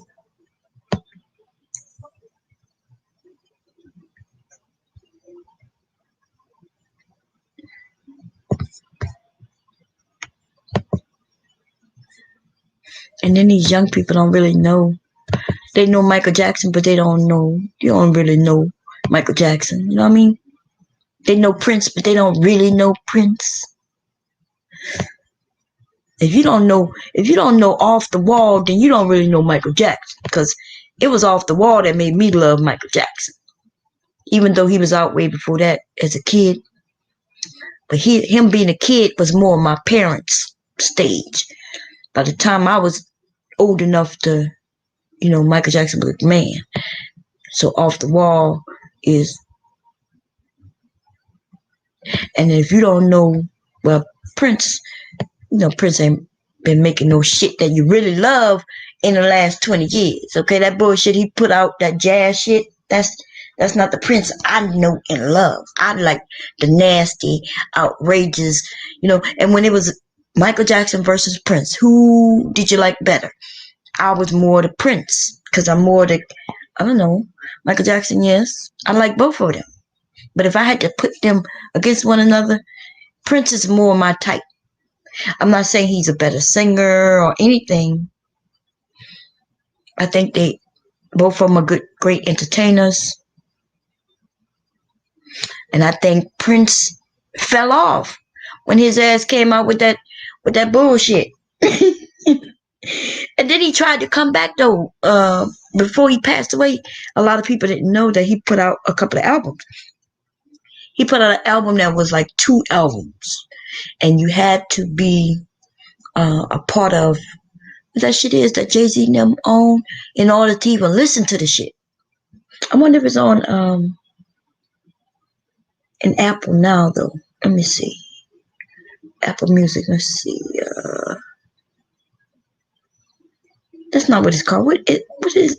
Where do you buy music in Apple? Is it called Apple Music? Yeah, I don't know. Is this Apple Music? What this is? I just know I have a playlist. They got one where you could go buy shit, right? Buy music. I don't buy music. What the fuck I look like buying some music for? That I don't even understand that. I stream music, and I think it's 2 different things that does that, right? So let me put in Prince.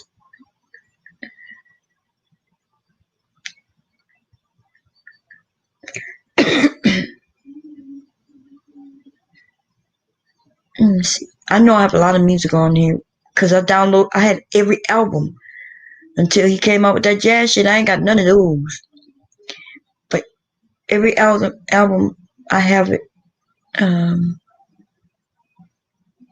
But what his new shit is called? Let's see.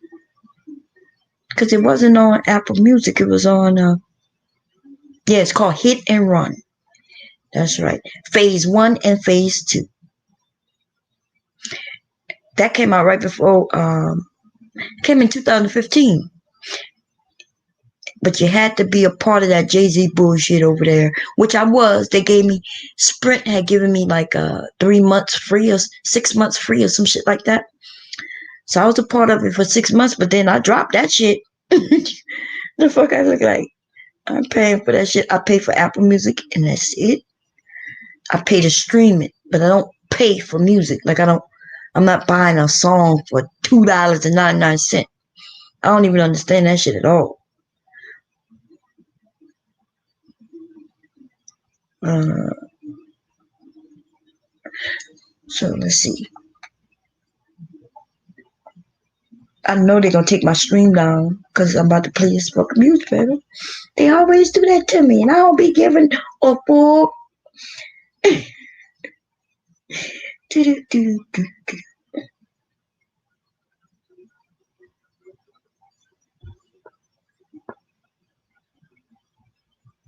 Let's see. Library.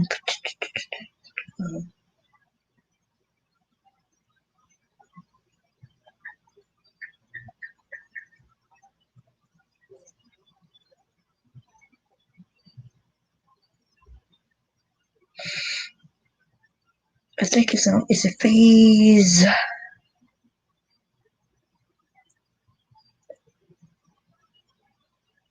It must be phase 1. That's phase 2.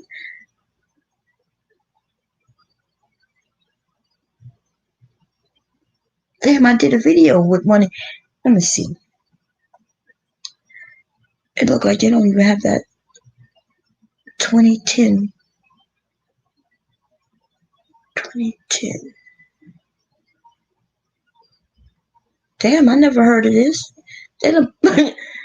Wait, when? This must be that jazz shit. Let me hear it. Let me see.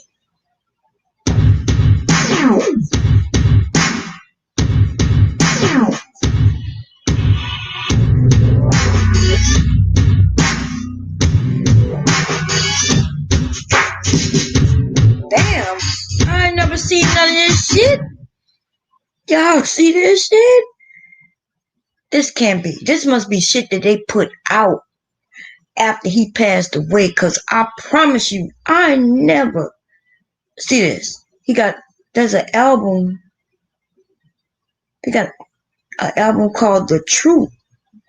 But it says it came out in 89, but I no.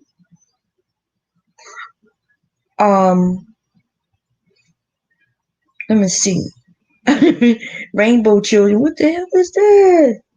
And then they just throw his shit out there. Just threw it out there for real. That's fucked up, yo.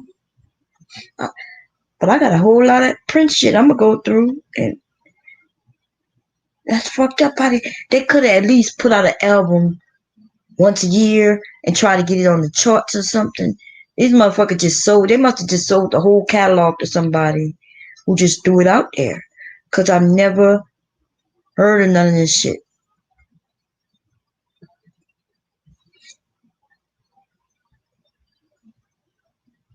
And I'm gonna be all night listening to this. I'm gonna throw this in my playlist real quick.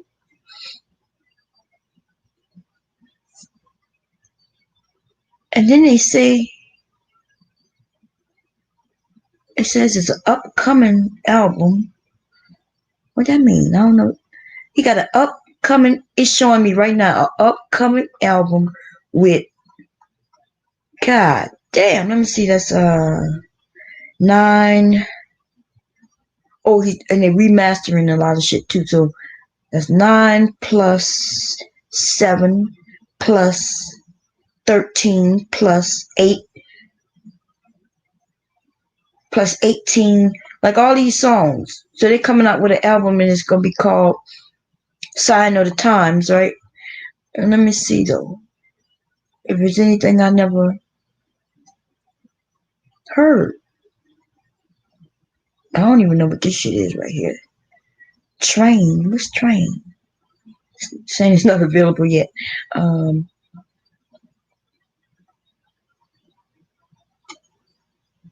They could have advertised this better. I am a diehard Prince fan until he started releasing that jazz shit.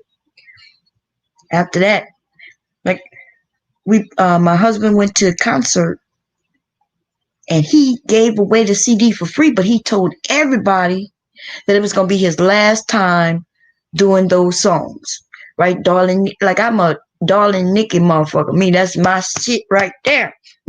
like, and he said he wasn't gonna never perform those songs again. And I was like, I'm not going to no concert where he's not doing the songs that I like.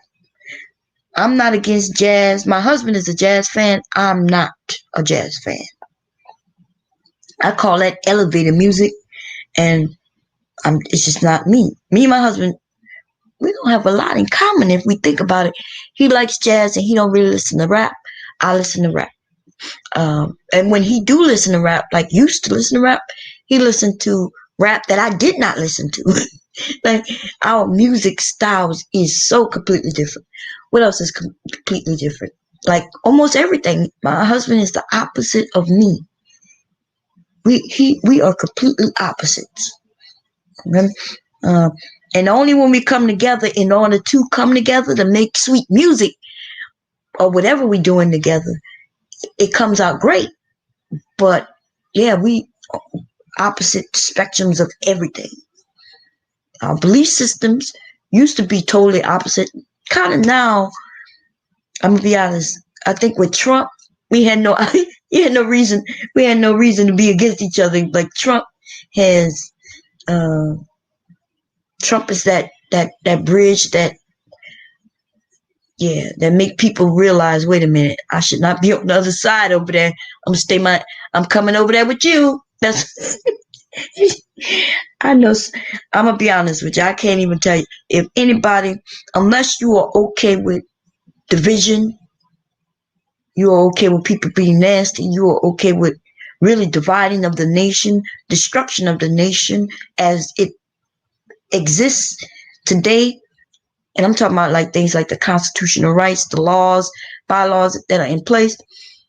Not necessarily for blacks, because we already know how that works. But if you really love this country, then you would not be for Trump. And that's just the plain gist of this shit. And if you black, and that's the truth, if you black and you are for blackness, if you are for your family, you are for, different things, then you would not be for Trump. That's not a black person who could really honestly, with all the facts, not just the shit that they heard. I'm talking about with the fucking facts, baby. Who could be for Trump? That's just it, right? Then they'd be like, Trump can't be racist. Look who he's taking a picture with. You ain't gonna see Trump taking no picture with no regular black person. You see Trump taking picture with wealthy black people when he wanted to get into certain spaces to be involved. Y'all don't remember? Trump was trying to sell to black people. He was trying to get into the hip hop because he know that's where, sports and hip hop with black people. He wasn't trying to do no shit with black people, but he was trying to sell to us. Yes. So when you see him taking pictures with black people talking about he's not racist, look who he, get the fuck up out of here. Y'all know goddamn well you know a lot of racist people who might say hello to your ass. They ain't gonna do no business with, they ain't gonna do no shit with you, for real. Unless it profits them. So when these black people talking about, he's not a racist, the shit, when he said in an open, what you call him? There's my, what do you call that black man? He didn't say that's my nigga. He didn't say that, but I promise you, that's what it sounded like that nigga said.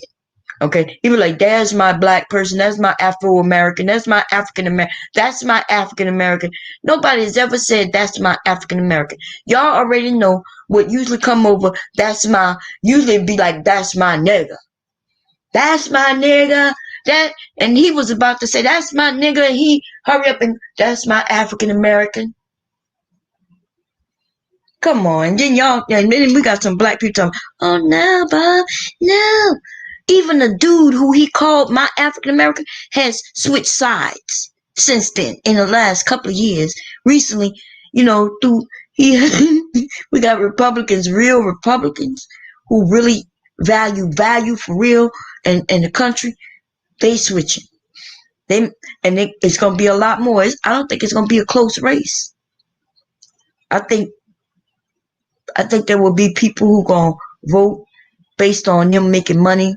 I get that, right? The wealthy, because they are benefiting hand over fist, and as they benefit, it hurts regular people, regular normal working people. But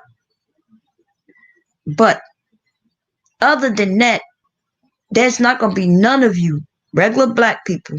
I'm not talking about the wealthy, even the wealthy, but I would understand the wealthy black people being for Trump. I understand that perfectly because they're not really for him, but they're for those tax breaks and those tax cuts. And you know what I mean? They for keeping their wealth. And I can't blame them for that shit. I can't blame them. I'm going to be honest. I cannot blame them. But if you're not in that percentage, making that type of money, and if you are really truly an American who believe in the American way of life, and when I said American way of life, like you believe in, us being Americans, doing things here together, shit like that. If you're into that, then you cannot be for Trump. You can't. Now, if you out for just making your money and you in that top 2% up there somewhere, maybe you're 5%. We're going to even go, you ain't have to be a real millionaire to benefit, but you have to be making over a certain amount of few $100,000 a year for you to benefit from anything he does. If you're just making $100,000 a year, nah, you might be getting a little tax break, but nah, it's mostly corporations, big business. Okay? I stand by that shit. I'm still waiting for any one of you to come up here and really talk. Like even in the beginning when he came, and I know there was some conversations, against Trump, I understood people saying, I'm going to give him a chance because he's our president. I understood that, right? And in the back of my mind, I was hoping that people could prove me wrong. Like, you know what I mean? Prove us wrong. Prove Americans, those of us who wasn't voting for his ass, prove us wrong. He had the opportunity. Oh, I like this picture. He had the opportunity to do that. That's why I saved it. How this is my, I like that. And that man has destroyed everything. You remember when y'all said we was on the rise and it was Trump that had us on the rise? Where the fuck we at now? And let me tell you, people gonna say, well, that's because of the virus. What the fuck you mean? They attacked us with a virus when most of these presidents was president. Obama, we was attacked with a virus then. Guess what? It just, because everything was in place, we didn't get hit with it. But M1H1 was bad. But Obama was on it. There was a couple other viruses that we've been attacked with as Americans. This shit has come over. And in case you didn't know, Americans, because we were so ahead of a lot of shit, if we knew about it, then our president, whoever it was, whether it was Bush, Ronald Reagan, no matter who it was, we shared with our fellow, the people around the world who, who we helped. They help us, we help them. Think about this shit. So in H1N1 and these different viruses, we were working with other people around the country, around the world. But if we found out about it, yes, we was on it. People was on it. They shared information. We shared information. How is it that the coronavirus destroyed Americans the way it has when it hasn't done that to other countries? Other countries is getting back to normal. And they don't even have a fucking, they don't even have a, what do you call it? God damn it, y'all. I'm thinking about the food and everything. I know my husband, the shot, I want to say antibodies. That's not the right word. I'm talking about, where you get a shot so you won't get it anymore. I'm over here thinking about 10 things at the same time. I'm thinking about food. I'm looking at this damn Prince shit, and I'm talking about goddamn coronavirus and Trump and all this shit. But anyway, yes, if we would have came up with um, if we would have came up with how to fight it, let's just put it that way. Goddamn, I'm looking for the right word. And we would have shared it, just like if other countries found it, they would have shared it. So if other countries had something to prevent it, they would have shared it with us. Or would they? Because we do have a president where, so, you know what I mean? Like, we have a president who's in a pocket of some dudes or people who do not like Americans. They're out to destroy it and our democracy. And so he likes those people. He likes the Russians, but he don't want to mess with the Canadians. He likes the Russians or, you know what I mean? He likes those people with dictatorships and things like that, but he don't like Europe, anybody in Europe. He don't like those people. It's like he's in the pocket of somebody who is literally telling him what to do as he destroyed our democracy. They promised him that he will be a king. But that ain't gonna happen in America. That's the one thing I'm not concerned with. I'm not concerned with Trump becoming a king. He might be your motherfucking king, you dumb, stupid bitch. But he ain't gonna be a lot of our kings. America, we gonna have a war right here on this soil. And y'all better be planning for that shit. Because there's certain shit, if that man makes certain moves, they got people who don't really give a fuck about Donald Trump. Right? They just like the destruction of the government.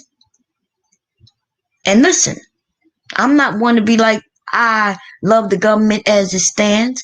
Most definitely, there could be some changes. That's the only benefit I see of Trump. There's a few benefits I see of Trump. I'm going to tell you, it doesn't mean that I would never support the motherfucker. I like the fact that he's out and these motherfucking racists are being out and blunt with it. Some of y'all talking about, well, no, you know, some of y'all saying I like that they out and that's what, no, they need to be back where they supposed to be, in the fucking closet. And the only reason they know they should be in the closet because they embarrassed about the shit. That's the only way you go in the closet, right? You're embarrassed, you're scared. They need to be scared again. Talking about it, yeah, they boast, they bold. Yeah, and that's how there's going to be a lot of debt here on American soil because a lot of people are not going to put up this shit. I'm not to be played with. These Karens can play with the right person, but I am the wrong motherfucker for a Karen. I'm trying to tell you. I'm going to be one of them bitches that going to be, somebody going to have me on the video knocking a bitch straight the fuck out. And I'm not even going to play with them. Right? Some of them get knocked out, but somebody playing with them first, giving them the benefit of the doubt. I'm not even going to play with them. Be like, ma'am, you're going to have to move out my way. And as soon as she says something stupid, I'm just going to smash her ass. Because we already know, I already foresee what's going to happen. I'm just, you know, that's what they like doing until they run across somebody who just not going to play. They used to people playing with me, used to getting away with that shit.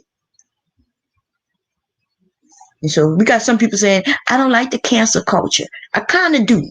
I kind of feel like, yeah, we've been canceled for centuries. What does that mean? Yes, they'll tell us we fucking lying. We're over exaggerating. We're seeing things that's not really there. Could it be? Like, I woke up this morning to Dr. Phil, and there was a couple. They was a lesbian couple, but one half of the couple was a black woman, and her son was a black man, a young black man. And they lived in this nice neighborhood where the white people in the neighborhood kept fucking with them and accusing them of doing shit and all kinds of things. And Dr. Phil had the nerve to sit there and act, well, could it be that can we start over?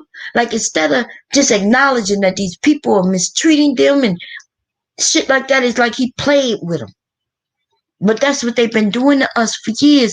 They be knowing that what we're saying is truthful.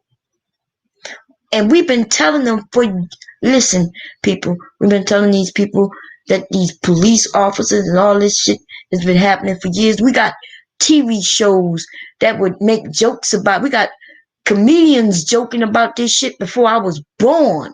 We got motherfucking shows. I looked at a movie yesterday. I woke up to it. I woke up to something in the hood. Something in the hood, and it's like the guys telling scary stories, right? Um, I forget the name of it exactly, but some of you might know what I'm talking about. It's something in the hood, and the last story, right? Well, let's not even go to the last story because that's the best one. The last story was the best as far as I'm concerned. But there was one where there was a guy, he was, not a protester, but he was like a leader of black community trying to get certain things from the black community. And they ended up killing him, a group of cops. And a black cop was involved, not in the killing, but he saw that they had beat him up. He was against it. And then they ended up going and killing him. Something happened to the black cop where I guess he ended up, feeling guilty about what happened, but he wouldn't go against the blue line, right? They used to call it the blue wall. The blue wall of silence, where you know that the cops are protecting each other. And then they use that power that they have of protecting each other to even scare each other into following that blue, wall. Then they turn around and use that protection that all of them are together to threaten our government and different individuals, like a Dr. Phil, that motherfucker right there who I watch, right? I know for a fact, without a motherfucking doubt, just based on his show, that motherfucker is a racist. I don't give a fuck what he say, and I would gladly go on his show to call him a racist and prove it right to his fucking face. Prove it by just his own show. Some of the things I've heard him say, some of the things I heard him not fucking say. That is more telling than anything. I watch his show because I like watching the white people go through what they going through, as they act like they're not going through none of that shit. They act like we are the drug dealers, we are the dope addicts, we are this, we are that, we the robbers and the murderers and killers. But on that show, he rarely ever has black people, and all his show is talking about is where he's trying to help somebody get off that dope or them pills. He's trying to help, somebody who, some white family done been devastated because somebody in their family done murdered some people. You know what I mean? Like, all you got to do is watch Dr. Phil and you will see that there's 300 some days in a year. His ass come on every week, 5 days a week, and he might have a month off, and all his shows is strictly about what white people are doing out there. I like looking at it. It helped me, some of the things he's saying and trying to convince people of. I agree with him a lot. But yes, when it comes to black people, his whole attitude and demeanor and everything changes. One time there was a young black boy who had sex with his teacher. The teacher was white. The young black boy is in high school, but he's still in school. The teacher is the fucking teacher. And he had the fucking nerve to ask that young boy, although, he think he balances out by saying, well, you are the teacher. But then he turns to this young black boy and says, did you seduce her? And like he's talking to him as if he's a man. See, he wouldn't talk to a young white boy that way. He wouldn't have asked him that because he knows that all the blame belongs on the teacher. So he wouldn't have questioned the young white boy in that manner. But see, this is the thing about blackness. Blackness, when you up against a racist, they really see us as completely different. You see a white boy sitting on the side of the black young boy, same age, same school, same everything, and the black boy would be responsible. His skin color makes him the leader of anything negative. The white boy excused. Well, he's just a boy. He's a boy, and he's a male. Like with a white boy, he would have simply said, "Males. That's what males do."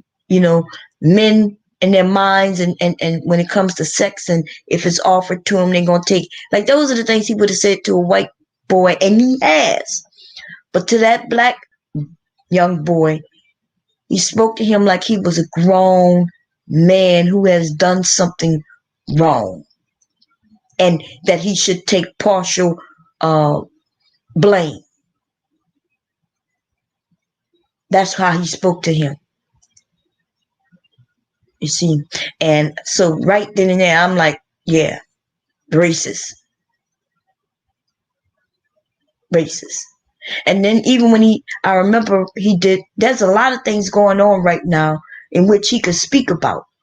But see, you notice they just took his show just right off. He don't want to be involved because he know it's a sticky situation, right? He knows this, because he not gonna go against the police. When Michael Brown was killed, that right there is what pissed me off with Dr. Phil, and I've been talking negatively about him ever since.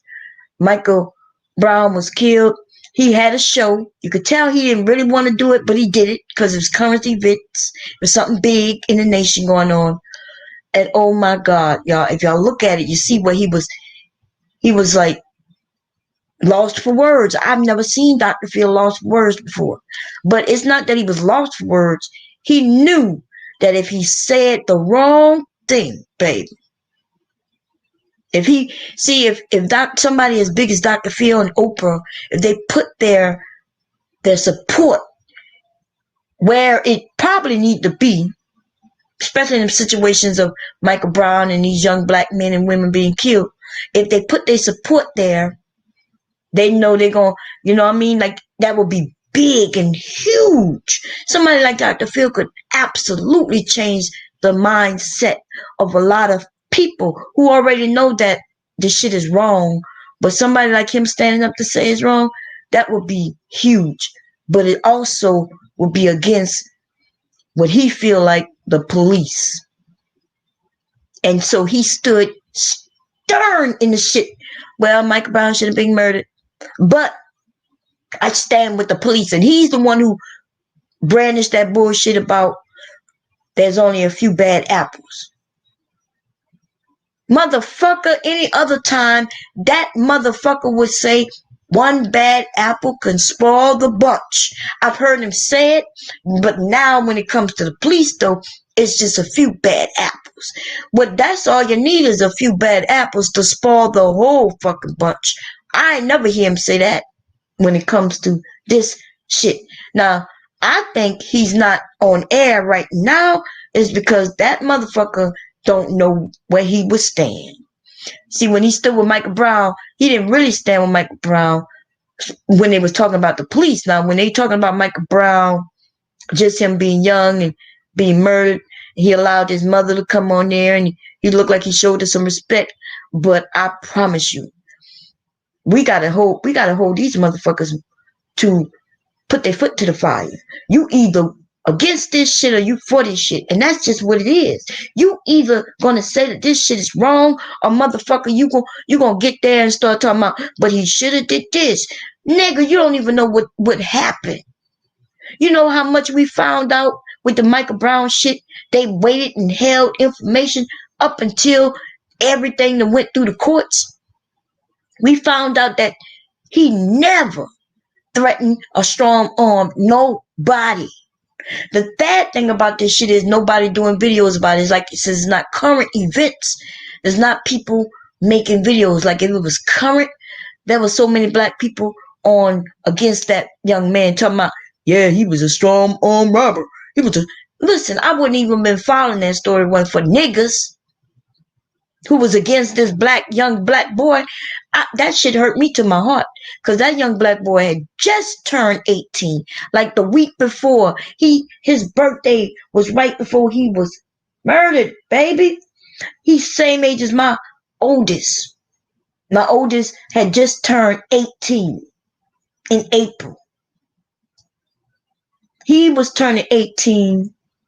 He had just turned 18 right around graduation time. My son was getting ready to go off to college, like go off to college. When this shit happened, baby, I wouldn't let my son go nowhere. I'm like, no, dude. Especially where he was going. He was going up there to New York. He was thinking I talked him out of going to LSU, which I know he wanted to go there for years. I was like, look, dude, shit is bad right now in our nation. Don't go to those southern states. Don't go to the southern states. Cause my kid's not used to that. You know what I mean? They don't. I'm telling you, I say this with a heavy heart, but people who lived in the South, even today, black people we are used to being disrespected. And so we look at it happened to us since we were so young. As we grow up, we just decide not to even care about it. Like let's say an older white person might call you a boy, and a lot of the black people down south, they'll be like, "Oh, old man," they just brush that shit off. They even act like, "Oh, he didn't mean it. Oh, he just old and see now." Nah, that motherfucker know exactly what he was doing because he was doing it since he was a kid. But we'll brush it off and make it seem, because we know there's nothing we could do about it. That's why. But see, up north though, these children up north, these people up north, when they go down south, they are absolutely shocked by this shit. And you know what I mean? And my sons, I didn't bring them into this world for nobody to call them a boy. Especially while they were still young boys. Now they're men. Right? So they'll have to figure out how to handle that type of shit themselves. But when they were boys under my care and somebody called my son a boy, which happened, went to go to Mardi Gras, right? I asked permission to park somewhere. They saw me, and of course, the men, no matter what color, they mostly don't know what I am anyway, so they allowed me. But I jump out the vehicle, and I have 2 young black boys with me. And I guess they didn't realize we were together. And he called my fucking, what you hear, boy? First of all, we was on the street. It don't even matter. What the hell you asking calling him a boy, first of all. You already had, asking him why he here, boy. So I had to turn around and say, I got permission to park here. Now, where I was parked, they could have made me move from the parking, but they couldn't make us move from where we were standing. You know what I mean? And then they know it would have been outrageous if they would have said, well, no, you can't park here no more. Because they know it would have been some shit. It would have been some shit. Okay? Because I would have said, wait a minute, you gave me permission, now what has changed? But they're going to say, well, I didn't know you was a nigga. Oh, and some of them that bold. Some of them that bold like that. Trust and believe. Yeah, I got a headache. What was I doing? I was doing something before I went on this tangent.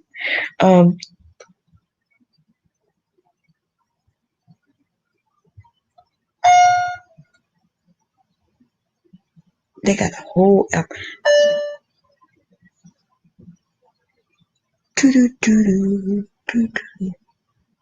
Now I'm be needing this shit, man. Son. Oh no.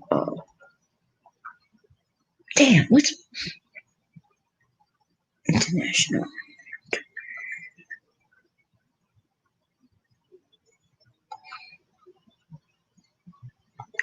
Go to my library, baby. My library. I have lots of songs. I don't need their library. Look at all these. They don't even have this song up anymore. But I have it.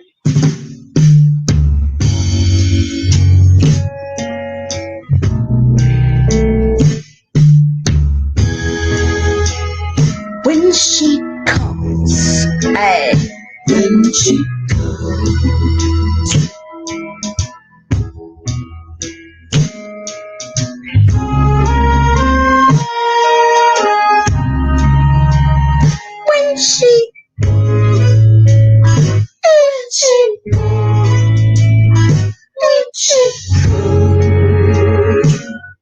That's right. That song is all, but I couldn't find it on here. Like I had to go into my own library.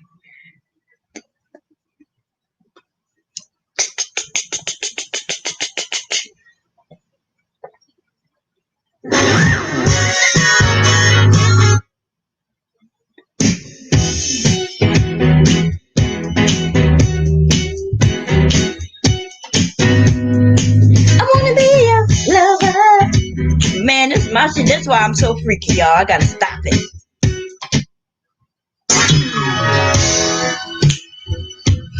Ow. Ooh. Listen. Here we are. That's what we do.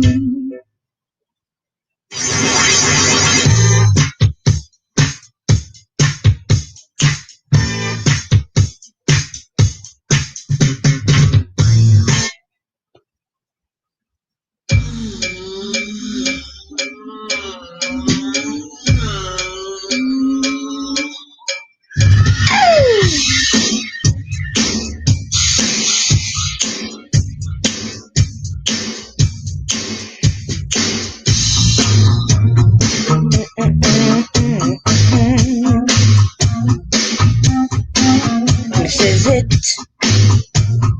Cause you got that burning desire. It's your time.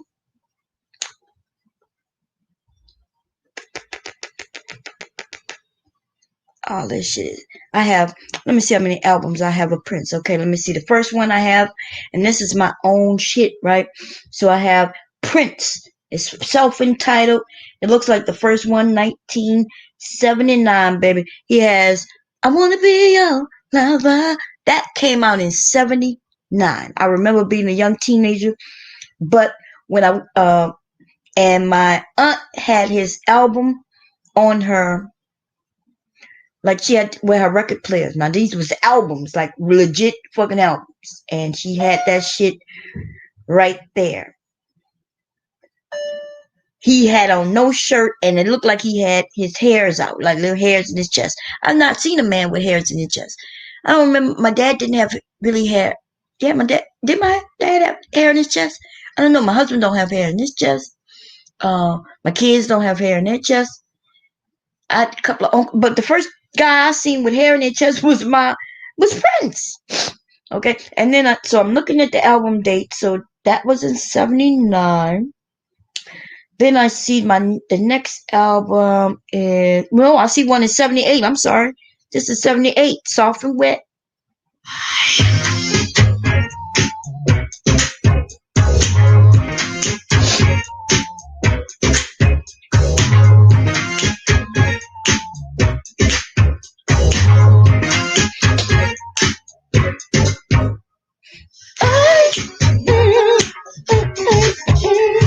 Yeah, and then the next one, and then I have 1980. He came out with Dirty Mind, which I like, and Head, and that's him in bikini drawers, baby. And I remember, like, my aunt had that album, and she didn't just have the album, yo. Like, having the album would have meant it was over there, sitting over there with the albums. Nah, she had that shit propped it up like as if it was a piece of art. I'm talking about the album cover. Cause I walked in, I go by my aunt, and I look over there and I see this man in his drawers. I was like, I was used to listening to Earth, Wind and Fire and shit like that, and Michael Jackson, right? I think about in his off the wall. Let me see when Off the Wall came out. Off the Wall probably came out even before this. Let me see, Off the Wall, because I remember Off the Wall. My mother bought me the album, and I had a compact album player, which is like a little box. You look like a suitcase, and you would open it up and plug it up and put your records on, 45 or whatever. So Off the Wall came out in 79, and I remember my mom bought. Now, Yeah, I love Off the Wall Man. Don't stop till you get enough. Mm-mm. So 79, how old that makes me? That makes me about 9 years old, 8 years old. Damn, yo. Yep. 79. So 70, I was one. Yep, 79 makes me 9 years old. Okay.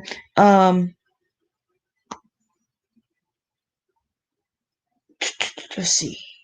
So when that's what I'm saying, I was young, but that's when you really start getting molded by music, and so that's why I ended up, I think, the way I am, right? I think because I've always loved music. My mom played music since I, like me and Leaky, my grandchild loves music, and that's because I've been playing music to him since day one, either singing to him, letting him listen to different music, or so he loved music.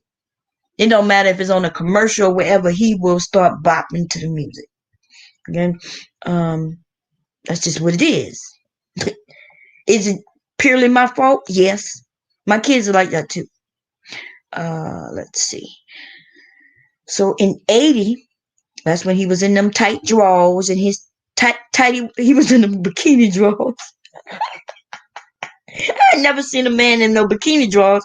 Cause remember, in 80, by 80, I am 10 years old. I'm in 1980, I'm 10. Right?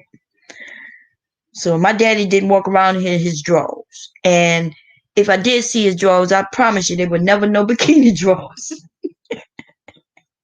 And my brother was younger than me. So my brother was still in his little boy underwear running around. And so no, that's my first time seeing a man in some bikini drawers. I was 10 years old.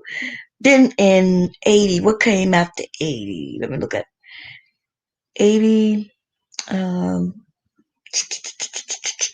86, but 86, let me see, I think he came up with something before 86, right? 85 was Around the World. So if I was 10, that makes me around 15 when Around the World came out. What's on there? Pop Life and Raspberry Beret.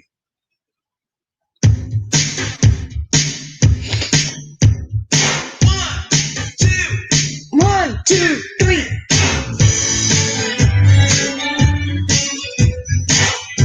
So that makes me 15. And 15, of course, I'm in high school, right? I was in high school, most definitely. I graduated in 86, so, uh, no, I graduated 87, 86, 86. Yeah, I graduated 86. God damn. Yeah. Let's see. So 81. Let me see. 86, 80. What else? Do we have anything in between the 80s? So in 80s, I'm in high school, right? In 90s, I'm a grown woman. I got married in 90.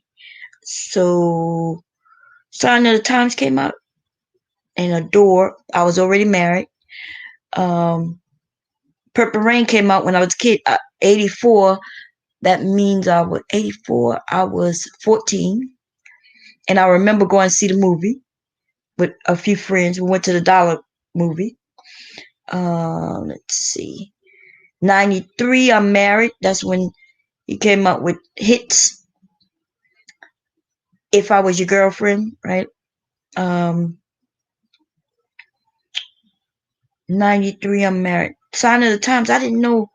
Like I could have sworn that I was younger when Sign of the Times hit. I'm gonna have to look to see when that really came out. You know, some things come out. I could have. I think I might be getting it confused with. I remember Sign of the Times. That this song called Dog Catcher, Dog Catcher, you Dog Catcher. Who that's by? Let me see. And I remember Sign of. I could swear, Dog Catcher. Um, I could swear that when that song was out, Do Me Baby was also out. I could swear, but I don't know. Like Atomic Dog. That's what it's called. Now Atomic Dog. See, but that's not it though. That can't be it. Who they say is by George Clinton. They telling me 96. There's no fucking way. I was married already, and these songs was out already when I was a kid. Let me see when this shit really came out. I know that shit didn't. I know that shit had to come out in the 80s, and I'm talking about. I probably was maybe 15, but based on what they have here, uh, I know that one's wrong. They saying that's the extended version. This is greatest hits, so of course that's when that came out. Let me see. Atomic Dog. Who that's by? George Clinton. Let me just put Atomic Dog. Man, I used to love that fucking song. Like I used to go to this store. They had this place that started selling these great po' boys, and when you go in there, you put a little quarter in and you play the jukebox. And this was the hottest song back then. And I wasn't even old enough to get a job with Manpower. It used to be called Manpower, where the teenagers, when they become a certain age, they would get a job during the summer. My dad would never let me get a job anyway, but I wasn't even old enough to do that because I kept waiting until I became old enough to get a job during the summer. And because I wasn't old enough, I used to go during the summer. We used to walk to that store to get a sandwich and put my money in the jukebox. Let me see when that shit came out. So I will. I'm thinking. Oh, there you go. 82. I was right. And 82. That's I found the original. So it came out in 82, which makes me 12. I knew I was young. I knew. And the sign of the times, though. That's when he was talking about AIDS and shit like that. I know for a fact that was before the 90s. I know. Let me see. Because I remember the reason I remember that I remember staying by a girlfriend's house. My dad never let me stay by anybody's house, but there was a all girl slumber party for a birthday, and my mom had talked to my dad, and he allowed me to stay the night. And the reason I remember this shit because I just felt out of place, like the whole like the motherfucking family. I never knew why. That part of the family because I knew they were part of the family, but they didn't live on the same side. They lived on, and so I always wondered what they had against my grandmother and against me. I don't even know these motherfuckers. But I ended up being friends with one of them, and she invited me. And the fucking adults was the ones making me feel uncomfortable. And I remember we was doing like a little concert. I guess you call it like a little yeah, we were doing like a little concert, singing and dancing and rapping and all that bullshit. And we were sitting there listening to Simon the Talk. I know that shit was out in the 80s.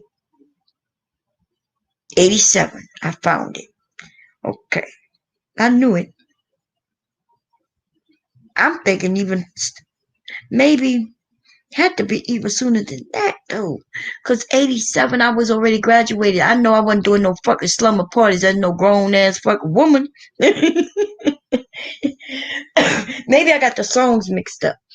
Cause I remember the one when they was talking about cocaine. I didn't even know they were talking about cocaine until like 5 years ago.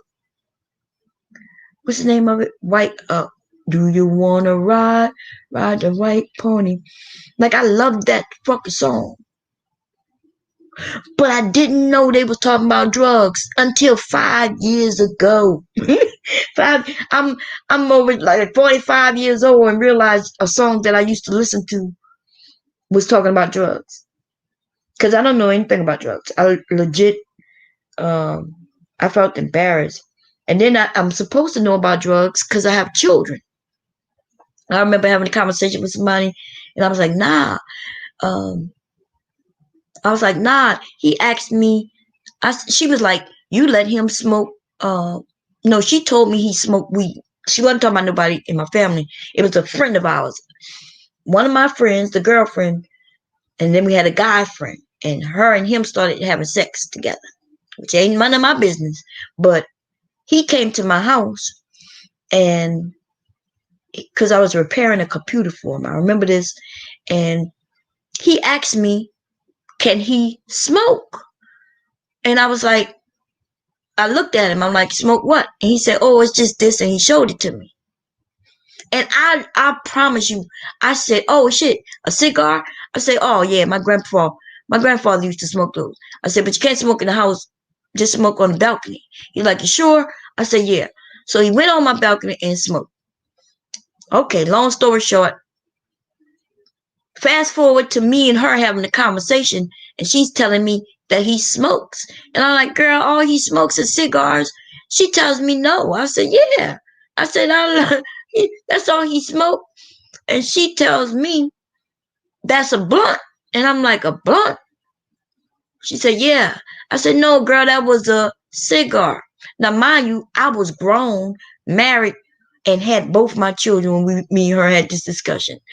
I didn't even know what a blunt fucking was. Like, to me, I thought a blunt was weed, right? Which it is.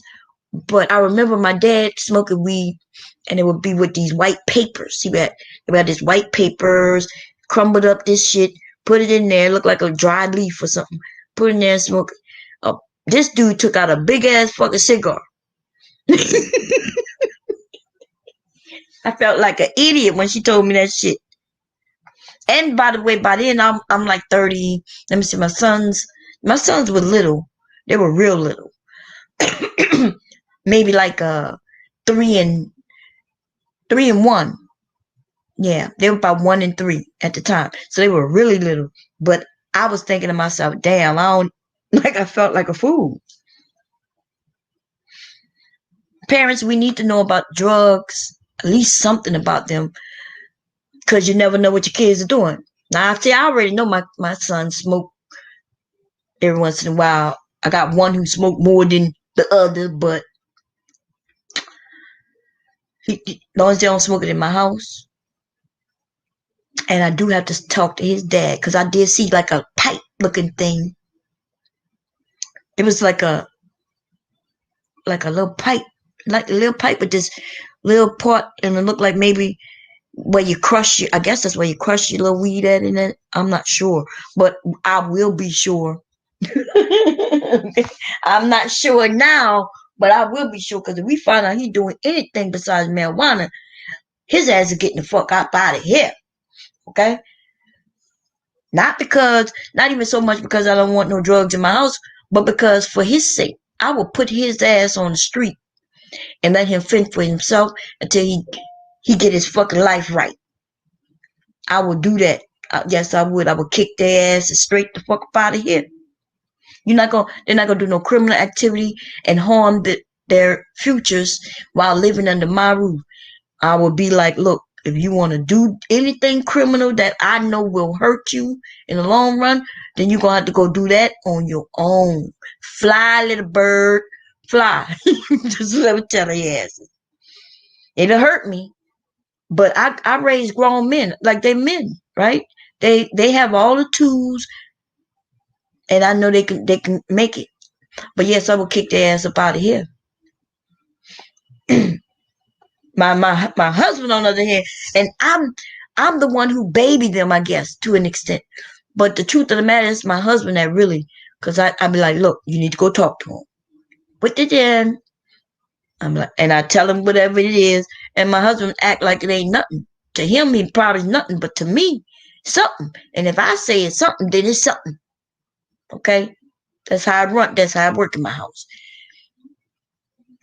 If I say it's something, it's something. Go in there and talk to them, because they know if I go in that room to talk about some shit, we gonna talk about it in depth. You know how the men don't like talking about shit in depth. They just want you to tell them what you want to tell them and let it shit go. But you ladies, y'all know what I'm talking about. I'm gonna go in there and tell them what I know I know. Then I'm going to tell him what I think I know. Then I'm going to tell him what I want to know.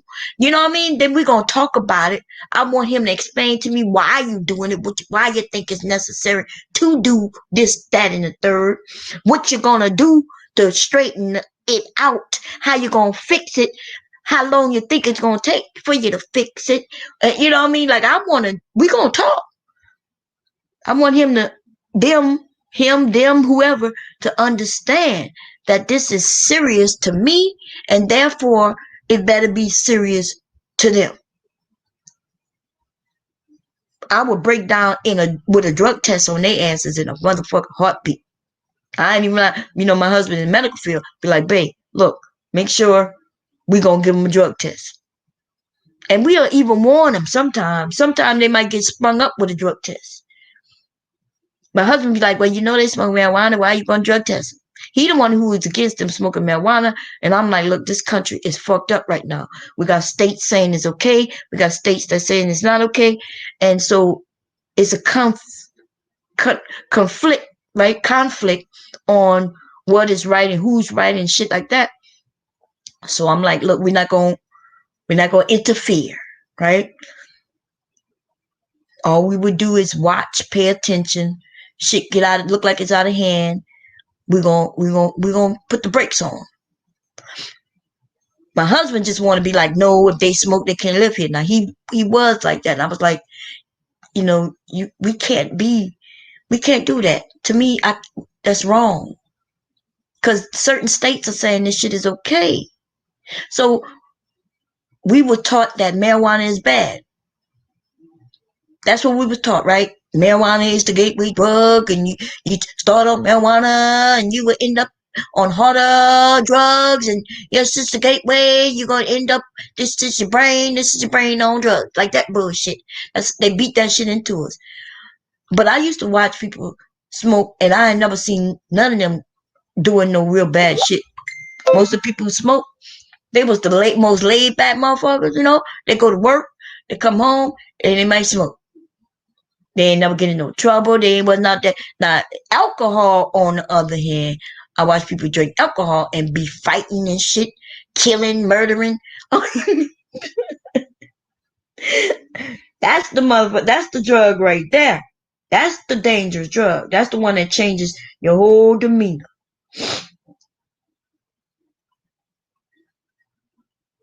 I'm a motherfucking parent in this house, even as they adults. But I know that we raised them with all the tools. Whatever I had to do, I did it, and I made sure that they didn't end up in any kind of system. So if they end up in these systems now, that's on them. You know what I mean? Like I made sure that they made it to a certain age, educated them along the way about what's going on, what's out here in this world, and all I can say is, there you go. Give them the keys to their lives and let them drive it. I got one grandson. And I love him to death. Lord knows I do. And my son is a good father. We was talking about the other day. I told you I like to talk. I go in there and be like, so what you think? Like when he turned 1, which he just recently turned 1, I was like, so a year ago, I was like, a year and a week ago, did you ever think we would be where you are now? And like he was laying on the bed right there, and I was like, look at him. Don't you love him? And he was like, that's my son. That's my boy. Right? I said, did you ever think you'll be a good father? And he was like, he told me he always wanted to be a father. Not now. He didn't want, he said, well, I didn't know it would be sooner than later, but yeah. And he loved his son. Love his son. Take care of his son. And will always take care of his son. And if he wasn't there to take care of his son, yes, I'm sorry. I know a lot of people, oh, my grandmother took care of me. Well, to me, that's a good thing if that's the person. There could be other people who take care of you, who don't really love you, who don't give a fuck about you, and they just want to check. I ain't getting no check for taking care of my grandchild. You know what I mean? If I was taking care of my grandchild, I would just be taking care of my grandchild. That's it. And if I had to twerk it low to take care of his ass, then I will. I'll be a granny, saggy, titty, twerking ass bitch taking care of him if they had to be that way. That's just what it is. To make sure that he also has an opportunity, you know what I mean, to where when they give him the keys, or his mother give him the keys, his mom, his dad give him the keys to his life, that he's on the right track, and he could just set sail or whatever he's gonna do. Just go out there into the world and make a space for yourself. Let me see. I forgot what I was searching. Oh no, what I was searching. Atomic Dog. I found that. White. You wanna ride the white pony? Is it white pony? White pony. I think I found it. Laid back. Is this it? White. It's called White Horse. That's what it's called.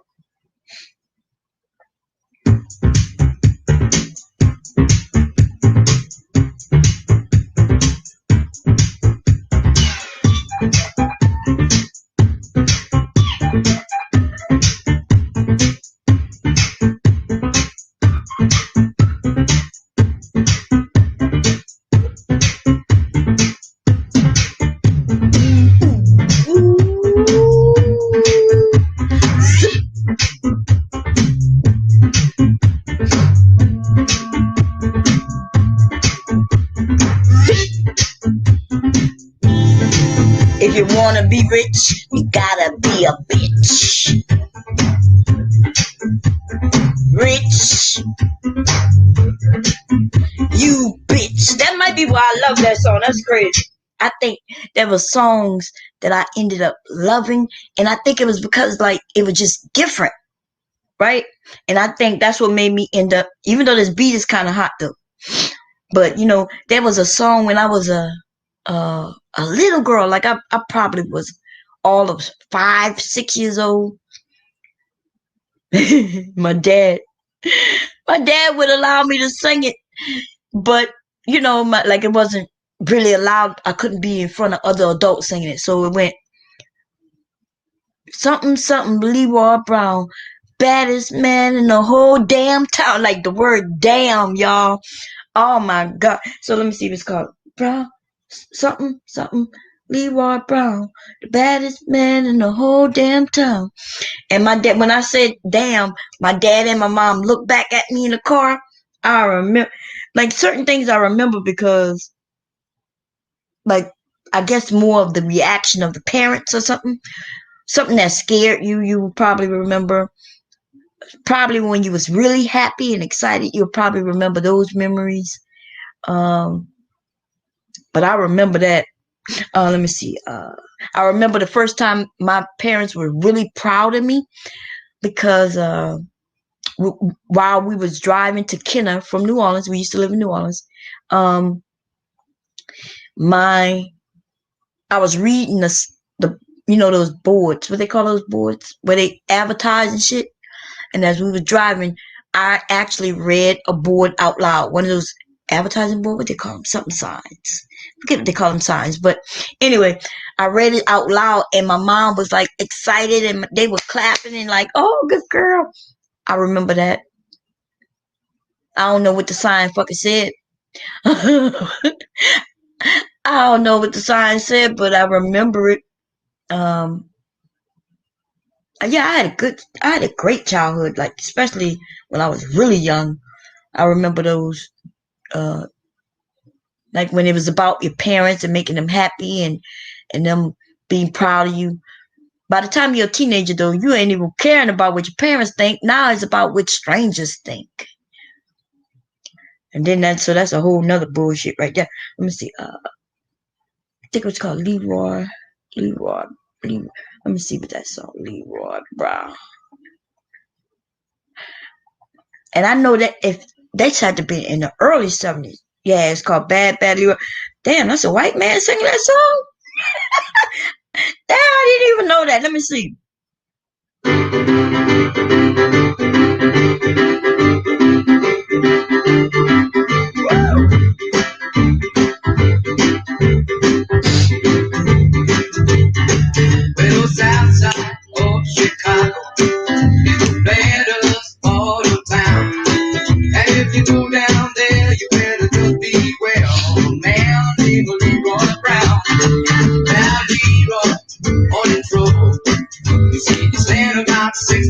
On the downtown ladies on the treetop over on the Memphis on them, sir. I don't know, bad.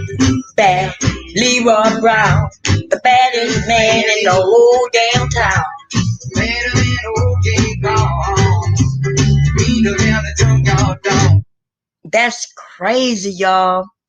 And so, first of all, this came out in 73, which means I was only 2 years old. Wait, no, 73, 4 years old. I was less than 5 years old singing this song.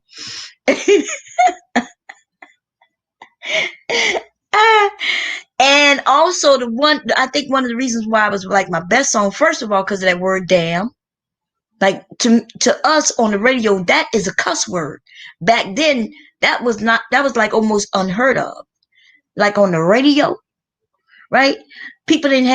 We wasn't streaming no fucking music. In fact, we didn't even have cassette tapes yet. My dad had a big 8-track tape deck in the car. And some of y'all don't even know what the fuck that is. But it's this big cassette. Let me see if I can put a picture up. It was called the 8-track, right? Am I right? Yeah, 8-track.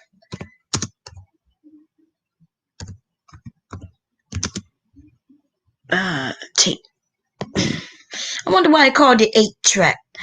It's this big ass thing right here.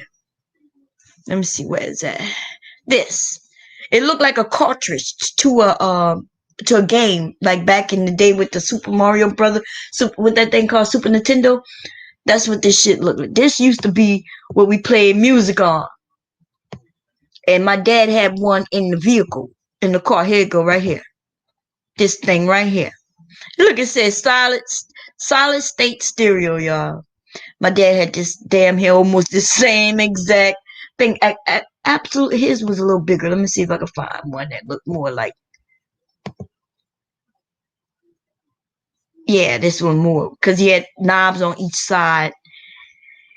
And I don't even think, I'm trying to think if we had FM radio back then. I think they had it, but I think I knew more AM when I was really young.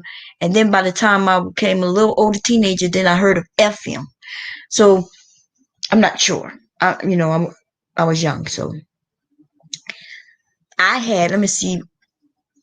Now I know why it's called an 8-track, because if you played it in the house, it looked like this. It was a tape that would wind like that. It looked like Johnny Madison right there. Let me see. I had a record player,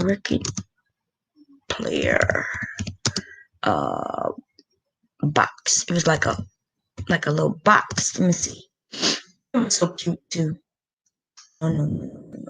It was like a suitcase, like a suitcase. Let's see if I can. It was like one of these. Yep. It was so cute. Let me see if I can. And it was little, and I could close it up and walk around with it, but I couldn't play no, radio records on it unless it was powered up. So whenever I took it, I still had to plug it in. It was cute like this. My mom bought me this like for Christmas, and we were living in West Wego. I know definitely elementary school. I'm thinking 3rd grade, because I remember. No. That's wrong. Wait, let me see. Did I have it when we moved to West Wego? Yeah, I did. For Christmas, I probably was about 5 years old, 6 years old. My mom bought me that. And then records came in 45s, and was it 78s or? Oh no, I can look it up, but I don't feel like it. And then there was a wrestler. Also, why we like this song? There was a wrestler called, and he was my dad's favorite wrestler. He was a black wrestler, and he was called the Junkyard Dog. Let me see if I can find him. I used to watch wrestling with my dad, man. Be up there excited and shit, all into it, man. And that's not because I really liked it. It's because of my fucking daddy. My daddy really liked him. My daddy was, that's him, man. Let me see what happened to this man. He died in 98 in Mississippi. He was born in 52. He was the baddest man. Baddest man in the whole damn town. Meaner than the junkyard dog. Yeah,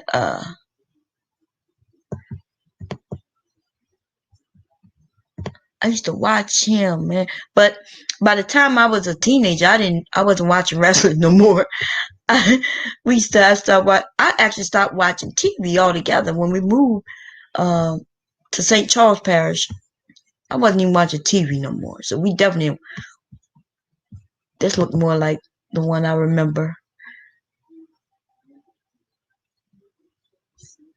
That's fucked up, man. They say not in the Hall of Fame.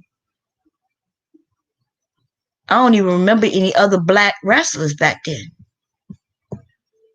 Then I'm not sure if it was the WWE. Like I thought it used to be, because I was young. I used to think it was something local, but I guess it wasn't local. Because even when I asked my husband, did he remember the Junkyard Dog? He didn't even know what I was talking about. So either he didn't watch wrestling at all, or that's what made me assume it was just like a New Orleans thing or some shit. But it looks like it was not. Look like that's the WWE. I see the W and E back there. This is 85. Then he was built like my dad.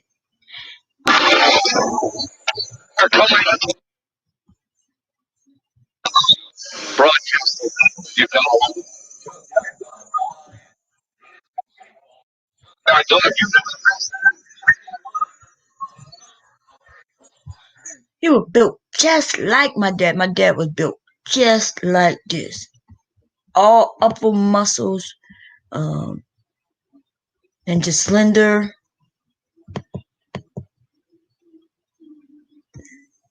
Anyway, let's see. I gotta save this song. Let me save it. Let me see. How do I do that? I'm gonna put this in my. I'm gonna fix it where I can download it later. Okay, let me see what else I was talking about. Boom, boom. Oh, and back then, now before rap, I started listening to rap because like the dog catching all those, the Atomic Dog and George Clinton and all those were the songs that we listened to. That's pre-rap. Rap to me came out probably 80s, early 80s. I'm talking about like real early 80s, right? I remember the first song I remember that I can put my finger on that was just rap. It wasn't a mixture of, you know how they had a mixture of disco, which I could consider disco because I was here when disco was around when I was a kid. Okay, but by the time I was becoming a teenager, that's when rap came, and there was this one song that says the chicken that tastes like wood. I remember the Roaches playing basketball. Like there was just weird songs back in the day, but the chicken that tastes like wood was the first one I remembered. Let me see, chicken. I don't know what the song called. Wait. We playing basketball. That was later. Let me see. Chicken tastes like wood. Chicken tastes like wood. Who that is?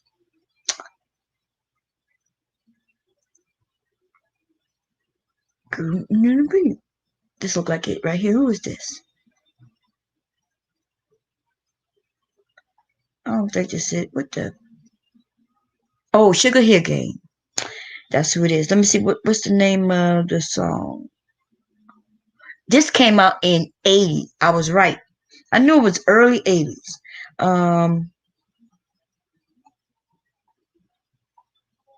And I think as far as I can remember, it was the very first song.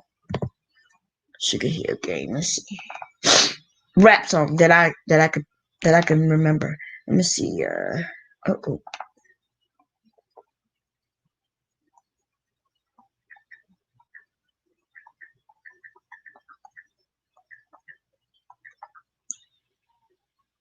Rapper's Delight. Is that it? I think so. Let me see which one of these I'm gonna do.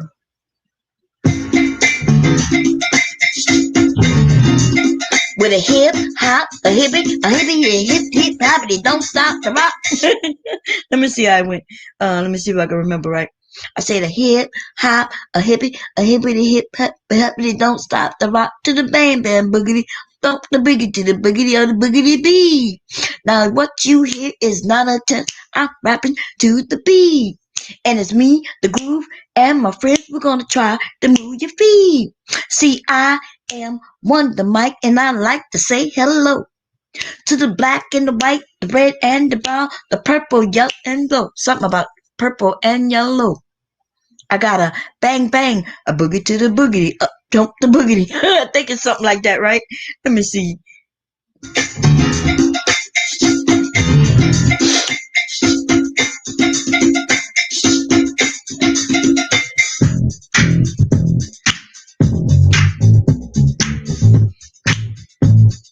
Do, do, do, do, do. To the hip hop, a hip, to the hip, hoppity, don't stop the rock. This shit crazy. And it's crazy because that shit was funny. And then what came right after that? Looked like he had one in 90. That's 80. That's 81. Let's see what this is.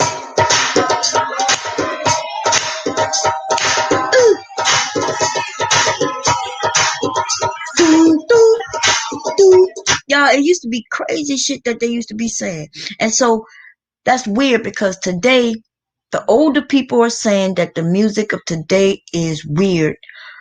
When the music back then was weird. There was crazy songs.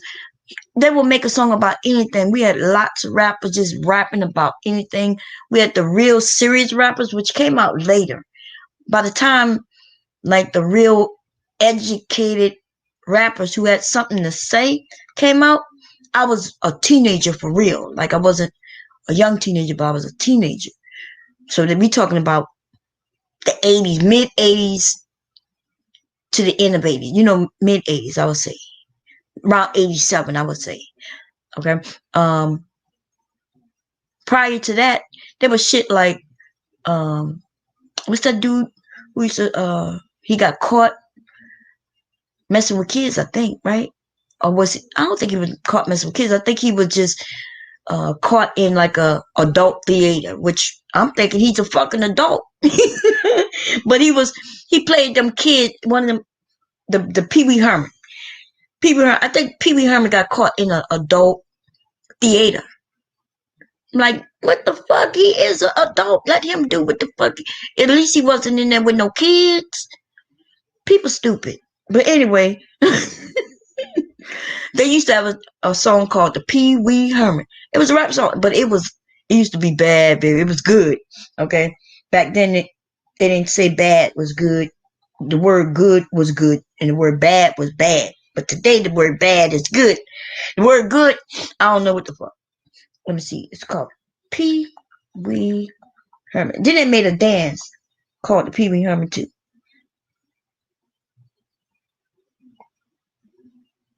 Now, let's listen to it. This says in 2019. Like, I've started bringing this shit up a few years back, and then they started redoing them. No, this something else. I don't know what this shit is. I think it was called the Pee Wee Herman Dance, right?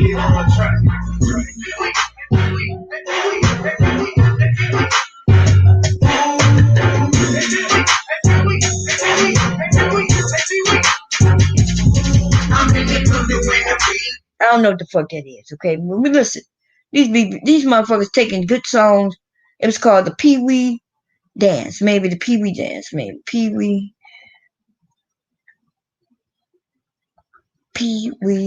Dance. I don't know what the fuck that is. They're not fucking with these people. Yeah, it's by Joe Ski. Came out in '86. This shit was good though. Do do do do do do do do do do do do do.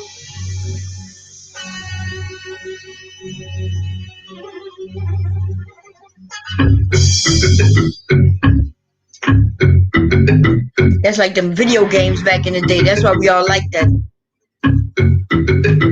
Get busy, y'all.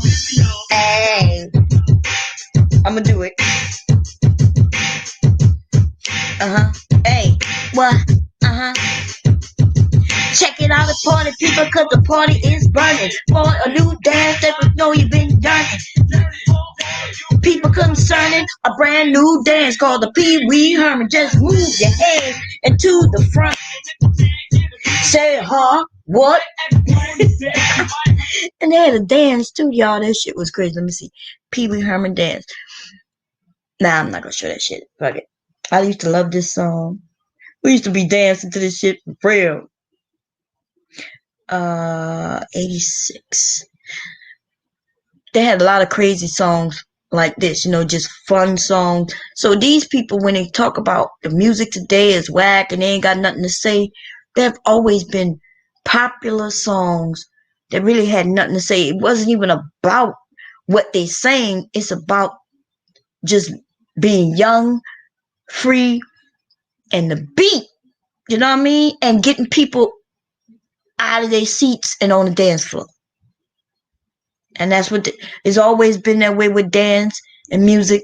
And I don't know when we get older, the old people start talking about, oh, I don't like this new shit. But guess what?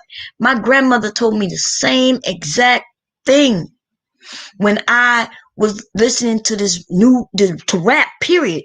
It was like, I remember my grandmother saying, what's that jibbity jobbity jibbity? What's that jibbity? What's that? She said it just like that. Because I laughed. I thought it was funny. And I was like, Grandma, this music. Nah, get that jibbity jobbity out of here. And I think what happens is as we get older, our brain process things differently unless you keep your brain fresh, right? So when I listen to this new music, I understand every word they're saying. I understand what they're saying. Today they just have different terms, right? They make up terms like this. That's what's fucked up. Back in the day, music used to teach us the different codes and things to say and how to act in our community. Today, though, the music is so fast. It's here 1 minute, gone the next because another song that popped up. That, yeah, you can't keep up. Talking about it, they dripping. Motherfuckers talking about I'm dripping. I used to think, like, what you dripping from? We're like, what's wrong? You got an infection or some shit? He's been I'm drip, my drip. But right before drip, what it was, like it just changes so fast. Right? There was the diamonds glistening, or what was it? Before they were dripping, what was the term right before that? God damn it. Had something to do like had something to do with the like the rhinestones glistening or shining or something. I can't think of the term right now. I could put on a song that'll tell me, but I don't feel like doing that. I know if I put on a Drake song, baby, I know it'll tell you. See, you could keep up with Drake. Drake gives you, first of all, I think he be putting out a lot of these goddamn terms. The nigga right there, boy. And Drake, hotline bling. Remember he came out with hotline bling, so people started blinging, even though the person who brought bling out there was, they came from New Orleans. Bling bling, that's Lil Wayne and the Hot Boys. You know what I'm talking about? That's right. Damn, look at all these Drake albums I have. I love Drake. Undeniable. Started from the bottom, now we're here. You gotta be from the bottom. You know what I mean? You gotta be from New Orleans to even know what that meant. People didn't like, what you mean from the bottom? They call New Orleans the bottom. Down here, yeah. Not, yeah, anyway. I know a lot of people didn't know that, but that's okay. Let's see. I think his favorite album to me from Drake is probably, if you're reading this, it's too late. I think that's my favorite album from him, boy. He had energy, legend, no dots. This nigga, boy, buzz on it, baby. Yeah. You goddamn right. I know all the words to all these motherfuckers, right? Ah. When I pull up on a nigga, tell that nigga bye bye. I'm too good with these words, watching. Oh, Six God was awesome, huh? I'll admit it, I'll admit it. I admit it, I admit it. Watch your motherfucking tongue, boy. Yeah, hurt, boy. Here go another motherfucker that don't understand the concept of putting money first, boy. I'm about to hit you with the work, boy. I'm about to hit you with the work, boy. I hate coming through stunting on niggas that I know. Wait. Yo, what's good, man? This your man DJ Orator here. Wait a minute. Oh, this shit right here, back to back, man. That's when when he was doing that shit right there, when he was dissing Meek Mill, baby. I'm sorry, that shit was funny. Okay. Oh man. Oh man. Oh man. Oh man. Not again. Not again. Yeah, I learned the game from the West. You can never check. Back to back for the niggas who didn't get the message. Back to back like a woman, back to back like I'm Jordan on 97. Very important and very pretentious. When I look back, I might be mad that I gave this attention. Yeah, but wait, heaven on my conscience. Yeah, and fuck you left the point no options. When a nigga go insane, gotta make it another fucking frame. You gon' make me buy bottles of champagne. Hey. You gon' make me go out of my fucking way. I waited 4 days, nigga, where y'all at? I drove here in the race, playing ARM. I'm not sure what it was that really made y'all mad, but I guess this is what I gotta do to make y'all rap. I mean, oh, can't approve to the end. Second floor, to the this for y'all to think that I don't write enough. Ain't this man, cause I got the Midas touch. You love her, then you gotta get a world tour. Is that a world tour or your girl's tour? I know that you gotta be a thug for her. This ain't what she meant when she told you to open up more. Yeah. Trigger fingers and Twitter fingers. Yeah. You getting body by a singing nigga. I'm not the type of nigga that the type of niggas. Shout out to the bosses and the big niggas. What? When he said, shout out to my boss bitches. Wifing niggas. That shit right there. That's what killed him. You know what I'm saying? Meek Mills got slapped all around in this motherfucker, right? He said, make sure you hit him with a prenup. Yeah, he got smacked. Yeah, he got smacked. With a prenup. Then tell him to ease up. I did another one. You still ain't did shit about the other ones. Got the drag in me going back to back. Yeah, going back to back. I got a drink in me going back to back. Yeah, I'm going back to back. I don't want to hear about the seven. This shit was funny. God damn. Anyway, let's see. What was the one before this though? Let's see. They called him a singing and they was telling me singing and shit. Like I was like, God damn, baby. Why you had to do it? They didn't have people questioning Drake. Because Drake sings. And when he pops on the scene, it was something different. And yeah, I questioned his little talent too, but it didn't take long from the win me over, baby. It did not take long. Going back to back. Okay, let's see. In fact, he puts out albums and the whole goddamn album just be, song after song after song. I don't know what it is about him, and it's the way he rap. It's just different. Views is nice too. This nigga started talking about controller. I was like, God damn, dude.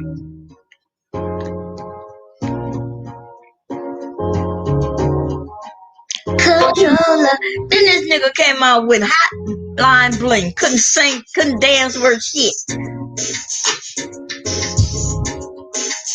Controller. Right. I just changed. That's crazy, man. I quit. Okay.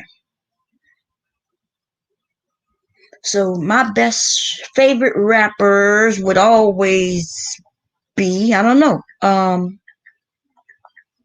Lil Wayne. But I'm gonna be honest, Lil Wayne, yeah, favorite rapper. And Eminem, I'm gonna be honest, no. Eminem is just not my flavor. That's all. It just, but him and Lil Wayne together was hot, right? Together hot.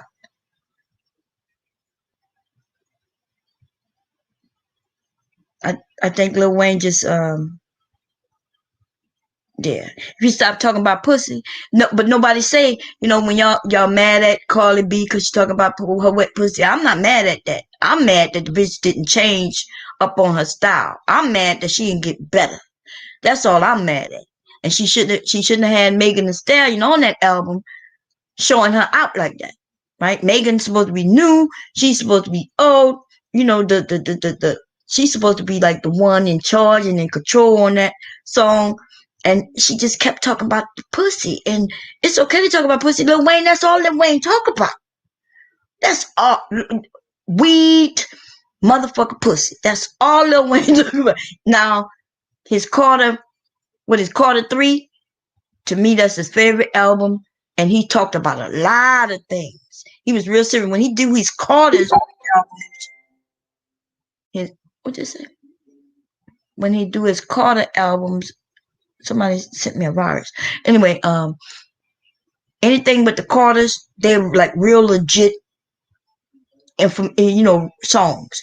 Mostly everything else is like remixes, right? He use other people's beats and redo some shit like that. He's good at that.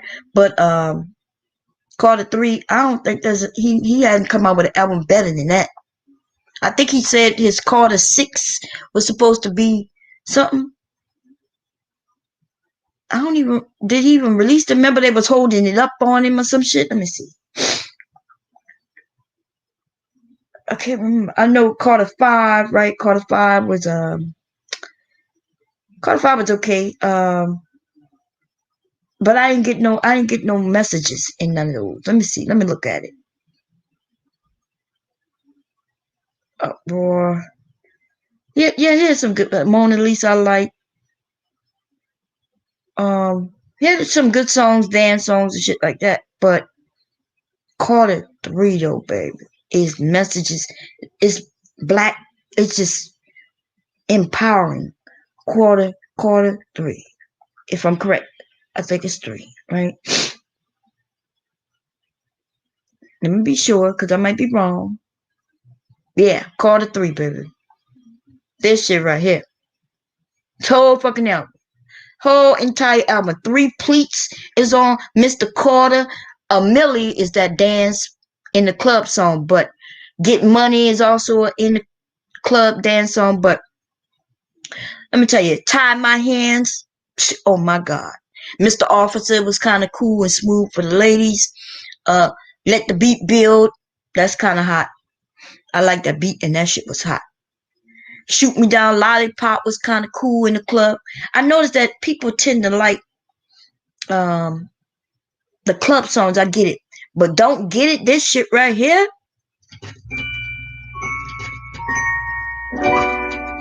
Baby, you understand me now.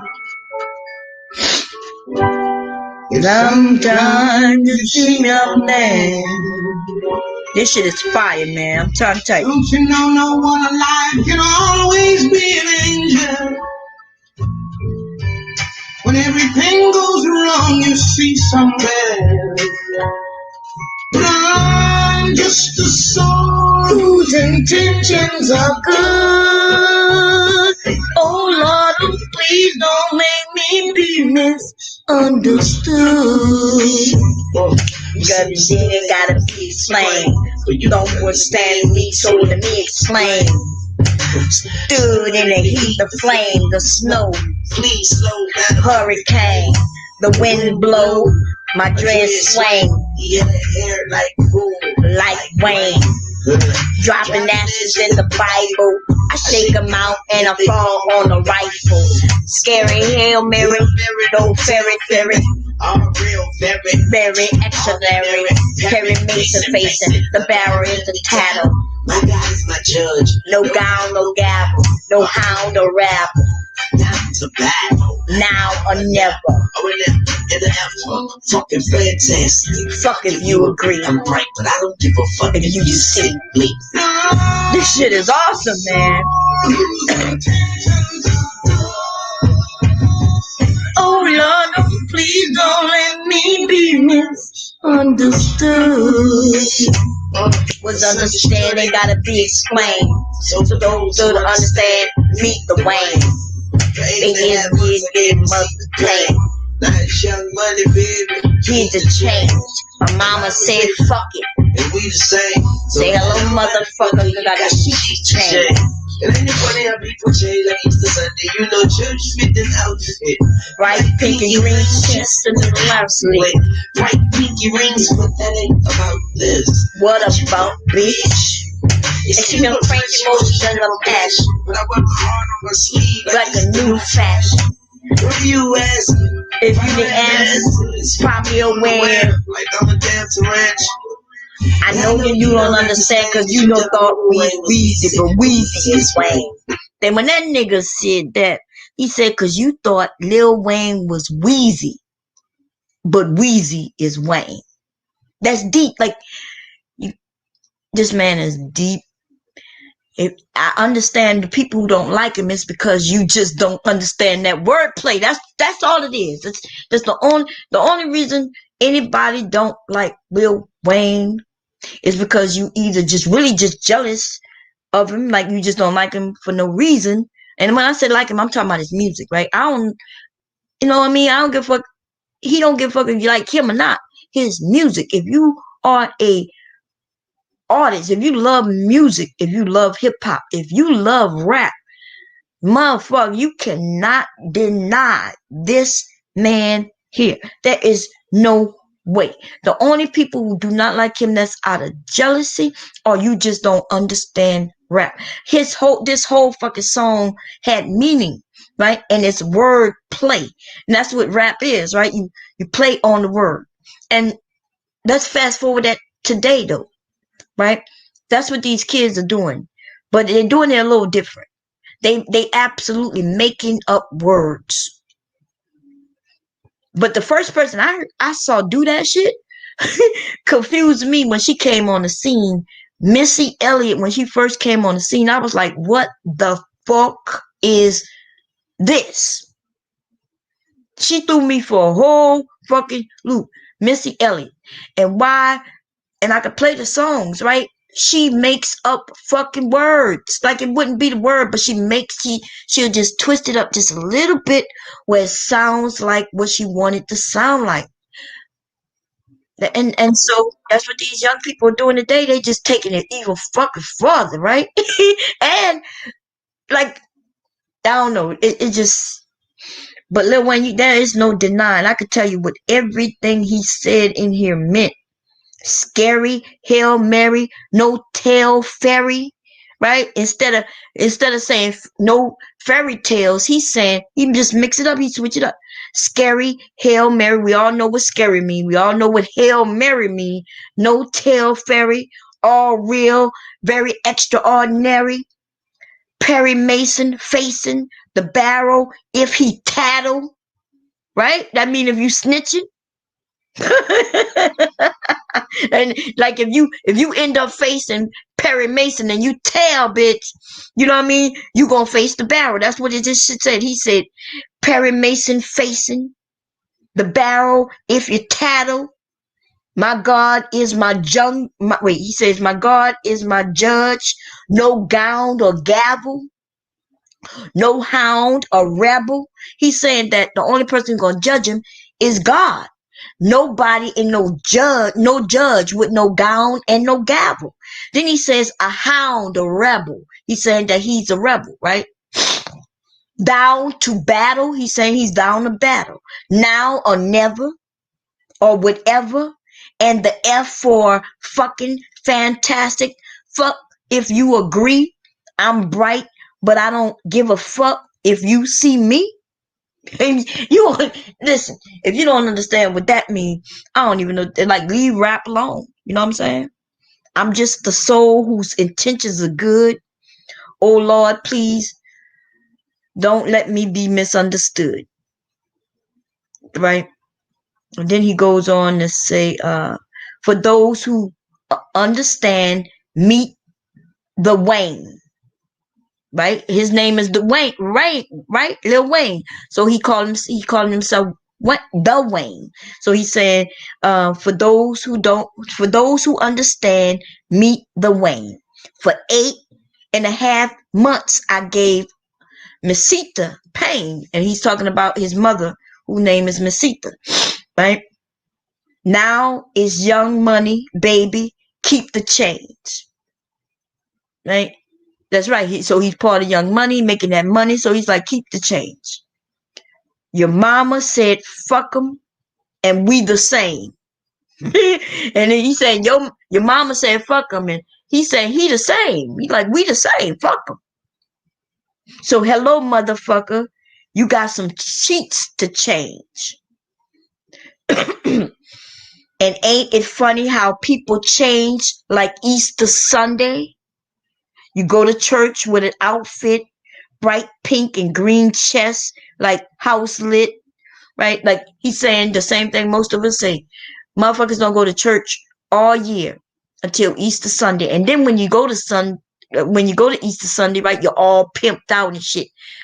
Bright pink and green outfits, the house lit, bright pink and rings. But that ain't about this. He's saying, what you want, bitch? Excuse my French, emotions, and my passion. But I wear my heart on my sleeve like it's a new fashion. What are you asking? If I don't have to answer, it's probably unaware, like I'm a damn tarantula. This shit is, listen, this is one of my favorite songs. But this whole album is fucking hot, right? Shoot Me Down.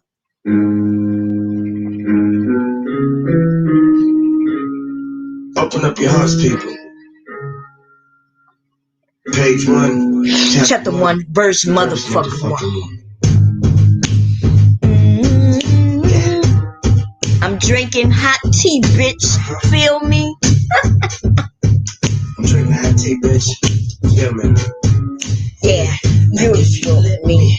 You won't regret me. Shit, if you let me, you won't forget me. Remember, if you don't, then ponder. There's the reminder. It's kinda hot. I'm signing. I sweat money in the bank is my shower. And my pistol is my tower. Stop sweating me, coward. And I would Die for hours, ride for hours, supply the flowers. This is history in the making. So shut the fuck up and let me make it. Please don't shoot me down, 'cause I'm flying. This shit is hot, man. Like, if you didn't understand what he just saying, he was like, look, bitch. Here's my book. This is what it is.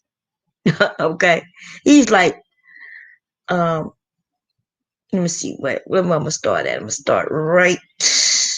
He said, page 1, chapter 1, verse motherfucking 1. And then he goes on to say, let me see. Yeah, if you let me, you won't regret me. Shit, if you let me, you won't forget me. Remember, and if you don't, then ponder. Hold up, pow, pow. There's the reminder. So he's like, I'm about to shoot it to you. Hey, listen, here we about to get it. And then he says, it's kind of hot. I'm sauna, like a sauna. I know some of y'all don't get it. Anyway, a sauna gets hot. You know when you get in the sauna. He said, I sweat money, and the bank is my shower, and that pistol is my towel. Right where you washing yourself off with the towel. So stop sweating me, coward. And I would die for hours, ride for hours, supply the flowers. He's saying, look, I would die for our shit. He's saying he'll die for what's his, right? And he said he'll ride with you for hours. And he will supply the motherfucking flowers. You know what I'm saying? If he had to put you 6 feet under, he'll supply the flowers. He okay with that? He said, this is history in the making. So shut the fuck up and let me make it. And then you go on to the chorus. Please don't shoot me down, 'cause I'm flying. I sweat this tea is at, wait, where I'm at. This shit is, I love this song. I do not love all Lil Wayne songs. No, I don't. But his older songs, when he was Lil Wayne, like the youngin', he was on fire, baby. Okay? He used to have some shit to talk about. But now it's mostly just shit, you know, talking about pussy. But that Carter 3 though, that shit was that he talking about a lot of things. Okay? Which one? My very favorite song on here is it Tie My Hands? I think. No. I don't think so. Wait. What's my favorite? 3 Pleats. That's my favorite. Yes, sir. Not gangster. Even if they stop me. Even if they stopped me. Even if they stopped him, he's saying. Yeah, I'm on it. I'm on it. I'm so on it. Whatever you want, you can get it tonight, ho. And all night. Maestro. And fuck a right, ho. I'm mother. I don't give a motherfuck. Run up in a nigga house and shoot his grandmother up. What? I don't give a motherfuck. Get your baby kidnapped and your baby motherfucker. I said Q3, bitch. Better get the supper up. Probably roll like I'm trying to use some guts. Fuck it up, beat 'em up like a million uppercuts. Got a million duffel up and the fuck. Get on my level, you can get on my level. You would need a space shutter or level. That's forever, however, I'm better. If not now, then never. Don't you ever bitch on me. And let your about to suck my dick, bitch. Swallow my words, taste my thoughts, and if it's too nasty, spit it back at me. 2 more inches, I will bend in that casket. According to the doctor, I should have died in traffic. Bounce right back like the bitches like magic. Abracadabra, all on the badra. How you do this shit? Look at me like a man. I control hip hop and I'ma keep it on my channel. Watch me. Bitch, watch me, bitch, watch me. They did not see me like Hitler. New Orleans nightmare. Money so old, it's growing white hair. Young money, baby. I'ma make sure we ball till we fall like tears. And put her in the heels. I told my mama we see better days. And sure enough, I told her see her in a better place. When I 14, I told my mama we see better days. And sure enough, I did exactly what I said. I told my girl, if you fuck me better, fuck me good. Cause if another girl could, she gon' fuck me good. I'm sitting at the table. But there's nothing to do it to it. And I can get straight to it like there's nothing to it. Yeah, I got game like Stuart Scott. Fresher than he's being shot. it was boys in the profit. Everything stopped it. But you can't fool me. I know what you watching. Me, you watch me, you watch me. Cause I be Weezy, must see TV, C3, this me, I'm me, times 3, so retreat or suffer defeat. I'm back, 3 please, C3. Yeah, this shit was all, and that's the first song on here, and it's the perfect song on here. Cause I'm 3 times 3, that's me.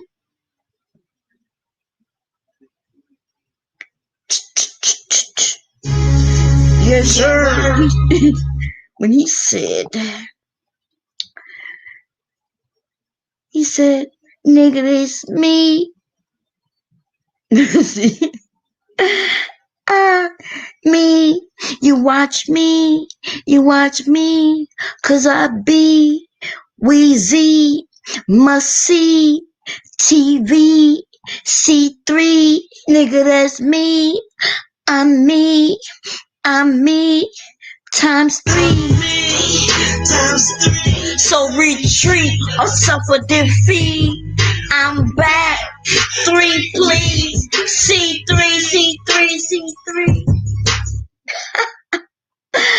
Oh yeah, baby. Okay, we're gonna move from him. To me, that's the favorite album. Of course, he had some nice albums prior to '08, right? There's some music I can't even find. Lil Wayne just had so so much music, right? And if you some music you won't even know about unless you was in the area. Also, what I found out, what I realized is that there's music that lists years, but this music was out way before. Like if we go to Master P, which people are talking about Master P lately, Master P had songs that were out for a couple of years before they end up going into a actual studio and putting that shit onto some real vinyl for real. You see what I'm saying? So when I look and I say, wait a minute, when they said that this song came out in 90 something, I'm like, fuck that. No. Like before I even married my husband, I was already playing this shit. Like I brought that music on the East Coast. I brought that shit to Missouri. Then I would come up here up north and play that shit. People never heard these mofos. Right? And that was in this shit was like in the 80s. Like the late 80s, of course, like 89 maybe. Shit, sooner than that. I'm thinking maybe around 80. Let me see, I was in military 88, 89, let me see, 89. I already had that shit. Let me think, because I'm wondering if I was married already or if I wasn't married. Yeah. If I was married, then it's around 90, early 90s, right? Like 90 or not 90, 91. But yeah, but there's some of these songs saying it came out in 95 and shit. Some of that shit did come out. Like I remember when what his name came out. It's not Lil Wayne yeah, Lil Wayne them. Master P was almost done. By the time Lil Wayne them came out and was busting it down with Baby and all them motherfuckers, Lil Wayne was Master P was done. I think the last thing I heard from Master P for real was, when he was doing that woody woo. I came to Delaware with that woody woo. Get your roll on. Who is that? That's not Master P. Look at your roll on. And when Get Your Roll On came out, I think I was newly married. They say 2000, but let me see. I came up here 2000. Nah. It says that it came out in 2000, but I had that shit way before 2000. It had to been like 90. I'm thinking. Let me see. My son is 4. He's 4, right? My other son, 94, 96. I got that job in 98. Yeah, Get Your Roll On probably was Big Timers. That's what they call. Big Timers came out. But of course, I was in New Orleans. They say in 2000. I see I Need a Hot Girl saying it came out in 99. Wow, I'm dry. Yeah. It's a hot girl.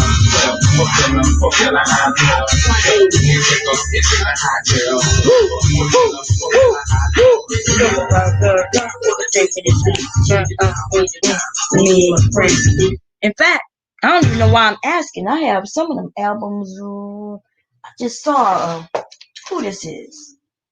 This is a C Murder. Barcelona. This the actual DVD. This says, oh man, I don't have the little case. This says 99 on it. Let me see. This used to be my song, boy. I book these hoes on the show. They didn't know what to do up here. Up north, they was just, this shit was new to them, baby. I was rocking that shit. They didn't know nothing about it. I used to go to clubs and bring the music with me. Cause up here, up north, y'all shit was whack. Y'all did have Jay-Z, and y'all had Jay-Z and Nas was going back and forth. But I didn't understand none of that shit. I'm like, what the fuck is the music? The dance music, like the music where when you play it in the club, people get up, cause you ain't dancing to no Jay-Z bullshit. Now I'm not. His shit was smooth. I have his first album too. I even bought it. Jay-Z song out the back of this nigga was selling his shit just like Master P. When they heard how Master P had made that money, these motherfuckers up here was doing the same thing. Now I'm not saying that they wasn't doing it already, because people used to sell their little shit back in the day themselves. Everybody was doing that. But people had heard that Master P had made $1 million straight out the trunk of his fucking car, yo. That was with help of people like me, and it was a lot of us when we started traveling, right? When we started traveling, they would give us the samples, they would give us the songs for us to travel with, especially if they found out you was in the military. And if you was a hot girl who could get in clubs, you know what I'm saying? And you could ask the DJ to play some shit and give it to them. So they would give it to us. But let me see. I Get You Roll On. This shit used to be hot.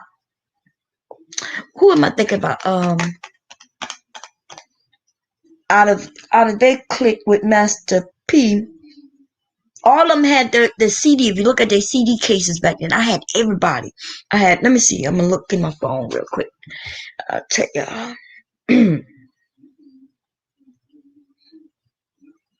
Because I think it's some of them that most of y'all don't even really know. Let me see. Gotta go to my library and not my playlist, I'm sorry. I gotta go to my artists. No, let's just go albums. Let's do that.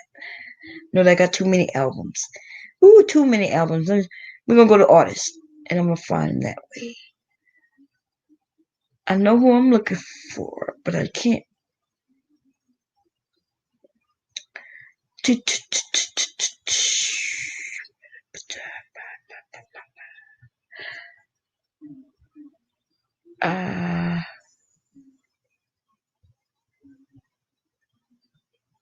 Baby Boy the Prince. He came out around much later. Let's see. Big Chew, Big Rita, Big Bud, Big Sean, Big Timers.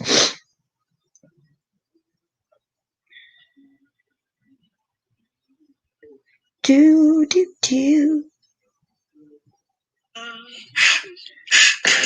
what's up? What it be like? Fresh was had. It's all gravy, baby. Let's go. The block is hot. What's up? Oh man, it's magnificent. It's magnificent. That nigga said it's magnificent.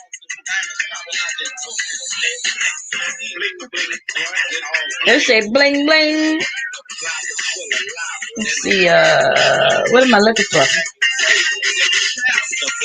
like a barbecue at Satan's crib. You heard me? I'm loving that. The block is hot like the downtown clinic. You heard me? What's the name of that goddamn song, man? Rain is God driven. So I brought see Murder Living Legend. So this Barcelona used to be my it's probably around 2000 though. They say it came out, yeah. I remember I had that job and all I was doing was play. I was angry around 2000. I remember being pissed off, right? And so I used to play Living Legend. I used to play this whole album. I was pissed off at this job I used to go to. I used to be kind of threatening them bitches with my music. But like they lucky I got this music to keep me calm. Because right now I wanna fucking blow this motherfucking place up. I was angry. The military, I was going through the military bullshit. And yeah, it's music that kept me sane. Okay, let me see. I know who I'm looking for, but I have so many albums on my phone. That's what most of my memory. Let me see how many albums I have on this shit.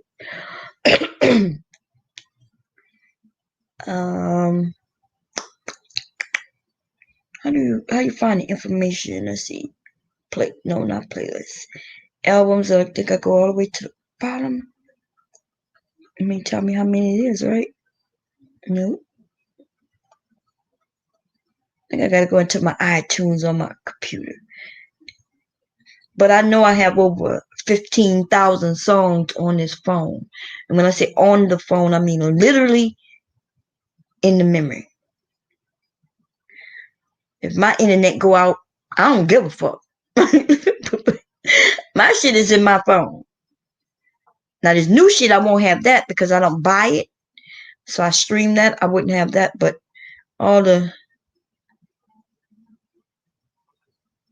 me and my husband used to collect albums. I'm gone, y'all. I'm hungry. We had lasagna last night. My husband cooked the lasagna. And I know he probably made the spaghetti and meatballs. What I mean? I need a freak. Yeah, that's some stupid shit. Y'all be talking about WAP and shit, but let me tell you, I'm gonna just tell y'all, these niggas be talking about pussy and weed, slurping. Y'all talk about drugs. Like nobody's on here beating up on the men for talking about drugs and killing people. We used to it. We just deal with it. Motherfucker, these women, they talk about their pussy. You goddamn right. We're not talking about we selling drugs, and we're not out here talking about murdering people. We talking about making a come up, getting a bag, and the use of our vaginas. Now this one. Being good, I'm a bad bitch. I'm sick of motherfuckers trying to tell me how to live. This I don't know that she hot. Okay. And then she ended up getting shot by some niggas who always talking about doing drugs and killing motherfuckers. What his name is, Tory Lane? I don't even know who that fool is. Let me look. I know I've seen him being featured on some songs that I listen to, but I don't have no albums of his. Let me see. You sleeping? What time is it? 11 o'clock? Oh shit. Let me see what Tory Lane.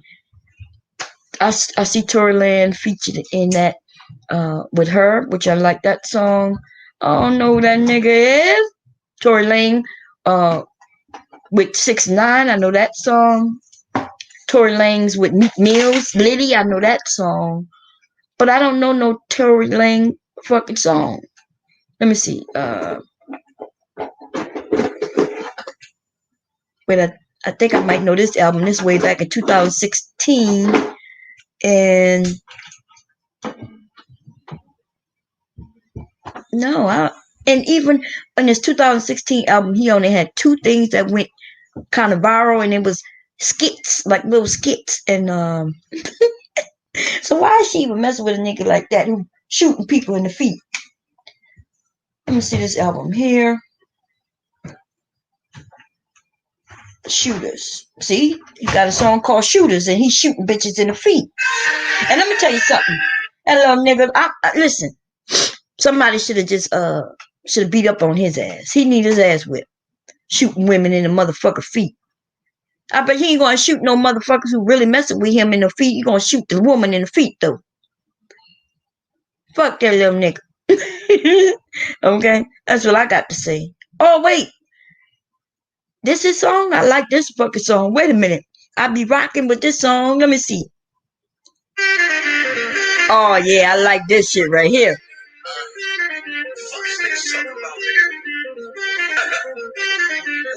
Woo, woo, woo. I ain't been broke in a minute. Yeah. I ain't been broke in a minute. Don't get offended. Tearing up brother's business. Fucking a hole in the kidney. Dancing the chicken. I'm gonna finish. I'm fucking finish. Working the dentist. Me, regular civilian. Naked chameleon. Minute. Hitting the bitch in the finish. Okay. I ain't gonna lie. I like that song. I didn't even know that was him. I just know I like the song because he ended up on one of my playlists. But that's it. Like the rest of these motherfuckers, I don't even know. Let me see. I might have to listen. But I tell you this. The nigga shot a woman in the feet. In her motherfucking, not just 1 foot, he shot her in her feet. I know I'm laughing, but I'm not laughing at the situation, yo. I'm laughing that shit is weird ass shit. The nigga probably, listen, this is how I envision this shit. And I bet you this is exactly how it is. The little nigga, mad for whatever reason, right? Because she said she was already out of the vehicle, which we know that to be a fact. Because how she got shot. She wasn't in the car when she got shot in the feet.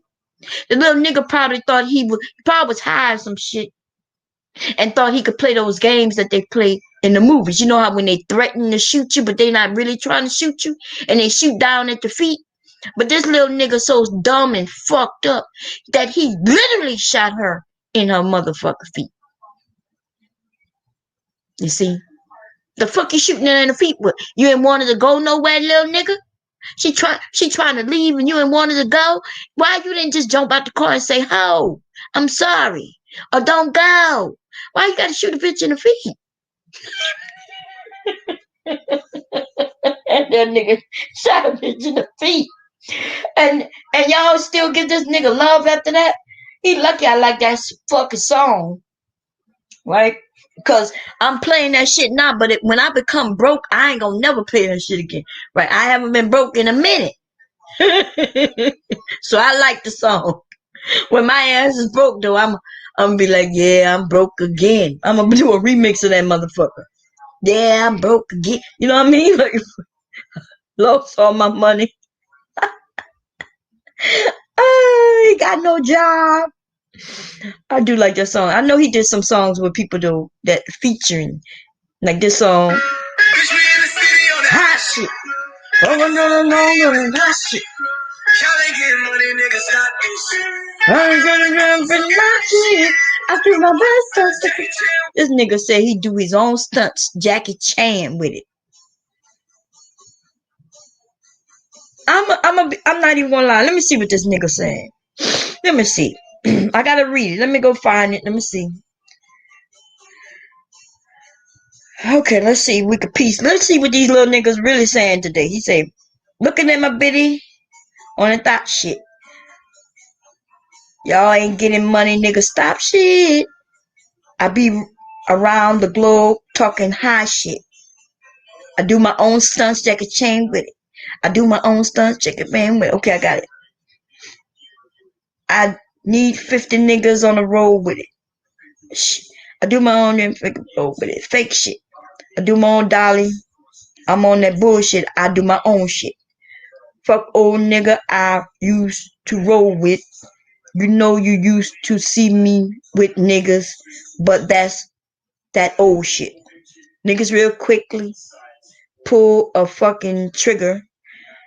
Fat nigga definition of a real nigga. Fuck nigga. Quit you fucking hating nigga. Bitch nigga. Definition bitch nigga. Now look at the way he says it. Let me see. Now while I'm ready to balance, I didn't know a nigga jacking. Now you riding. I got this 450. This shit up in my hip. He insane. Then he mentioned Bobby. These niggas be getting wealthy and then they do some fuck shit. They get a little money and then continue to do fuck shit. I would assume that a dude like you done probably been doing some shit on the block for some while, but you done some real shit. You came up on some shit. That Bobby Smyrna, remember that one song? I forget the name of it. That it went viral. Like the nigga just started making money and had opportunities. What the fuck you still on the block for, dude? This is what I'm talking about. But I get it though, right? That's all they know. Like old dude, who that was? They said that it was somebody. He was with a group. Then when things fell left, he decided to move in the hood, even though he had some money where he had to move in the hood, and ended up buying dope so he can sell dope. And then somebody came to rob him. And I remember the story. I think I looked at somebody, what that guy named, that white guy who be talking to the hip hop dudes. And the guy told the story. He went on there and told the story how he ended up running. He ended up killing some people, but they came in his house to raid him or some shit, right? And his sister was there, and he ended up leaving his sister and realizing his sister was in the house and going back. And I'm thinking, dude, the fuck, like you was a part of this group where you had some money. Now, let's be honest. These dudes get ripped off for their money. They do. No matter who they with. You get ripped off for your money, but you still got some money. You might not have millions, you know what I mean? But you got enough money to do better than you was doing. This nigga took his little money and buy drugs so he can just be a bigger dope head. And I think he admitted that it's all about, it's all about the flash. That's why they do it. I forget the dude. Like they had a couple of they wasn't big rappers, but they did have some songs that went viral. I forgot who it was, but anyway. Just like old dude, the one who had, when you did the Superman and all that bullshit. What's his name? I forget his name. He's dude stupid. And then what was that little dude name when he was little? My son, what he was, Jump? No, not Jump. What is, he was with Snoop Dogg when he was a kid. What was that little dude name? Now he's a grown ass man, but acting like he bigger than he is. I'm like, dude, what, you ain't got to do all of that. And then people, Bow Wow, Lil Bow Wow, that's what her name is, Lil Bow Wow. I'm like, Lil Bow Wow, why are you doing so much? Just be truthful. People might send you donations, nigga. You know what I mean? Tell the people that you used to be something, but you wasn't really getting paid. They'll feel sorry for you. People might start playing your music and wanting to sample it, but then it don't belong to you, right? So you still wouldn't make the money off it. My little son used to love Lil Bow Wow. Let me see. Bow Wow. Let me see what that song was. I got a video of my kids dancing to Lil Bow Wow. I think it's shit on Facebook. They so cute. They were so young. And my son, my youngest, was jumping up and down like he was Charlie Brown. You know that? You seen that Charlie Brown Christmas when they played, it was the one guy on the piano and they had the one that's jumping up and down. I don't know them Charlie Browns, cause I never really looked at Charlie Brown, so I don't know their names. But whatever that little, the one with the knucklehead and the way he was jumping, my son is jumping just like that. Oh, I gotta put Lil Bow Wow. Let me see. That's why I was saying about to say jump, jump, because my sons were jumping to the song, but I don't know what the name of that little song was. My kids used to like him, and I was okay with them liking him. You know, my kids always listen to rap with me, just like y'all hear. I know some people like, oh, that's a baby. You shouldn't be playing that type of music around him. What the fuck is y'all talking about? It's music. When he get older, he would know that he shouldn't use that language around adults. Just like my children. My children was with me a lot. When I wasn't at work, and if I was in the car while I wasn't at work, that means my kids were with me. And yes, I listened to rap music. Always. Always, especially all of their life. Rap music. I'm not even so much into R&B like that. Right? Because that's where the failures is. The failures is with the motherfucking R&B songs. The R&B people have turned into rappers. You go to R&B when you want to have a song about love and making love, and they don't even have that no more. The R&B is where the disappointment is. The rap is not any disappointment to me.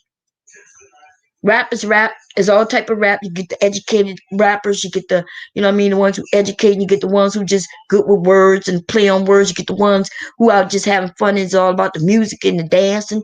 You know what I mean? So they talking about twerking. They make the twerk song. That's just what it has always been. It's these motherfucking R&B songs. Y'all gonna have to name me a R&B singer. And I'm not talking about the big ones. I'm not talking about like the Beyonce, who's an R&B mixture with rap, right? Some kind of way she became like a little rapper.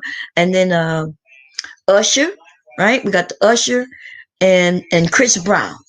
And Chris Brown is turned into a fucking rapper. Who else? We got Trey Songz, right? Which I don't think Trigger Man made something for real in a while. Let me see. And even his ass. That's what the fucking, these motherfuckers, that's what the disappointment is. What's it?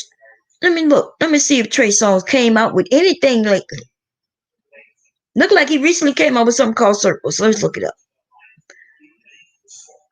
Is it an album or is it just a song? Let me see. And then when they do drop something, it's a single. Trey Songz, the last thing he dropped that I remember is in 2017. They used to drop something every 2 years.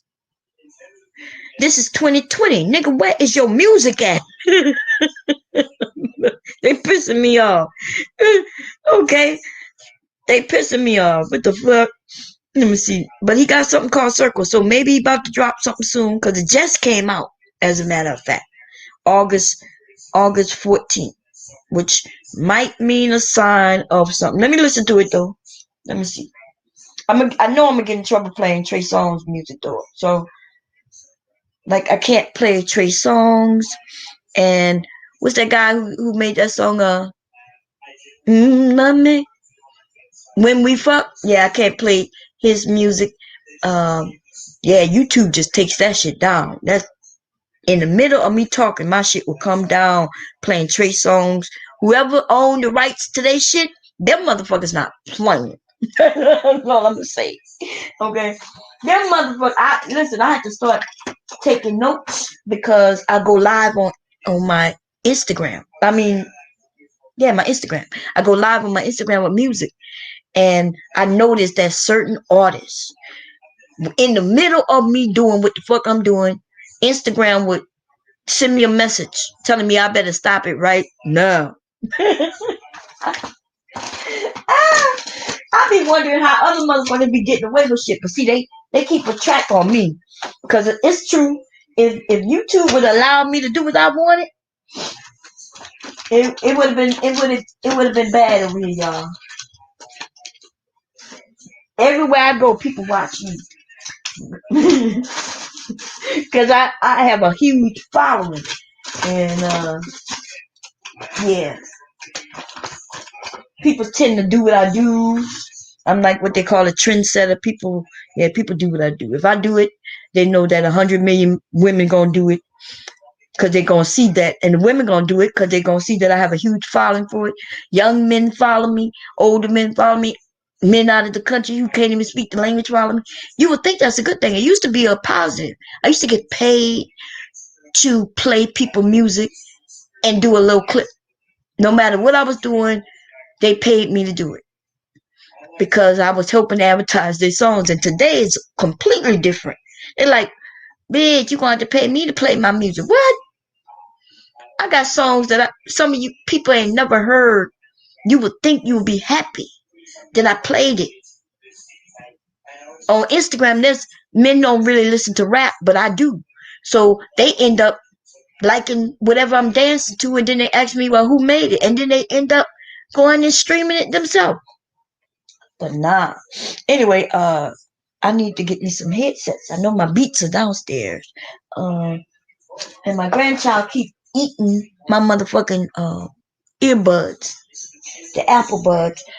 So I don't know where they at. He was eating them so much they had static all in them. I tried to go live with him one day and people was like, you got static. I'm like, damn. My grandchild. My grandchild ate my goddamn earbuds. I gotta wash my hair since I'm gonna meet with which come tomorrow. Which y'all think we going karaoke? Yeah, we gonna have fun. I'm excited because I know she's leaving the following day, and I know I wanted to go to New York, yo. I had planned it, but yeah, I knew I wasn't gonna.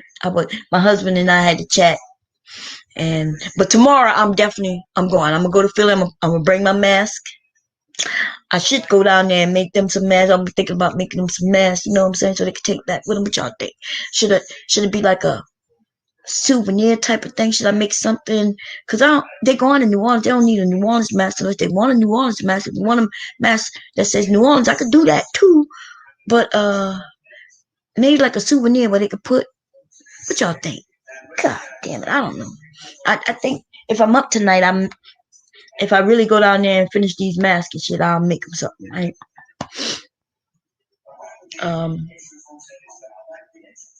Tomorrow I have a doctor's appointment early, which I never make appointments so early. But I went to go to my appointment and they wouldn't see me because I had my grandchild with me. They were like, no, he's too young. I was like, God damn. And I'm out of music. I'm out of medicine. My husband know, you know, I'm out of actual medicine. I actually have I've been holding on to this one all day because I know, okay. And I've been in a lot of pain. I'm gonna take this shit right here. It's vitamin D, baby. The vitamin D3. I don't know what the 3 is for. Vitamin D3, potassium right here. And I have this called black cohosh. Black cohosh extract. Cohosh. Take that too. I should take this shit earlier, right? Take that. So I won't have heat flashes. I take this for my vitamin D for my legs. They say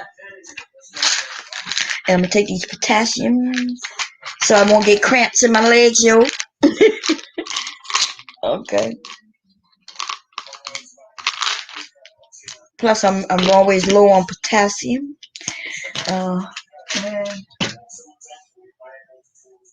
What else? Okay, this is everything. I think I got a couple of vitamin D's here.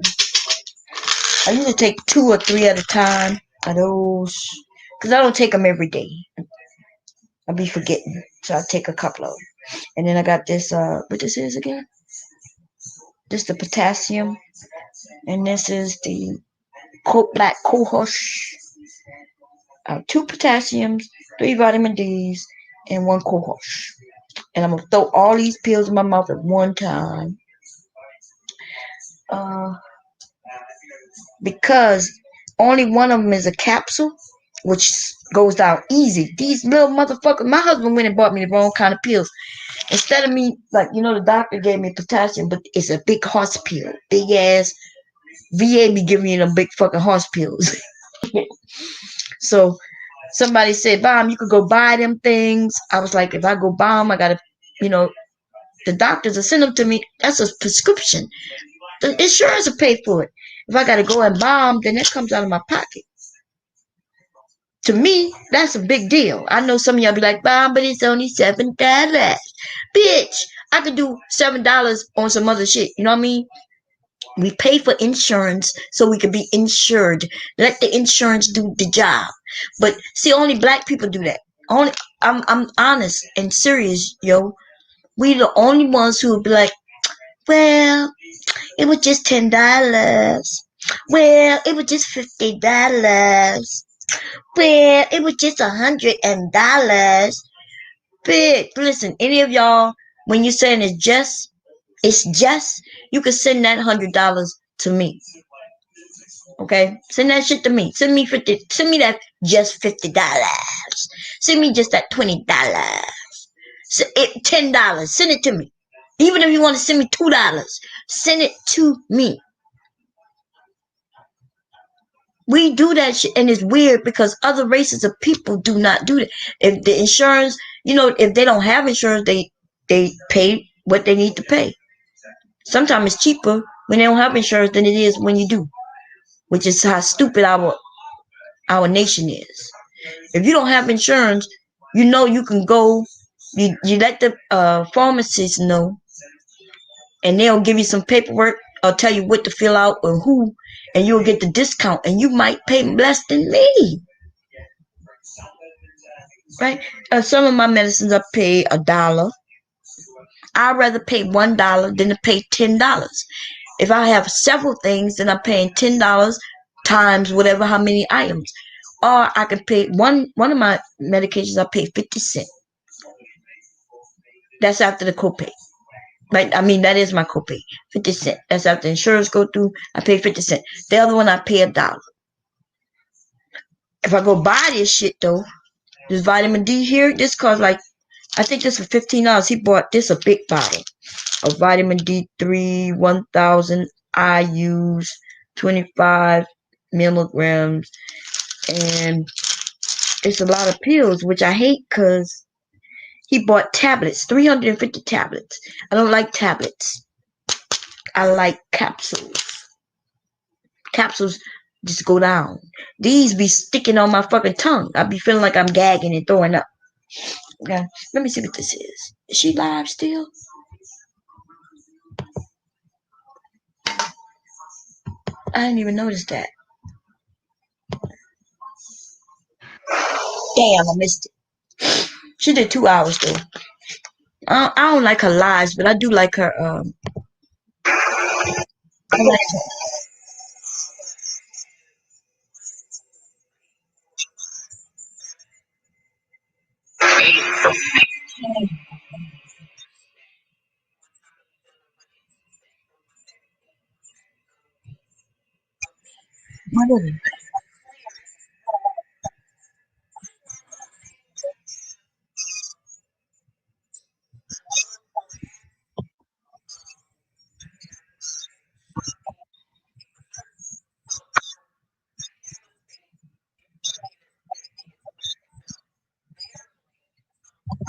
Oh, she talking about bling tonight.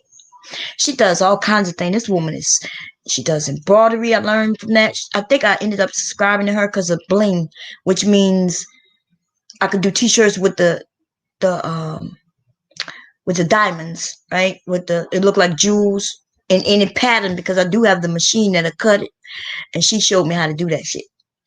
Yeah. And then now she's teaching me how to do my embroidery machine. So I like her. I'm learning a lot. Hey, babe, you in that bathroom a long time. I'll be back. Nothing. Never mind. I'm going to the other bathroom.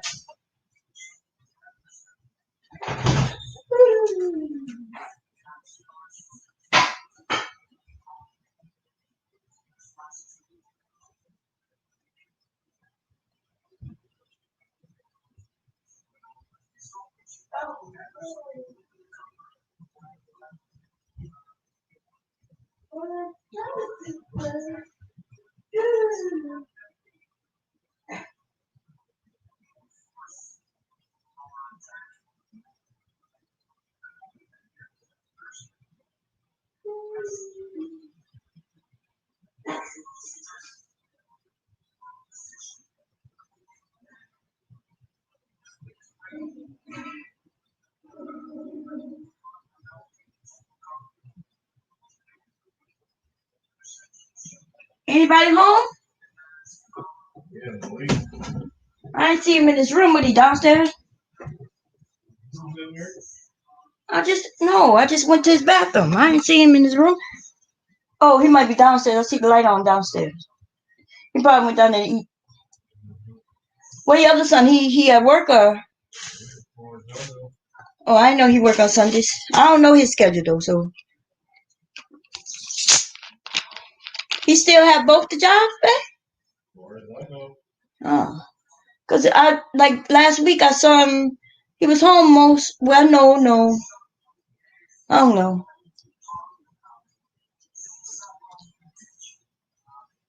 Dude, he like money, so he worked.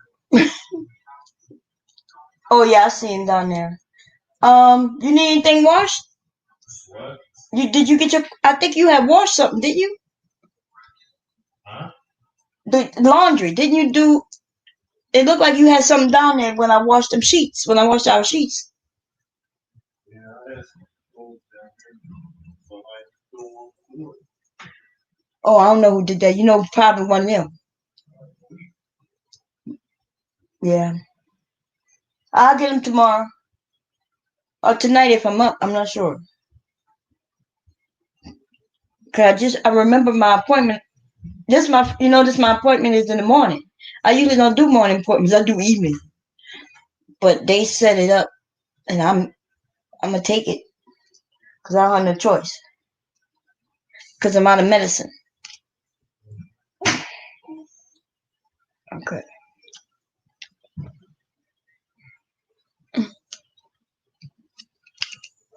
I hate taking pills. I hate this shit. So I'm gonna put all of these in my mouth. Hope none get caught on my tongue. Do one drop. Oh, the God, the bad. Oh, Lord have mercy, excuse me. That was one big gulp, baby. Woo, that was a lot of pills. I don't like these. You bought me these what they call tablets. But they work, I mean, but I just don't, they don't, it's a lot of them though. This is gonna last me forever, but that's the bad thing too. They're gonna last forever because I don't like them. I'm not gonna get rid of them until I use them all, but this is gonna last me till next year. Oh, this is gonna last longer than next year. If I took one every day, one a day, right? This would last me a whole year. That's how many days a year? 365, right? Yeah. And this is 350 pills. That means next year this time is when I'm gonna run out, but I usually take a couple at a time. Like I just took 3. Ah, damn, baby, you gonna have to. Ah, no. I'm gonna take them. And this black, how you say this, babe? Cohosh. Cohosh. How you say that word? Cohosh. Kosh. Yeah, I think so. Kosh extract. It says take one a day, which I do. I think I just took that. So.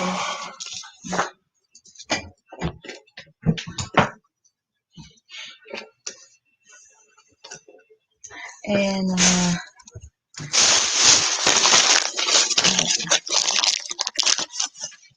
let's see.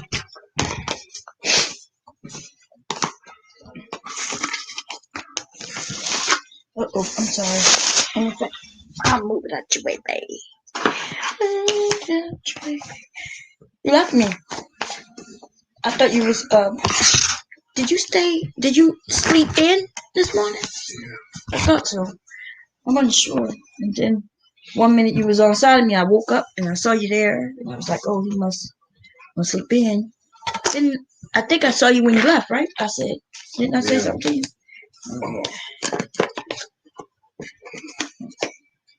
And when my nipples still hurt, baby. And these raisins are salty. Oh. Good night.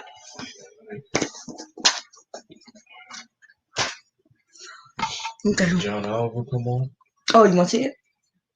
I don't know. No, didn't he say he wasn't coming back until what? You said he was off this week, didn't you? No, so actually come on. I'm gonna look down. But oh wait, I don't know. I think he did last week tonight, right? Yeah. He sure did, but that's it. Yeah.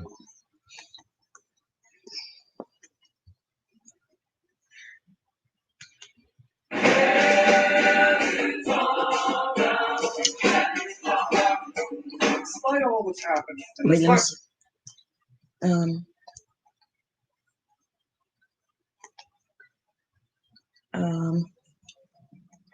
Lovecraft Country. Yeah, I'm gonna see that too after. You about to fall asleep.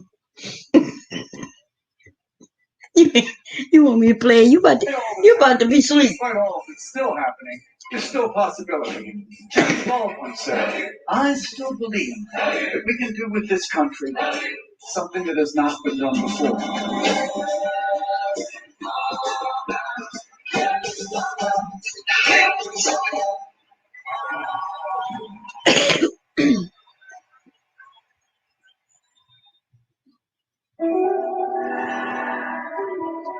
And now, the HBO original series, Last Week Tonight, with John Oliver.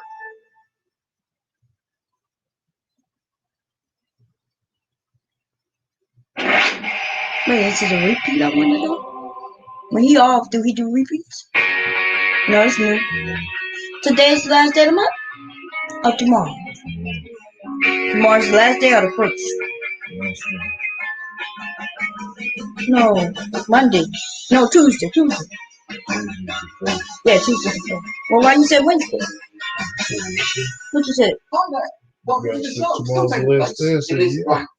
Think of it like the moon. And then I said, is it the first? And occasionally I thought you occupied said by one Wednesday. very lonely, malnourished man who's definitely urinated in his suit. And we're actually going to dive straight in with our main story this week, which, unusually for us, concerns the week that we've just had. It's one of the rare times we're actually living up to our show's title, unlike what should probably be called 28 Minutes on the Corn Tax or whatever the fuck with John Oliver. And the reason we're doing that is that this has been one hell of a week. So tonight, we're going to talk about two things in particular. The Republican National Convention and the horrific events in Kenosha, Wisconsin, where Jacob Blake was repeatedly shot in the back by police and a vigilante killed 2 people. And we'll talk more about Kenosha in a bit, but let's start with the RNC, an event to celebrate the stewardship of Donald Trump, a tough sell at the best of times, but something that felt particularly out of step this week, considering we have a pandemic on the rampage, an economic catastrophe unfolding, and wildfires and hurricanes battering the country, all of which made it a little jarring that the Republicans' opening